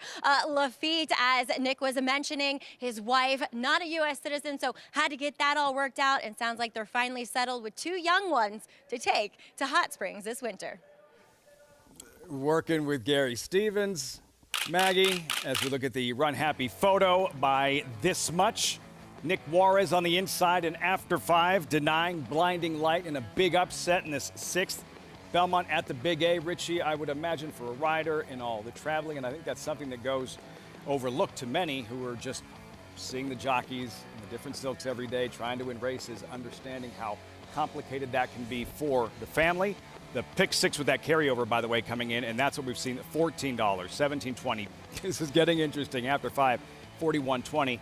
But you could almost hear the relief in Nick Juarez's voice now that everything is settled at home, and how much easier that must make it for you, the rider, to focus on your 9-to-5 job. No, absolutely, and it's different than other sports. Professional athletes have to travel. There are demands on, where they have to be, when they have to be there. But there's usually a traveling secretary, someone to get them to another spot if they get traded. In off-season. There's an off-season. All these details worked out. A rider is his lone entity. He's got to figure all this stuff out, and life's about balance, professional and personal. And if you can hit the right notes and get that scale completely, perfectly centered. Nick Juarez, Gary Stevens coming to Hot Springs at Oaklawn for the winter meet. It'll be here before you know it. So will the 7th race, Belmont at Aqueduct, coming up shortly. Look at the field for race number 7. All the defections as a result of the surface switch off the turf on the main track. New York breds here. Nick Juarez trying to pull off another upset on number 4, Kingdom Pause, but it's Flavian Pratt who will be aboard the heavy favorite, 3-5 on Street Czar with about 22 minutes to post. How's that saying go that comfort is the enemy of progress, right? Something like that. A lesson that nobody's going to have to teach Flavian Pratt anytime soon. He was very comfortable out in California. absolutely dominating, and then decided to really challenge himself and take on the best riders in the best riding colony in North America and move his tack east right here to New York. French jockey Flavien Prat has experienced success everywhere he's gone. He had become one of the most prominent riders in California before moving his tack to the East Coast this spring. 4 straight graded stakes for Chad Brown and Flavien Prat. They're putting on a show. Well, living in California was definitely not an easy decision. You don't want to be in the comfort zone and kind of, try to challenge yourself and see what would you do somewhere else. So that was my thought process, moving on the East Coast and riding with obviously a great colony of riders and different tracks. At that point, I thought it was the right thing to do. Stepping out of his comfort zone is not something new for Prat. I left home when I was 14 to get to the jockey school. I actually tried to leave when I was 13 and the school didn't accept me because I was too young. I think I cried for a whole day. Never been that sad in my life. In fact, Prat's first introduction to horse racing wasn't with thoroughbreds. I grew up in the harness business with my dad, who's a trainer. Now my brother was working with him. Obviously, when you see your dad, working from 5:30 to 1 p.m. and going back to the barn from 3 to 6, you learn what's hard work, and I just think it's an amazing way to live. In France, it can happen where there's a racetrack where half of the card will be harness and half would be thoroughbred. I love to go on the weekend with my dad and see the thoroughbred and then went a few times to Longchamp with my mom and some friends. So yeah, it's always been in the back of my mind. Rougier, and she will deliver here, coming from off the pace under Flavien Prat. By 2019, Prat had grabbed some of the attention of trainers nationwide, enough to get the call from Hall of Famer Bill Mott in America's most prestigious race, setting up the biggest moment of his riding career. Obviously, we had seen that he was doing very well in California and was a good rider, and we put him on, and it couldn't have worked out better. What a great trip he worked out for him. He was 3 wide around the last turn, but he was able to avoid the contact that some of the other horses had on the inside of him. We actually did not get bothered. We took a slight little bump coming out of the turn, but really nothing that would have affected us one way or another. Then, of course, 24 minutes later, they hung our number up and made us the winner. Winning the Derby was a strange experience. A lot of mix of emotion because obviously you win the Derby, so it's great, but it's by disqualification. There's always going to be some controversy, and yeah, I didn't cross the line first. And then you have to wait. We had to wait a long time before they decide to put Country House as a winner, so hopefully one day we'll cross the line first. Won a Preakness outright, did Flavien Prat. Rombauer last year. You see the stats, the staggering numbers, career highlights thus far, still very young. Earlier in the show, you heard Richie discussing what a well-rounded and versatile rider Flavien Prat is. But are you surprised at how much success he has had already, just having arrived as a full-time rider this past late winter, early spring? Yeah, I won't say that I'm surprised, but you don't know. The depth of him was unknown to me because he was riding so many times the best horse in short fields out in California. So there's less things that can go wrong, less decision-making that has to go on when you're riding the best horses in small fields. Now come here. Very competitive colony, bigger fields, and not always riding the best horses. His agent, Brad Pegram, does a great job of getting him on live horses, but I think he's proven how much he belongs in the upper echelon, even though you could have made that case when he was out in California. Now it leaves no doubt. He came here to compete against the best, and that says a lot about his character and wanting to prove how good he is. You touched on, again, it goes back to the physical attributes, the versatility, that he does everything well, and something Gary Stevens has pointed out, just a real thinking man's rider. They're just a very cerebral out there, and it's not just a come hell or high water. We're going to plan A, this is how we win, but the ability to call audibles and adjust on the fly, something I know Gary's pointed out several occasions. Well, you know, he is a guy that he's got a couple of different scenarios already kind of in his mind, and everybody goes in with this is the plan, but you've got to have the ability to call those audibles at the line of scrimmage. Tom Brady wasn't great because he got there and just ran the set plays, right? Peyton Manning, Omaha for Flavien Prat. He'll be at Keeneland this weekend, writing technical analysis in the First Lady, amongst others. Mason in the Coolmore Turf Mile, both for Chad Brown. First things first, though, Pratt to ride that gelding in the upcoming 7th race, Street Czar. Currently 4-5. Maggie's Paddock Report when America's Day at the Races continues. Eclipse champion Run Happy, the #1 second crop dirt sire of last year, is back and showing a new dimension with winners on turf, dirt, and all weather.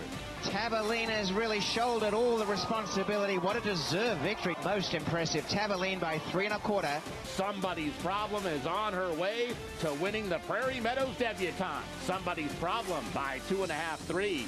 Run Happy, price for value, and standing strong at Claiborne Farm.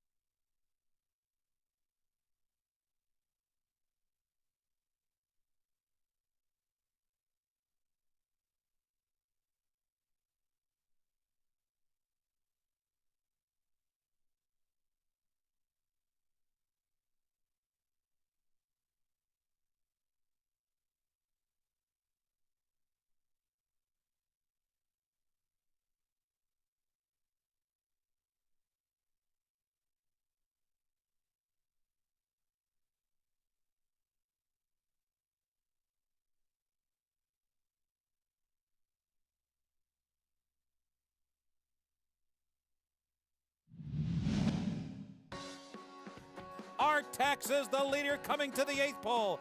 Artex is pulling away from Crafty Friend. Storm and Fever on the outside. Inti Dob is now 4th, and Mountaintop down to the final 16th. Artex is clear by 4. Then Storm and Fever, Mountaintop, and Inti Dob. A big win for Artex today. It is Artex who turns for home. Stravinsky is right there. Stravinsky on the outside. Cornagold is coming up the fence. Successful appeal in forestry. Fighting hard down the silver track. Big Jack still 7 lengths behind him. Good top. 116 from the finish line. It is Artex in front. Here comes Cornagold with the final surge as they come down to the line. Here's the wire. Artex has done it. Kona Gold would have his day in the sun, but not that day. Artax. Vosburg has produced so many Breeders' Cup Sprint favorites, Richie, but the only one who has swept the Vosburg and Breeders' Cup Sprint, Artax, back in 1999. Yeah, Artax was so good back then. He just showed up and danced every dance. He was fast, but showed a little bit of a different dimension. There was times he could sit just off a horse. There what you see with George Chavez aboard. Chop, chop. Got it done. Artax. Another example of a Derby runner who eventually found his calling as a sprinter, Artax. So who's next? Vosburg on Saturday. Breeders' Cup Challenge event. Win and you're in for the sprint. Compact field of 5. 6-5 favorite, Elite Power, a star on the rise to his outside, is drafted. Now let's start with Elite Power, who is in a groove, having rattled off 3 straight. Juddmonte, Hall of Famer, Bill Mott, and the talent, Richie. And even here, though, and Bill Mott's discussed how mature he is getting. But even in this race that he wins so easily, an allowance race at Saratoga, you can still see that there's like a lot to learn here still for this guy. Yeah, I mean, this is a horse that's still a work in progress. He does have a lot of ability. You see his head turned out towards the grandstand. He's on the wrong lead. Finally, right there, he got over his right lead. And that's when he kind of really found his stride and kicked on. Now, it's interesting that there's not a lot of speed sliding on this Vosburg. I really can't make a clear-cut front runner, so I think Elite Power could find himself laying much closer to the pace. House Buster not walking through that door anytime soon. Drafted, and the Run Happy, another, as you just pointed out, late running sprinter, and too bad for Drafted of all years. He winds up in a Vosburg at Aqueduct when he's done some of his best work at Belmont. Yeah, and just the fact that his style kind of dictates that he's a closing sprinter. And, a race devoid of speed doesn't help a closing sprinter. Dave Duggan has done a tremendous job with this horse. He's had him in good form all year. And Dave's had a tremendous year, winning it better than 26% on the year. But just the flow of the race seems to not suit him. I can't come up with who's going to make the pace here. Something to watch for right from the start, and that's uncommon with a Vosburg, one of the most prestigious sprint races in New York, that you're having to look for the speed, the quickest horse on paper. For Elite Power, though, again, a star who's improving, and once he puts it all together, because he's still coming around mentally, the raw talent is there, and there's room at the top of this division for the Breeders' Cup Sprint. No real standouts, a little bit shallow, and we'll see how that changes with the final round of prep races leading up to the Breeders' Cup Sprint. The Vosburg will have it for you right here on Fox Sports 2 on Saturday. Horses in the paddock for the 7th. You're looking at the horse to beat. Maggie standing by. What are you noticing from the even money favorite here, Maggie, in Street Czar? Lafitte, going into this race, I thought there would be no way that Street Czar could be beaten here, but he does come out of a race in which he was eliminated there at the quarter pole or right after, just from either side, horses cutting him off from the inside, bump from the outside. But now that I'm looking at him, I'm not totally sure on how confident I feel. He's got, and yes, it is warm here, but nobody else is as washed out as he is. He just seems to be portraying that kind of internal nervous energy that I don't love to see with horses. But I am totally heeding the fact that he is by far the horse to beat. As you can see, that is some water, but a lot of that is sweat too. As we'll move on to number 5 in here, Agent Creed, who I wasn't necessarily enthralled with on paper, as Ray Handel does take over training with this one, whom on the pedigree standpoint of things actually has plenty of dirt pedigree. The dam was better on the dirt, as we have been upgraded to fast now here for this 7th race. And while he's got a little bit more of a turf hoof, but he's a bigger, stronger gelding, and he definitely possesses the strength, and it might not be in the foot saying dirt, but everything else about him says that he could handle this surface switch. I really like what I'm seeing from Agent Creed. As we'll check in with number 9, Curlin's Wisdom. Yes, he has some okay turf races, but basically his dirt and turf races are virtually the same. He looks good here. I like the way he's striding out in the paddock, Lafitte, and his coat is rich and hydrated. I like his energy. For me, these two feel as though they could possibly upset the heavy favorite. Showing that good energy, Maggie touched on Curlin's Wisdom. Riders up for this 7th race. New York breds off the turf on the main track. Street Czar 4-5 here, Richie, with Flavien Prat for Todd Pletcher. They'll be teaming up with Lost Ark in the Breeders' Futurity at Keeneland this weekend. A lot of 2-year-olds. Good 2-year-olds in Todd Pletcher's stable for a change. Yeah, for a change. It seems like every year Todd's very well represented in the 2-year-old division. Fast track now, and there he is. Street Czar 4-5. Yeah, his first race was terrific. Next race he was battling or vying for the lead. He did have some trouble, but I thought he had trouble because he was tiring. So not a big excuse. Mig believes Kingdom on pause, almost a year since his last dirt race. Yeah, and his dirt races leave a lot to be desired. But you get Nick Juarez, who just hit with a $41 horse.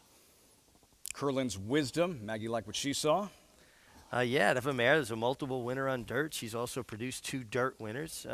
Kind of interesting. Kendrick Carmouche looking for a third, I believe, on the afternoon. Currently 2-1.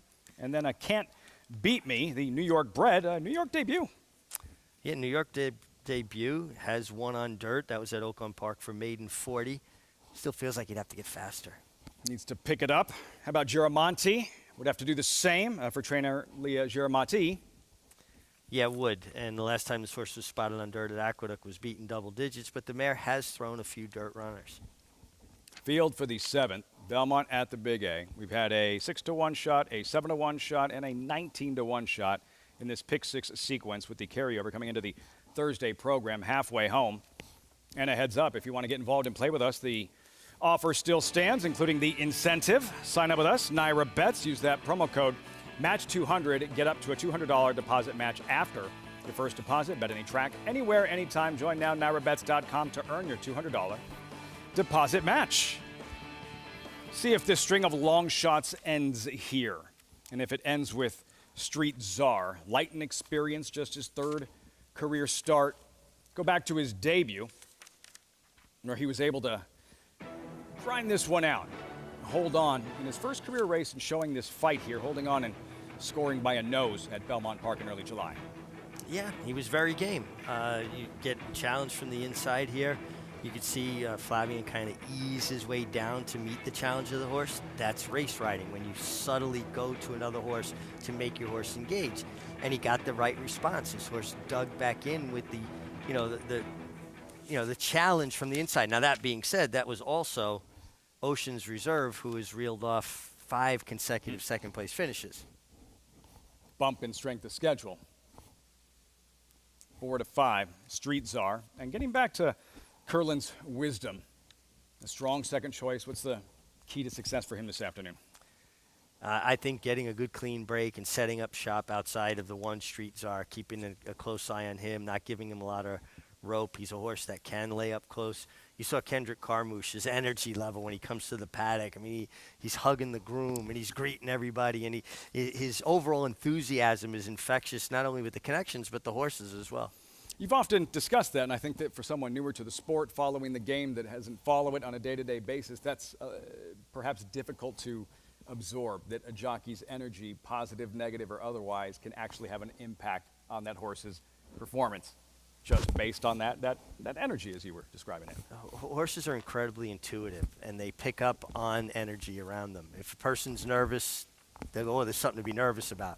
If somebody's scared, what's there to be scared about? If someone's confident and enthusiastic and really enjoying what they're doing out there, horses will tend to run to the best of their ability. Why do you often see apprentice jockeys win on big price horses? Because they're not looking at the form going, wow, this horse is 30-1. Why'd my agent put me on this horse? And they're going out there with a negative attitude. They're like, yes, I'm getting to walk out of the room with Johnny Velasquez and Joel Rosario and Irad Ortiz. And thrilled to be there. And the horse goes, wow, man, this guy's feeling pretty good about it. Maybe I feel pretty good about it. And they run to the best of their ability. Think of your pets at home. Think of your pets at home. How they react to your mood. Or when they'll pick up on it as well. How about when you come in and you see one shoot something up and you give them the look, and you know the one that's slinking off is the one who did it. Agent Creed, and Maggie touched on the physique of a horse who looks like he could excel on dirt, and the pedigree to boot by Jimmy Creed, and ready for his dirt debut. Well, we're not getting 19-1 like we did in the last race for After 5, but they have something in common. After 5 had run 11 times, all on the turf. Agent Creed has run 11 times, all on the turf. We're only getting 4-1, but I love what I'm seeing from him warming up. And if you have your doubts about the one at 4-5, which I do, particularly that he did nose out Ocean's Reserve, who has proven to be a very polite horse. No, after you. I'll take a swing with the 5, Agent Creed at 4-1. Checking the boxes, Maggie, as to why we might expect a solid effort from Agent Creed in his first start on the main track. Look, I caught up with his trainer, Ray Handel, who said that I really, really liked him in this spot on the turf. But I get it. I just can't necessarily wholeheartedly pick a horse that is trying something new for the first time when connections don't feel that confident with it. But look, Richie said it and Ray said it to me too. This horse is turning a corner. He overall looks phenomenal. And sometimes, even if they don't really like the surface, that'll get them to the winner's circle. As we'll check back in with number 1, Street Czar, who did warm up fine. But this is going to be a stretch out. And while physically he looks like a horse that shouldn't mind it, and Todd Pletcher is the number 1 trainer you want in your corner when having a horse try a longer distance for the first time, or any time for that matter. But I just don't like the fact that he's nervous looking. It kind of dissipated a little bit when he got out on track and got to expend some of that nervous energy beneath Flavien Prat. But at even money, I don't know, and it just feels like the second choice right now, Curlin's Wisdom, who got a big warm-up from Kendrick Carmouche, is not going to let him too far out of his sights, Lafitte. Maggie, nerves are nerves, and human athlete, equine athlete. Richie, is there enough time? Can you sense that underneath you? Is there enough time for a horse to kind of come out of that and find himself mentally enough to go out there and perform at a high level? Some horses, that's just the way they are. It's not out of character for them, so you can't, put too much into it. But if you've got a horse that's nervous, I've always believed, and I've seen riders that do it the opposite. They'll keep them very quiet in the post parade, jog them a little bit, walk them. I think you get a nice gallop into them. Get them down the backside, let them expel some of that nervous energy, and then give them their chance to kind of come back to earth and breathe and catch their breath. He still seems, pretty much on it, but he is coming out of 2 sprints, and it is his 3rd start. Post 1's not easy either. I just think that it's just not a layup here, at a short price.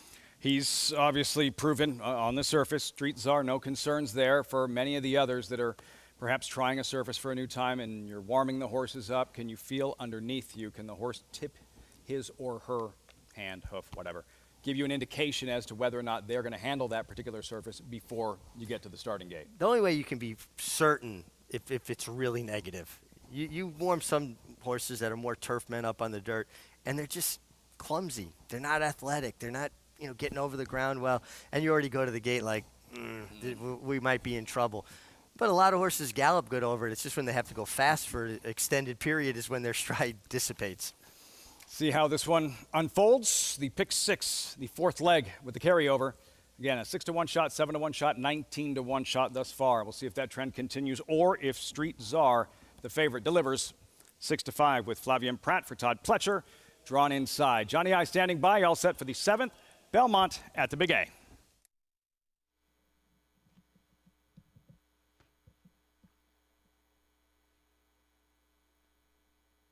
They're in the gate. And they're off. And it is Can't Beat Me, Giramonte, and Curlin's Wisdom. So 3 of them across the track for the lead. Kingdom on Pause races in 4th. Street Czar is down at the rail, and alongside is Agent Creed. They cross over now from the chute to the main track. Kingdom on Pause has a narrow lead.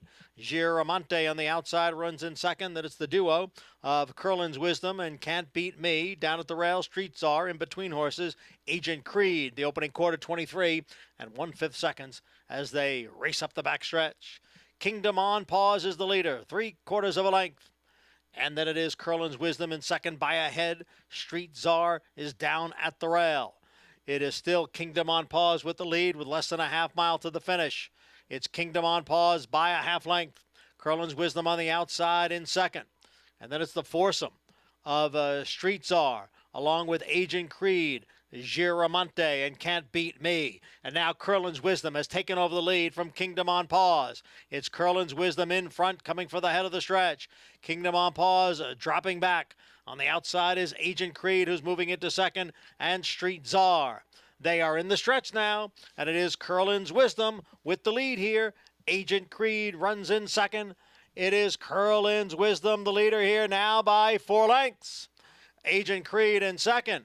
Curlin's Wisdom. And it's going to be The 4th win today for jockey Kendrick Carmouche. He does it here on Curlin's Wisdom. Agent Creed was 2nd, and farther back, Street Czar in 3rd.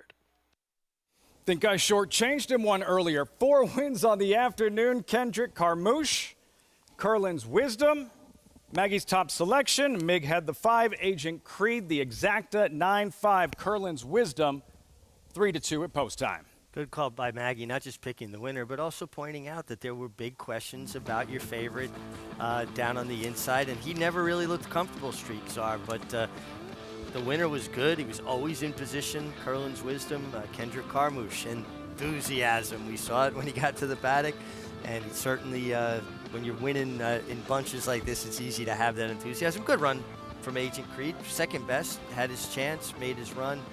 Flattened out a little bit late, but the winner was very good, and your favorite, Street Czar, was not.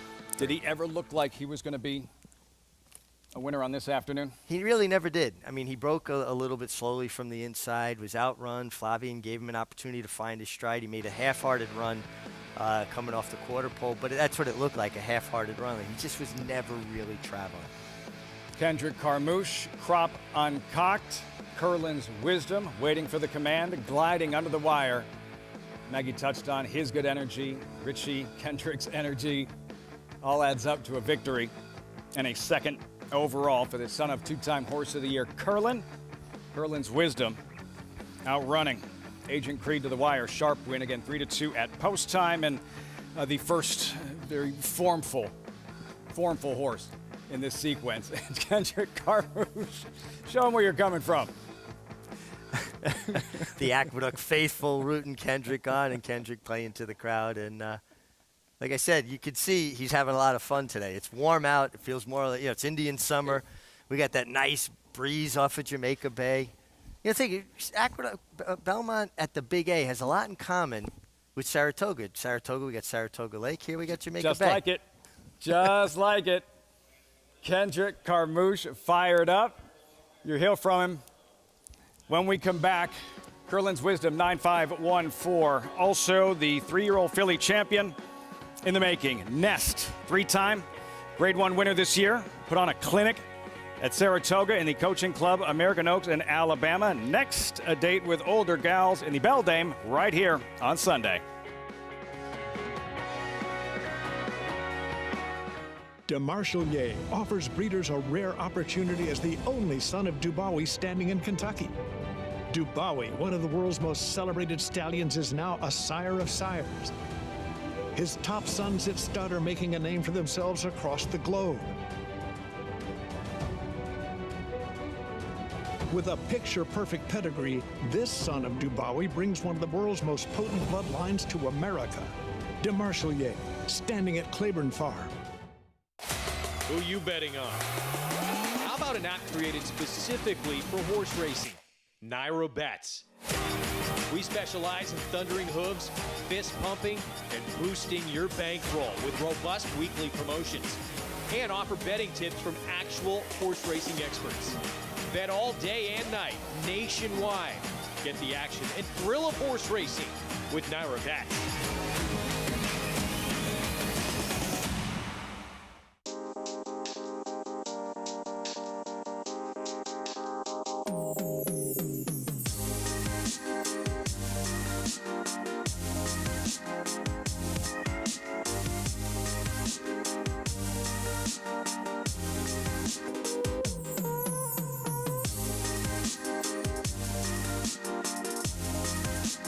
Stay fabulous. Resorts World. Now more than ever, it's time to get with the program. When shopping for your next race prospect, consider that New York breds start with an advantage. Our New York breds run for serious green. At Saratoga Race Meet, New York bred maidens run for up to $88,000. New York bred allowance horses run for up to $100,000. And New York bred owners can collect awards of up to $20,000 per horse per race. So get back with the program. Seriously. It's been a glorious day here at Belmont at the Big A. Welcome back to the program here on America's Day at the Races. We are proudly brought to you by Naira Bets. Bet any track, anywhere, anytime. And the man to my right is En Fuego. Fourth win of the day. Kendrick, you're just seeing the ball clearly as Curlin's Wisdom. Were you surprised, as I was, that we didn't see the #1 Street Czar go to the lead? I know that you wanted to have your horse forward, though. Yeah, you know, I watched the horse in the post parade. He was real washy, and I watched him warm up, and he really wasn't into Pratt hands. And, you know, I'm saying, well, if he break a step slow, I'm gonna try to gas mine a little bit more and see what the 4-horse doing. The 4-horse wanted it more, and I look over and I was like, wow, that's the perfect spot. I'm gonna just stay here. And, you know, going into the half-a-mile pool, my horse kind of wanted to suck back, and I kind of nudged him a little, and he jumped on the bit right away. I mean, I thought he was the best horse in the race, and off of paper. I thought Todd horse had to improve off the first win, and he didn't today, but Linda had this horse in the right spot to win, and here we go again. Louisiana Kid back in the winner's circle. I think we'll see you there a lot in the next coming months. But Kendrick, you gave your helmet to your valet, Rodney Payne, because you had to show off the new cut. Yeah. You know, I got to be fresh every day I come out and ride, you know. My brother always told me you got to be presentable when you come to the races and when you're around trainers and owners. And I like to be fresh, you know. I'm that person, you know. If I'm fresh, my horse fresh, it makes all the thing go together. That's the way you got to think of it. And once you think like that, good things come out of it. I'm in the winner's circle 4 times today, right out the mud, baby. It's been raining for 6 days, so, you know, the gator need to see some sunshine where he can bathe a little, you know. Got to get that heat back in his blood. Now, how do you do the back? It looks awfully clean. I get a mirror. I'm pretty good with the mirror now. It's hard to do because you really got to adjust to the mirror and your hand and everything. So, you know, I got it down pretty path. My brother was a barber, my oldest brother, so he kind of like coached me the first year, and now I got it all right now. I don't need no coaching, you know.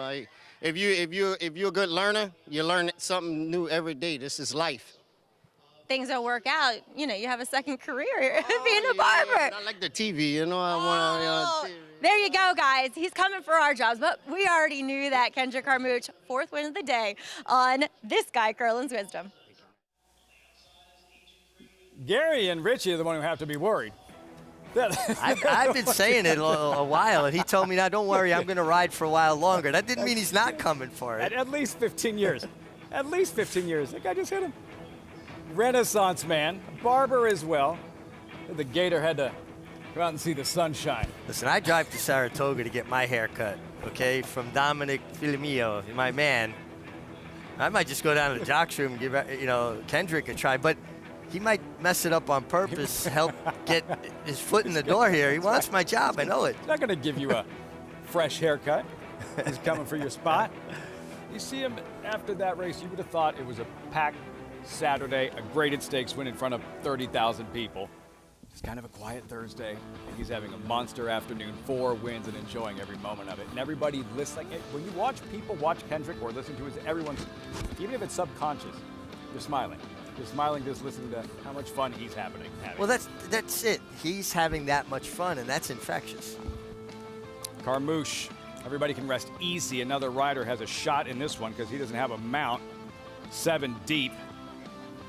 The featured event coming up shortly with Mojenko. 2-1 on the morning line, 6-5, seeking another victory. 3 straight coming into this one. Much more on Mojenko, the origin of the name, and how sharp this mare is in the Thursday feature coming up.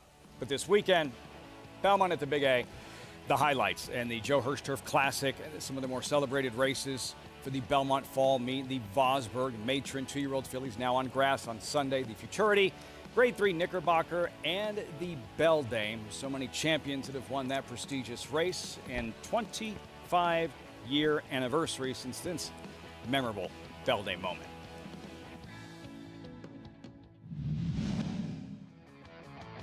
It is Hidden Lake in control coming to the top of the stretch. Richard Migliori is yet to ask her for her best. She's at the quarter pole with the lead by a length and a half. Gina trying to get to her. In the meantime, Jewel Princess is in full stride on the far outside. Tommy Sue's the lightest 4th, coming down to the last furlong. Now the MiG says go on Hidden Lake, and she is responding. It's Hidden Lake in front by 2.5 lengths. Agena chasing her home. Jewel Princess still third. Coming home here, it is Hidden Lake in front. Hidden Lake has done it. 25 years ago, Hidden Lake, Richie Migliori defeating the eventual Breeders' Cup Distaff winner, Agena, in the 97 Beldame. Richie, what comes to mind? Two things. I mean, Hidden Lake was a gem of consistency, a jockey's dream to ride. She could come from off the pace. She could go to the lead. However the race set up, she would handle it. And this was, I believe, John Kimmel's greatest training feat. She had won the Go for One when it was a Grade 1 in Saratoga. Hard-fought victory. Pulled up with heat exhaustion, came out of it with some physical problems, and John got her back to this effort in the Beldame. Fabulous training job by him, a wonderful mare. And other thing that comes to mind when I watch myself look back there, that's why I didn't look back. I was no good at it. You know, my neck was never really turned properly anyway, but that looked terrible. But she was very good. She won, and it's a shame that the Breeders' Cup wasn't at Belmont that year because she absolutely loved Belmont Park. How confident were you going into that Beldame? I was super confident going into the Beldame. She trained with a mare named Song of Africa, who's a very good workhorse. Dave Duggan's wife, Lara, actually was the exercise rider for both of them, and we worked them in company. Was super confident after she won that going to the Breeders' Cup and 100 yards out of the gate at Hollywood Park. I had no more confidence. Little different. Yeah, Agena had her day in that 97 Breeders' Cup Distaff 25 years ago, and a tradition that continues. The Beldame, it is now a Grade 2, for years a key prep leading into the Breeders' Cup Distaff. Richie was just talking about confidence. Anybody associated with Nest, Mike Rapoli, Todd Fletcher, Arad Ortiz, Aaron Wellman and partners at Eclipse Thoroughbreds have to feel nothing but confidence in Nest, getting ready to face older mares for the first time, coming off a monster summer at Saratoga. Dominant in the coaching club, American Oaks, equally as dominant in the Alabama. Yeah, I think she's proven that she's just better than her 3-year-old rivals, but this is the first time taking on elders at first blush. It looks like a group of older mares, fillies and mares that she should be able to handle, and I'm sure they're looking at it for just what it is. It's a prep. Of course you want to win these races. They're super important, but you'd like to win them easily with something left and build off it as opposed to having her torn down or worn out from it. She's been so good, so dominant. A championship all but wrapped up for Nest. How much of a challenge in terms of the fillies that she'll be facing, taking on older for the first time in the Beldame? We don't have the field just yet. You see the accomplishments thus far. We mentioned the 3 Grade 1 wins, 6 of 9 overall. She's banked $1.7 million.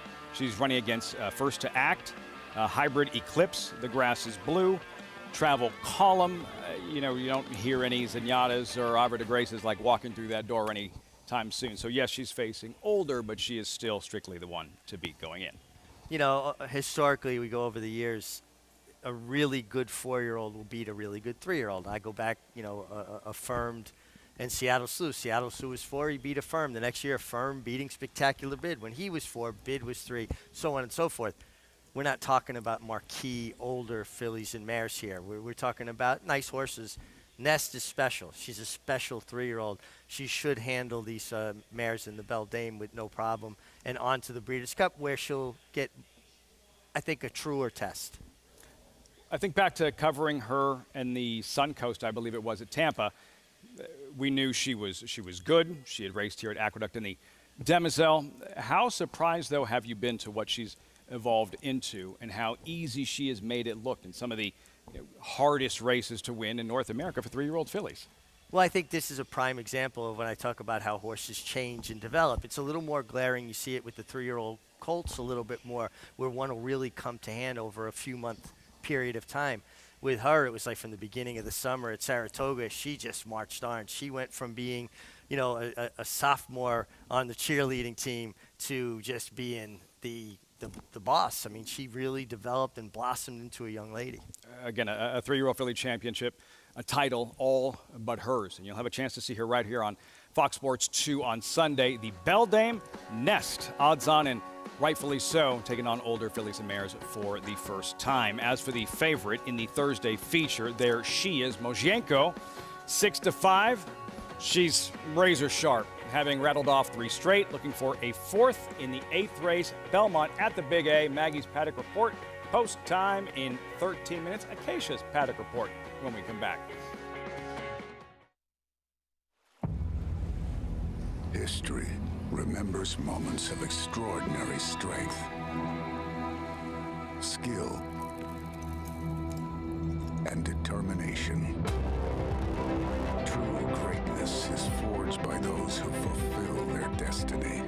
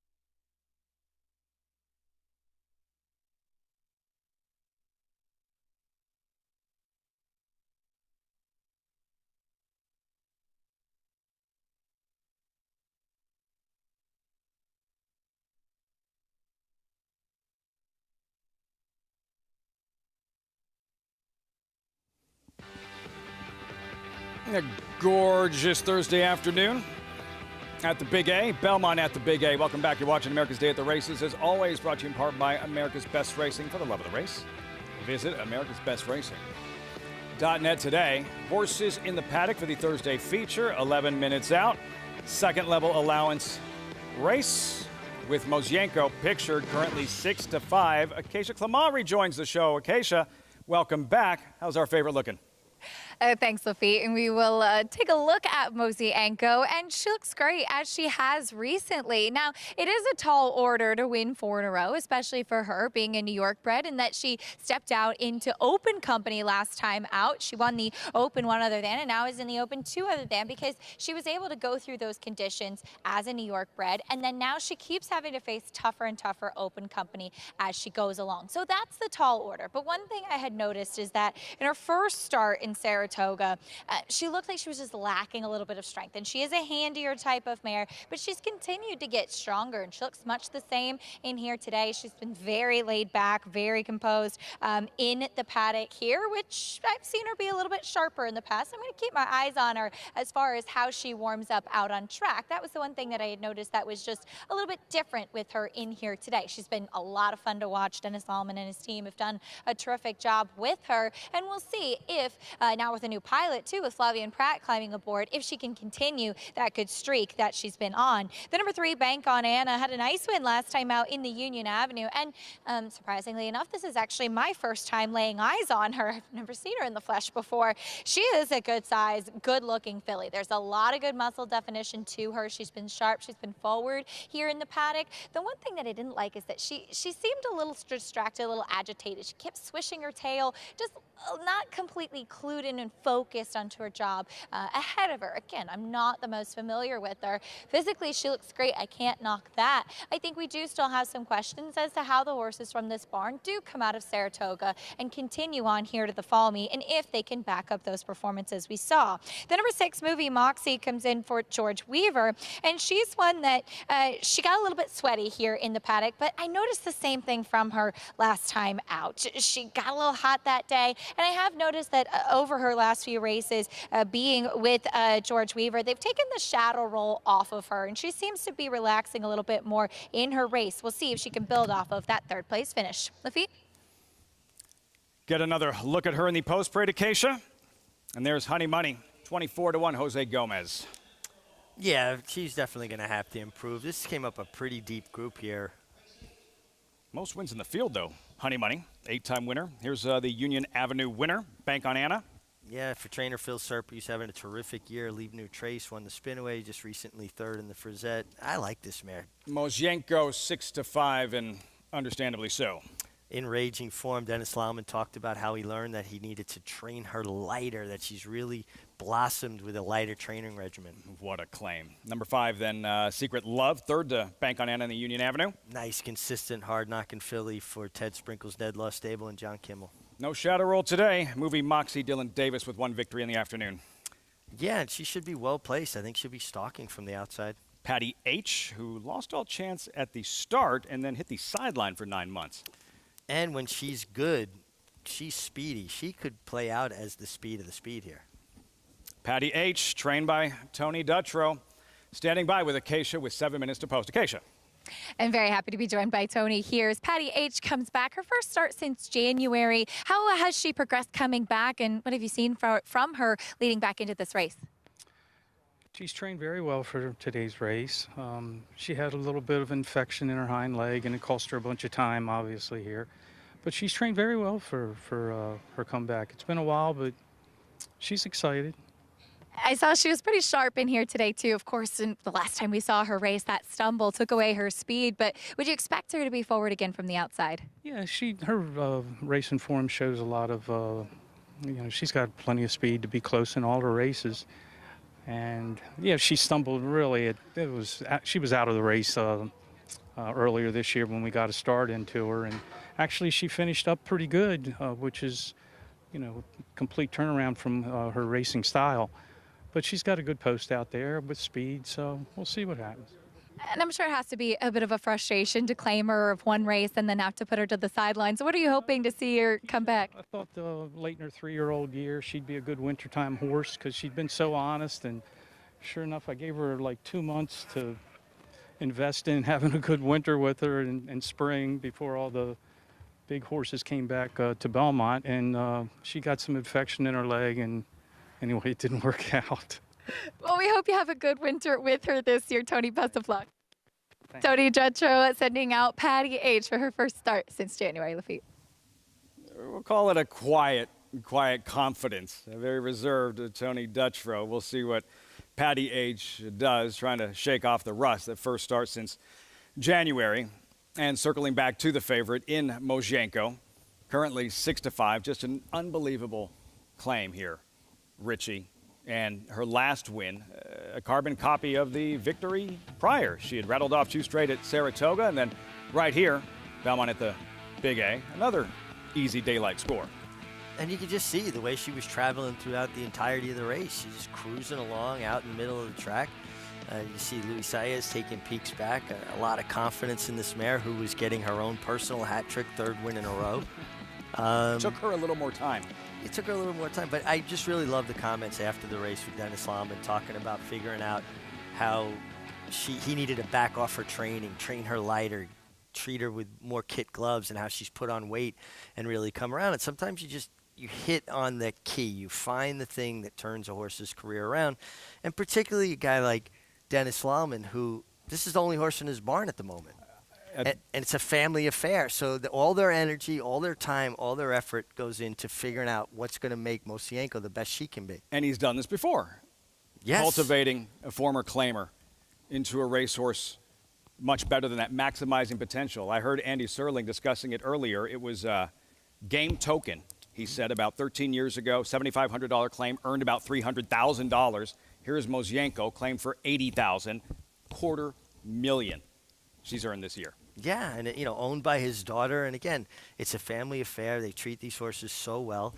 And Dennis was a rider. He was a jockey. A lot of people don't know that. I mean, he's a really good horseman that does it on a very small scale. But, certainly another person, opportunity. If he had the opportunity with an owner, more horses, he would show people This is a consistent thing. This is not a fluke. This is not an accident. He has done this consistently for a number of years. Seeking a 4th straight, the only horse in his barn. Wow, Mosienko, the favorite in the Thursday feature. Bank on Anna, the 3-year-old filly, the only 3-year-old filly in the field. Acacia liked what she saw in the paddock and looking to build off that Union Avenue win at Saratoga mid-August.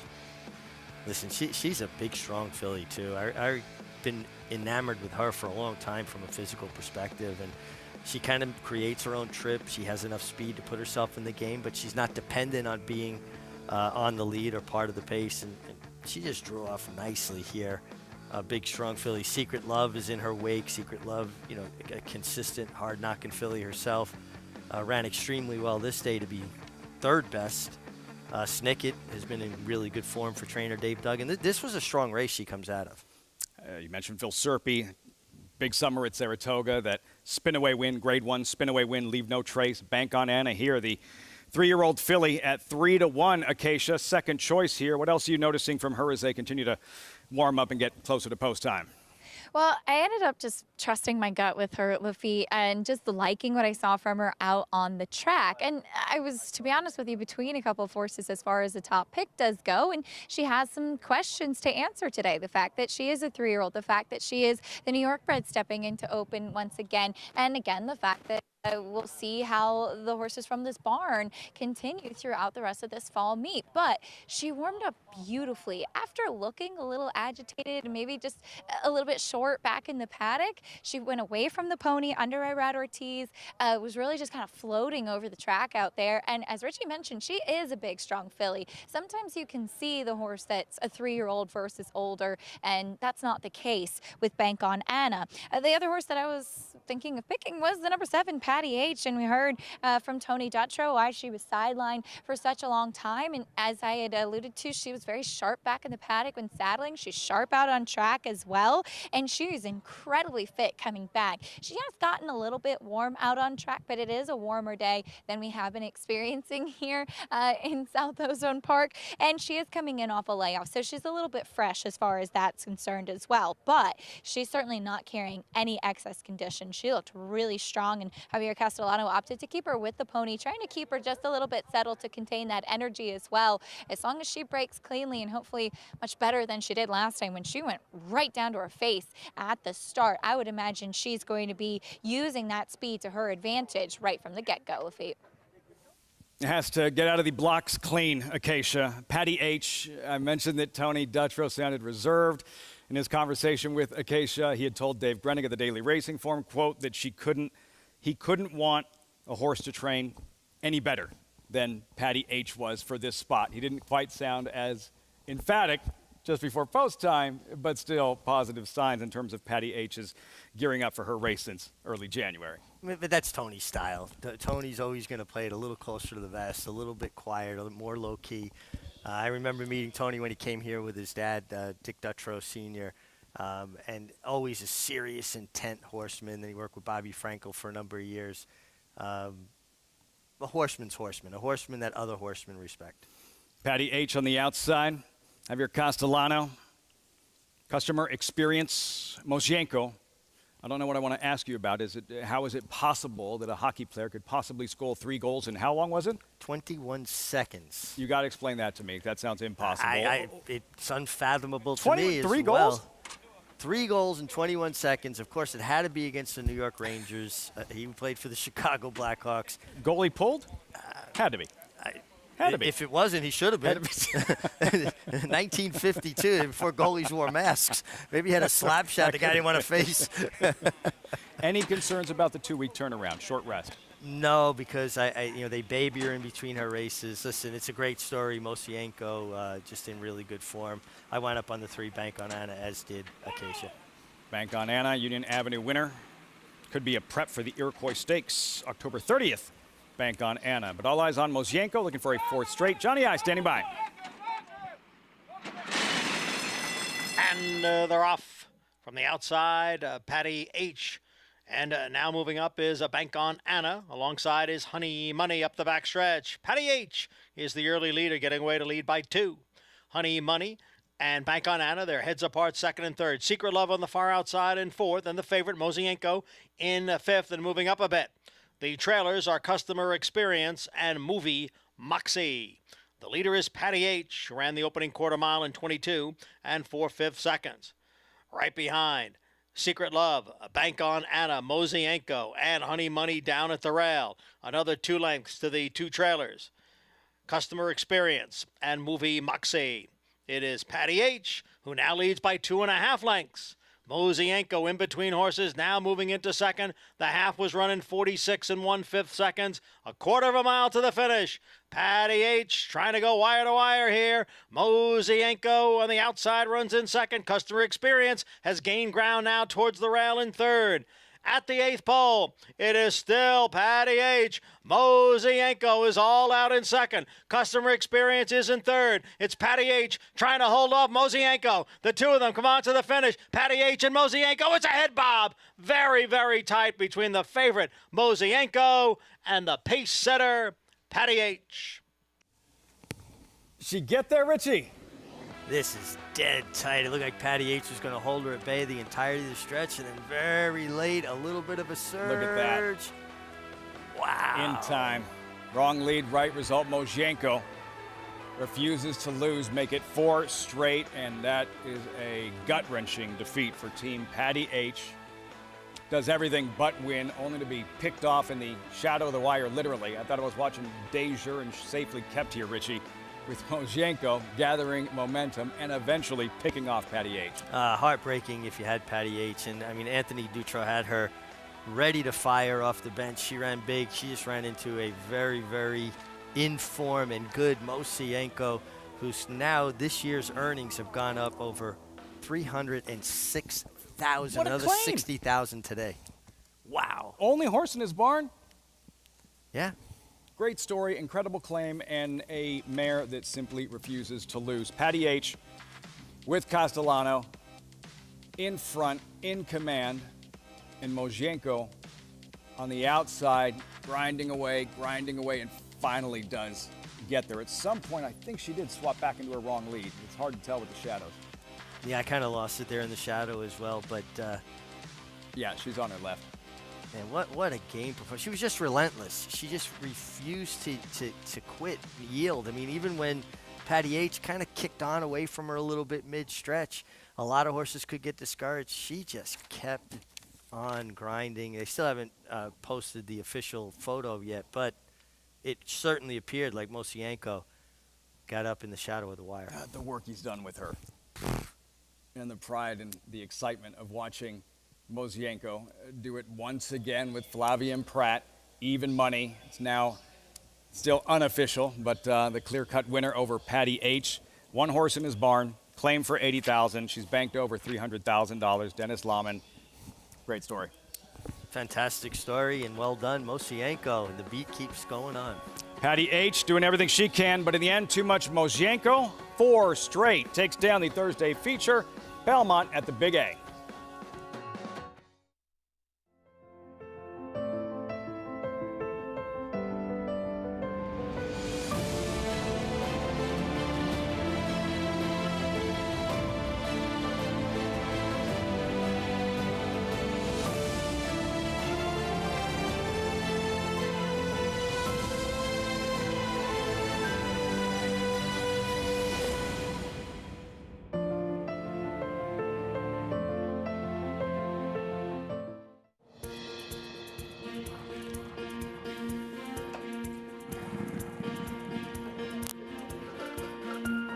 We take pride in what we do.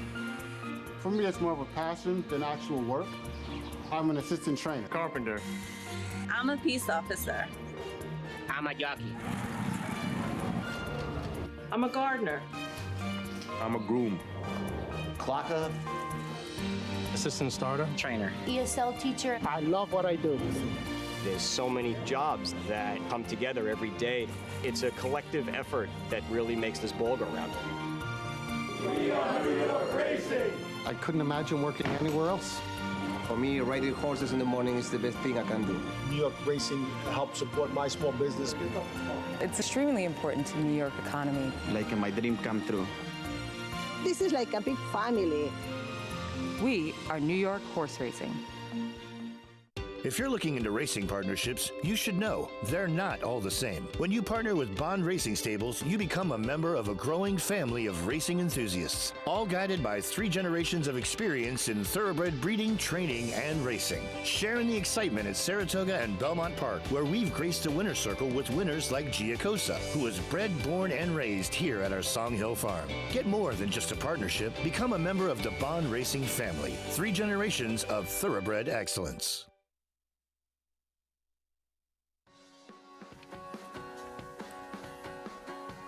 Told by a very trusted source, those 3 Mozhenko goals were not empty netters. Not empty netters. Mozhenko couldn't be stopped in 21 seconds, 3 goals, and this Mozhenko can't be stopped. 4 straight victories in an exciting Thursday feature. Belmont at the Big A. Raging form, and congratulations, Sir Connection. Great job. And you like to see that we've seen a couple of smaller trainers showing their abilities today. Greg DePrima, Dennis Lahman now, and that source wouldn't happen to be a former Chicago Blackhawk, New York Ranger. He is a great one. Edzo. No empty netters, he says. I guess that's just, now I really don't get it. Now I have to see it. And maybe you had to see this one again to believe it, because Mozhenko, who looks defeated, Patty H, 2.5 length lead. Looks like she's going to fend them all off, and Mozhenko just keeps working. A relentless run from Mosienko, just wouldn't be denied. And Flavien Prat, you can see he put his crop away right in there, turned it down like, I got you.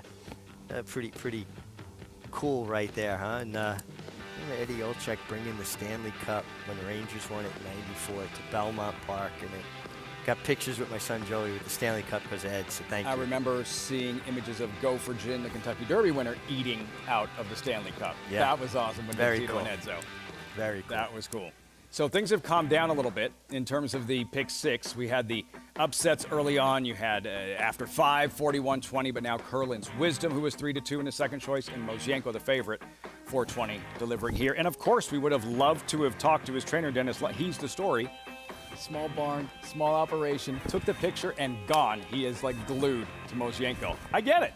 He had to be with his horse. You're talking about a one-man band. This guy does it all. So here's how it stands. Numbers, I'm just receiving this information now. 5, 9, 10, 11. 5, 9, 10, 11, Richie, would cause a 2-day pick 6 carryover, of which you and I get to do this all over again tomorrow. Can't wait. 5, 9, 10, 11. So you actually, Toga Dancer with chances. Kendrick Carmouche going for his 5th of the day would be a carryover. That's what a day for Kendrick. Yeah, 4 wins thus far. 5, 9, 10, 11. That would trigger a 2-day pick 6 carryover. The nightcap is next. Plus, as we promised at the very top of the show, rehashing what took place at Churchill Downs in the Lucas Clatt. You can't do that. It's like watching Toby Maguire in the bush tracks in Seabiscuit. Can't do that, Sonny. That's next here on America's Day at the Races. Irish Hill and Duchess View Stallions, proudly standing the ultra-fast, multiple stakes winning son of Uncle Mo, King for a Day, the only horse to defeat 2019 3-year-old champion Maximum Security. Well, King for a Day was basically a clone of Uncle Mo. I mean, good speed, the ability to carry it over distance of ground, real professional horse and a really cool horse to train. Sire maker extraordinaire Uncle Mo, represented in New York by King for a Day. Visit ihdvstallions.com to book your mare today.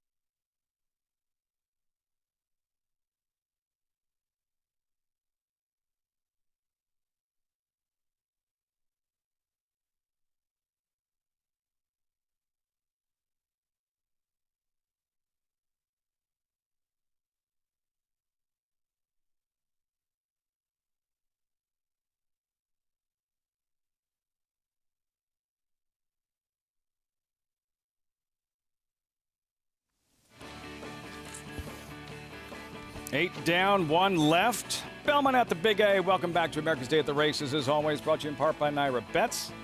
At over 300 tracks worldwide with Naira Bets. Get started at nairabets.com today.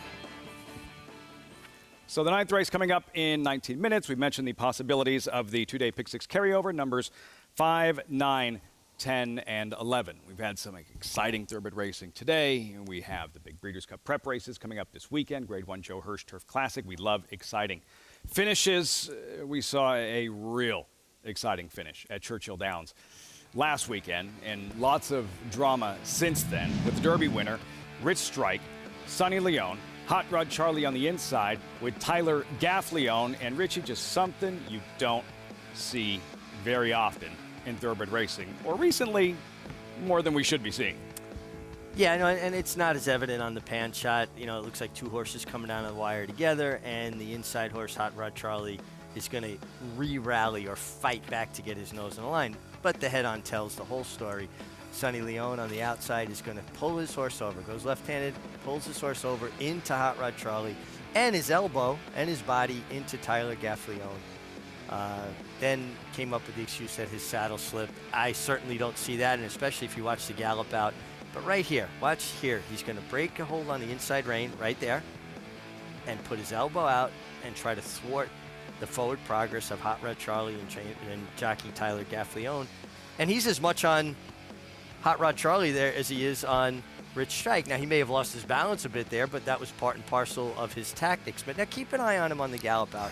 Now, if his saddle had truly slipped, when he changes his hold there from the crop from one end to the other, and he's standing up, he would have been more concerned with riding that saddle and keeping both hands on the rein and keeping his balance in the middle. And for anybody who says, well, his right knee is so high up, he rides very AC-doocy to begin with, probably a product of riding on smaller tracks a lot of his life, more AC-doocy inside start blower. And there, yes, he did shift over to the right, but long after he had started all those tactics that, to me, were ill-conceived to begin with anyway. Hot Rod Charlie is a known fighter. He is a horse that loves a scrap. If you've got forward momentum, stay away from him. Why would you go poke the bear to begin with, and then shifting all of your horse's weight and momentum to the left, and therefore slowing down his forward progress at the same time you're going to engage? And then the old elbow thing. It's gotten ridiculous. When has it become a contact sport in that respect? Horses are going to brush. Horses are going to bump at different intervals of a race, some legally, some not. But this tactic, to me, has just gotten out of hand. We saw it last year in the Remsen. Irad did it with Mo Donegal to Johnny Velasquez on Zandon. I would have disqualified that horse that day. I thought it was ridiculous. It was ill-conceived and illegal tactics. Heat of the moment. Sure. You think back to, this is going way back, like Kevin McHale, Kurt Rambis, Lakers Celtics NBA Finals. A pitcher throwing at a hitter, maybe when he's been warned. A late hit, an obvious personal foul late in the game on a quarterback, something along those lines. The heat of the moment, I get that. Sure. But even if it does work in terms of the tactics, and Rich Strike beats Hot Rod Charlie, he had to have known you're going to get disqualified.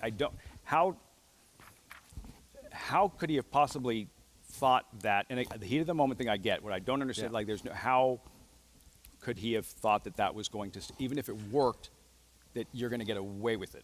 Well, I think what you're saying, though, is spot on. Heat of the moment. You know, there were things I did as a rider that right after I did, I was like, gosh, what did I just do? I wasn't thinking straight because I was in the heat of that moment. My issue with it is after it's all said and done, anything else other than owning it becomes excuses. Now, I think that something that might have played into this, under the new guidelines with the riding crop, you have 6 times you can use it. He had already used this 6 times. I do think that Rich Strike might have started a float. And in that moment, in the heat of that moment, in a little panic, I got to get next to that horse to make my horse engage because he started to ease himself up and he didn't have the ability to go to the crop again. That might have played a factor into it. But I think at the point, I think Sonny Leone's a good rider. I think he made a mistake. To me, the best thing you can do when you make a mistake is own it and move on. Now we've read some comments after the fact, Eric Reed supporting Sonny Leone, and I will say this. I think one of the greatest characteristics a person can possess is loyalty. It is a trait that I revere and admire. So I admire and revere Eric Reed for sticking by his guy. It's not going to change my opinion of what I saw there. And I was in the jockey's room here this morning talking with a bunch of the guys, trying to get a feel because I've been the subject of much vitriol and hatred on Twitter because of my opinion. And there wasn't one rider in the room, and I'm talking about from Hall of Famers to an apprentice that's going to win Eclipse, who I didn't say, no, you were 100% spot on. Rich Strike has a big following. We should be talking about the horses. Seeing him back at Churchill Downs, the horse that pulled off the second biggest upset in the history of the Derby, has proved since no fluke. Big effort in the Travers. Yep. Does he win the Lucas Classic if Leon just finishes? My opinion, yes. I think if he stays away and keeps going forward with his forward momentum, he would have won the race. And I think what's lost in all this is the effort by both horses. Hot Rod Charlie being his game to fight back. Rich Strike showing he's no fluke. That he did that against his first try against older horses. And we're talking about a serious older horse. We're talking, all right, he might not be Muhammad Ali the greatest, but that's Ernie Shavers you're facing there. He's got one heck of a knockout punch himself. And the training job by both Doug O'Neill with Hot Rod Charlie and Eric Reed with Rich Strike. Sonny Leon, one of the best Derby rides in the history of the event. A regrettable moment. And now we look forward to seeing Rich Strike and what he does in his next step. Again, a race we should be discussing the horses. A week later, we're still discussing the antics from the riders. And overseas, Christophe Soumillon, world-class rider. Take me through this one, Richie, and what you were thinking when you first watched that right there. All right, that looks bad, right? And then the poor kid, the way he fell, completely stretched out. Thankfully, he didn't get hurt. This is worse. That shows you, keep your eye, and we're going to run that again, guys. Keep an eye on the purple colors. Look at his whole body. He just absolutely threw his weight, his elbow, his body into another rider and knocked him off the horse. He got 2 months. 2 months is woefully inefficient to me. It doesn't fit the crime. That, to me, should have been at least a year and maybe even review of your license forever. Christophe Soumillon's a world-class rider. Has ridden Breeders' Cup winners, ARC winners, all kinds of Group 1s, and pulls a move like that. I mean, you better plead insanity. That was as bad and as egregious as it gets, and it cost him as the retained rider to the Aga Khan. I can't justify that in any way, shape, or form. I don't know what he could have been thinking. And especially the second shot shows him throwing all of his weight to one side to literally knock another rider off his horse. The rider's okay. Thankfully. Thankfully. But Soumillon here, and we go back to the heat of the moment. But every time you see it, what was he thinking? You go right back to that. That one's the shot that gets me. I mean, you can see he said, all right, this is what I'm doing. Watch his whole body. I mean, maybe he should have used the saddle slip defense. I mean, it's indefensible. So egregious.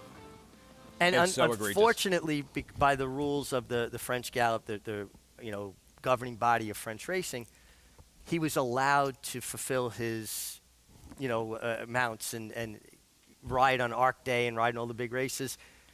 You know what? I might have respected him more if he was truly sorry. If there was real remorse, say, you know what?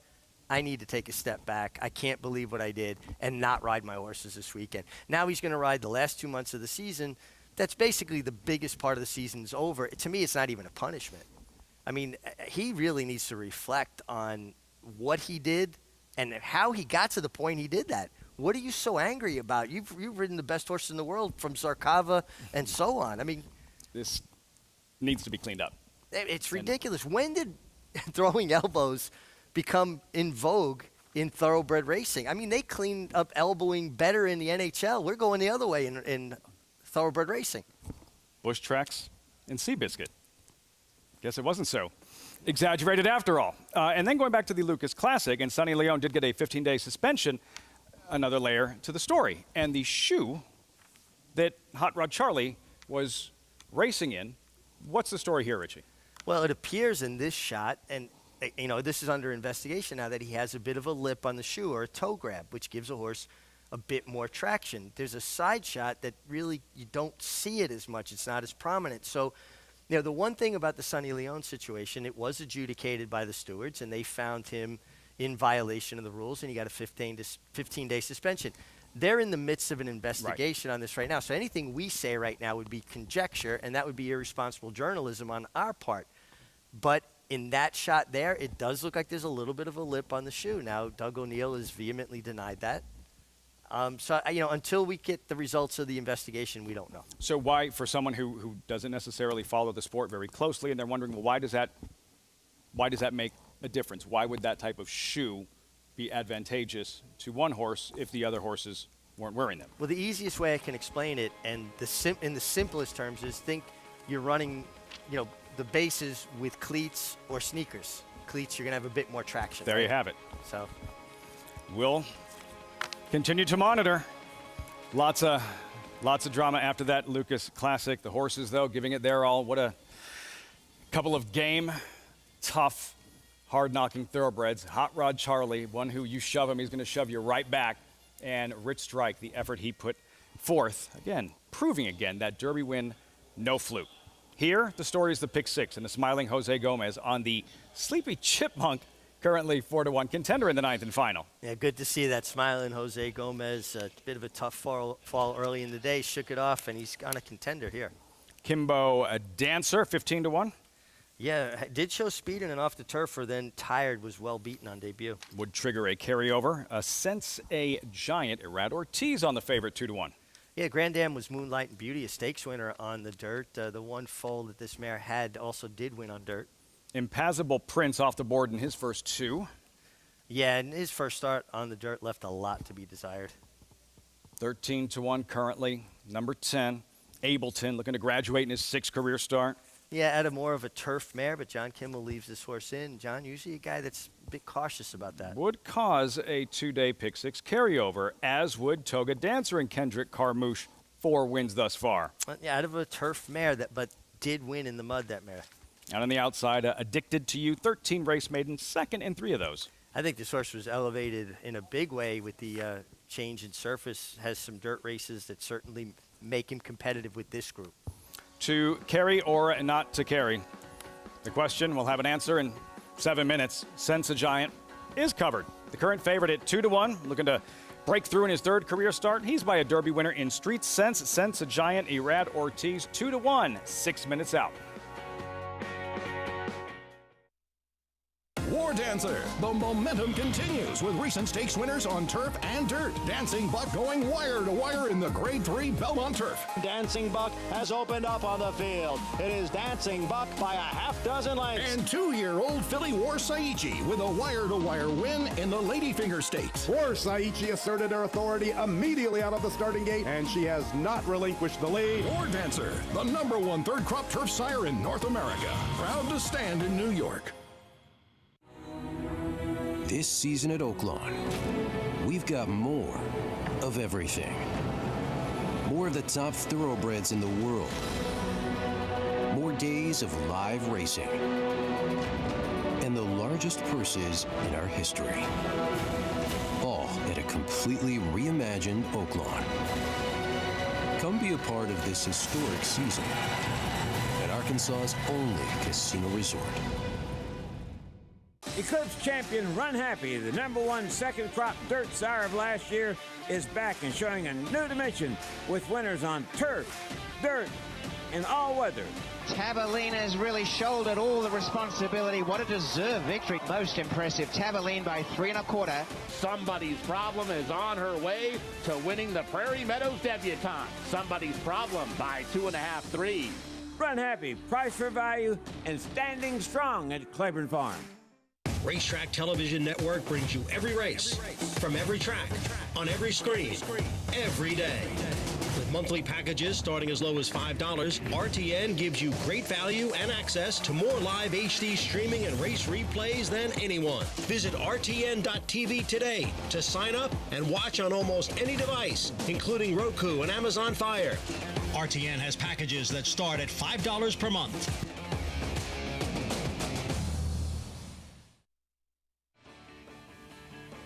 Welcome back to America's Day at the Races. As always, brought to you in part by America's Best Racing. For the love of the race, visit americasbestracing.net today. New York bred maidens in the 9th and final. And you're looking at the favorite currently 2-1 Sense a Giant. 4 minutes sound. We check in with Acacia. We'll start there, Lafitte, as this is a horse that is going to run on the dirt for the first time, despite actually having a pedigree that would suggest that he could like the dirt. The dam was 0 for the 5, but the second dam, who Todd Pletcher trained at the start of her career, was a decent dirt allowance runner. She then finished her career with Rick Schosberg and was very good on the New York circuit. The siblings, as far as the one that was proficient on the track, A Vow of Beauty, who we're familiar with, who was good running on dirt. And my guess is that this is a horse that just didn't really seem to have the physicality to usually handle the dirt. He's a little bit awkwardly put together. He's very long, he's very lanky. He doesn't carry a lot of condition behind, a little bit of a sway back type of physical. And sometimes those are just really, really tough to keep strength and condition on. And that would be my guess with him. He's dappled out to head to toe. He looks fine. He looks as strong perhaps as you possibly could get him. Just at a short price, I thought that there were a couple of other potentially interesting ones, though, of course, with the connections, he does kind of make sense. And with the pedigree, the 12 Addicted to You, as Richie mentioned, I thought his last race was a lot better than it appeared. He broke out from the Wilson chute up at Saratoga, and then a couple strides out of the gate, he stumbled pretty significantly, dropping him back to last. And Flavien Prat kept him moving that day, and he is a big, long, striding type of horse. And the pedigree on the bottom side is much more turf, and he does have a bit of a slacker pastern, flat, or hoof type of physical, but I really don't mind him on the track. I don't mind the way that he moved out on the dirt. Thought that a couple of his dirt races were pretty dismal, but last time out, the way that he finished up, and maybe it was deceiving, thought that he could be okay in this spot. The number 3, the Sleepy Chipmunk, he has 2 dirt races so far, and watching his mile race back at Belmont, he was not really asked too much, just kind of seemed like he clunked along a little bit for 5th. And the thing is, physically, and I've written this in my notes before, I really don't mind him on the dirt. My concern with this horse is the distance. He's much more shorter coupled. He's very compact. He's very stout. I will say, if anything, at the start, he just always seemed to carry a lot of weight. And he looks the most fit and tucked up that I've seen him. My concern is, again, just physically, if he can travel this distance now that it is off the turf or really on any surface, Lafitte. Al Gold's the Sleepy Chipmunk, Acacia, owner of Cyberknife. It all, like on paper, by looking at Lucky, a Preakness winner, out of a Blame Mare, Breeders' Cup Classic winner. The farther the better should be the key, and he doesn't necessarily appear that way according to Acacia, and very much one paced in his 2 dirt races. But I think he landed in the right group. I mean, your favorite is a horse that's never run on dirt. And yes, there is, especially if you go back a second generation, there is dirt pedigree there. But that's all a guess. You know, we don't know. So I think that's very telling when your favorite is a horse that's on a surface trying the first time. It's basically people just trying to come up with an answer to a puzzle here. Of which you and Acacia came up with the same answer. We'll see if it's the right answer with number 12 in Addicted to You, pictured 3-1 towards the outside, on the outside. Yeah, I just think this horse has some dirt races that, say he can compete here, particularly with this group. Well drawn outside, should be able to get in a decent rhythm. Did have a difficult beginning last time. And that race in itself, even with the stumble and not having an ideal trip, would be good enough to win this. 3-1 on the outside. Coast second choice, the favorite, Sense a Giant. There he is with the dirt pedigree by a Derby winner, Street Sense, out of a Breeders' Cup Classic. Out of a Giants Causeway Mare Breeders' Cup Classic winner, you would think dirt. What does it tell you that Todd Pletcher began his career, Sense a Giant, on grass in 2 consecutive starts? It tells me he didn't show him enough on the dirt to say, I want to run him on the dirt first time. Not what you want to hear, conceding 2-1 in this ninth and final. Again, he did land in the right group, though. Yeah. Little will go a long way. With the pick 6, again, numbers 5, 9, 10, 11. 5, 9, 10, 11 cause a 2-day pick 6 carryover. Jose Gomez trying to coax the Sleepy Chipmunk forward. He goes in. Final check of the tote board reading 5-2 on Sense a Giant. Red Ortiz, Todd Pletcher team up with Nest in Sunday's Beldame. Here, see if Sense a Giant can break through in his 3rd career start, first try on Dirt. Johnny Brielle standing by with the call. 9th and final on this Thursday. Belmont at the Big A. Waiting for Ableton and Toga Dancer.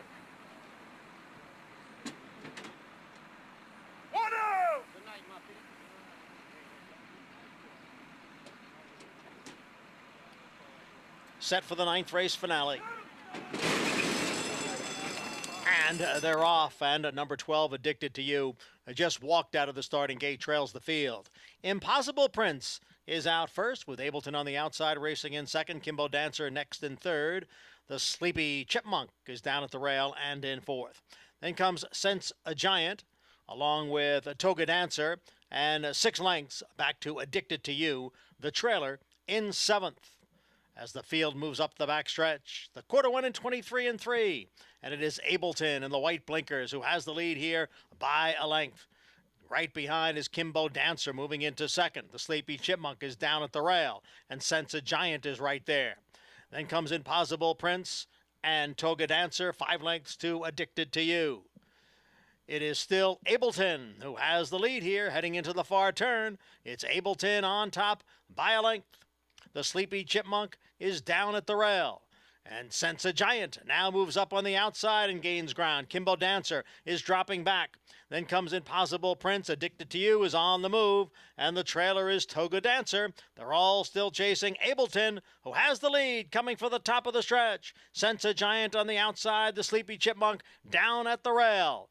It is Ableton trying to go wire to wire here. Sense a Giant on the outside drives up. The Sleepy Chipmunk is down at the rail, and Addicted to You continues to gain as they pass the furlong marker. It is Ableton on the inside, Sense a Giant on the outside. Ableton and Sense a Giant, the two of them are heads apart. Addicted to You continues to gain. They come on for the finish, and Ableton has won it. Wire to wire. Sense a Giant was second, then Addicted to You and the Sleepy Chipmunk. Courtesy of Ableton, that Michael Jordan tongue wag thing. A 2-day pick 6 carryover tomorrow. Belmont at the Big A gets started in race number 4. Ableton 6-1 at post time, and Eric Cancel. Showed speed throughout, was very game, and it became a battle of the 2 horses trying the surface they never tried before in the afternoon.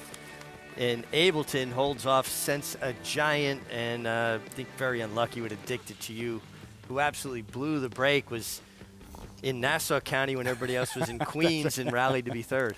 Happened to you a couple times. Yeah. Today. Still ran well.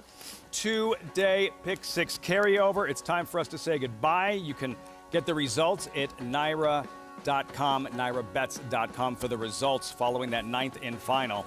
For Maggie Wolfendale, Acacia Clement, Richie Migliori, I'm Lafitte Pinkai. Thanks so much for joining us on America's Day at the Races. We'll see you again tomorrow. Pick 6 carryover gets started in race number 4. We'll see you then. Have a great night, everyone.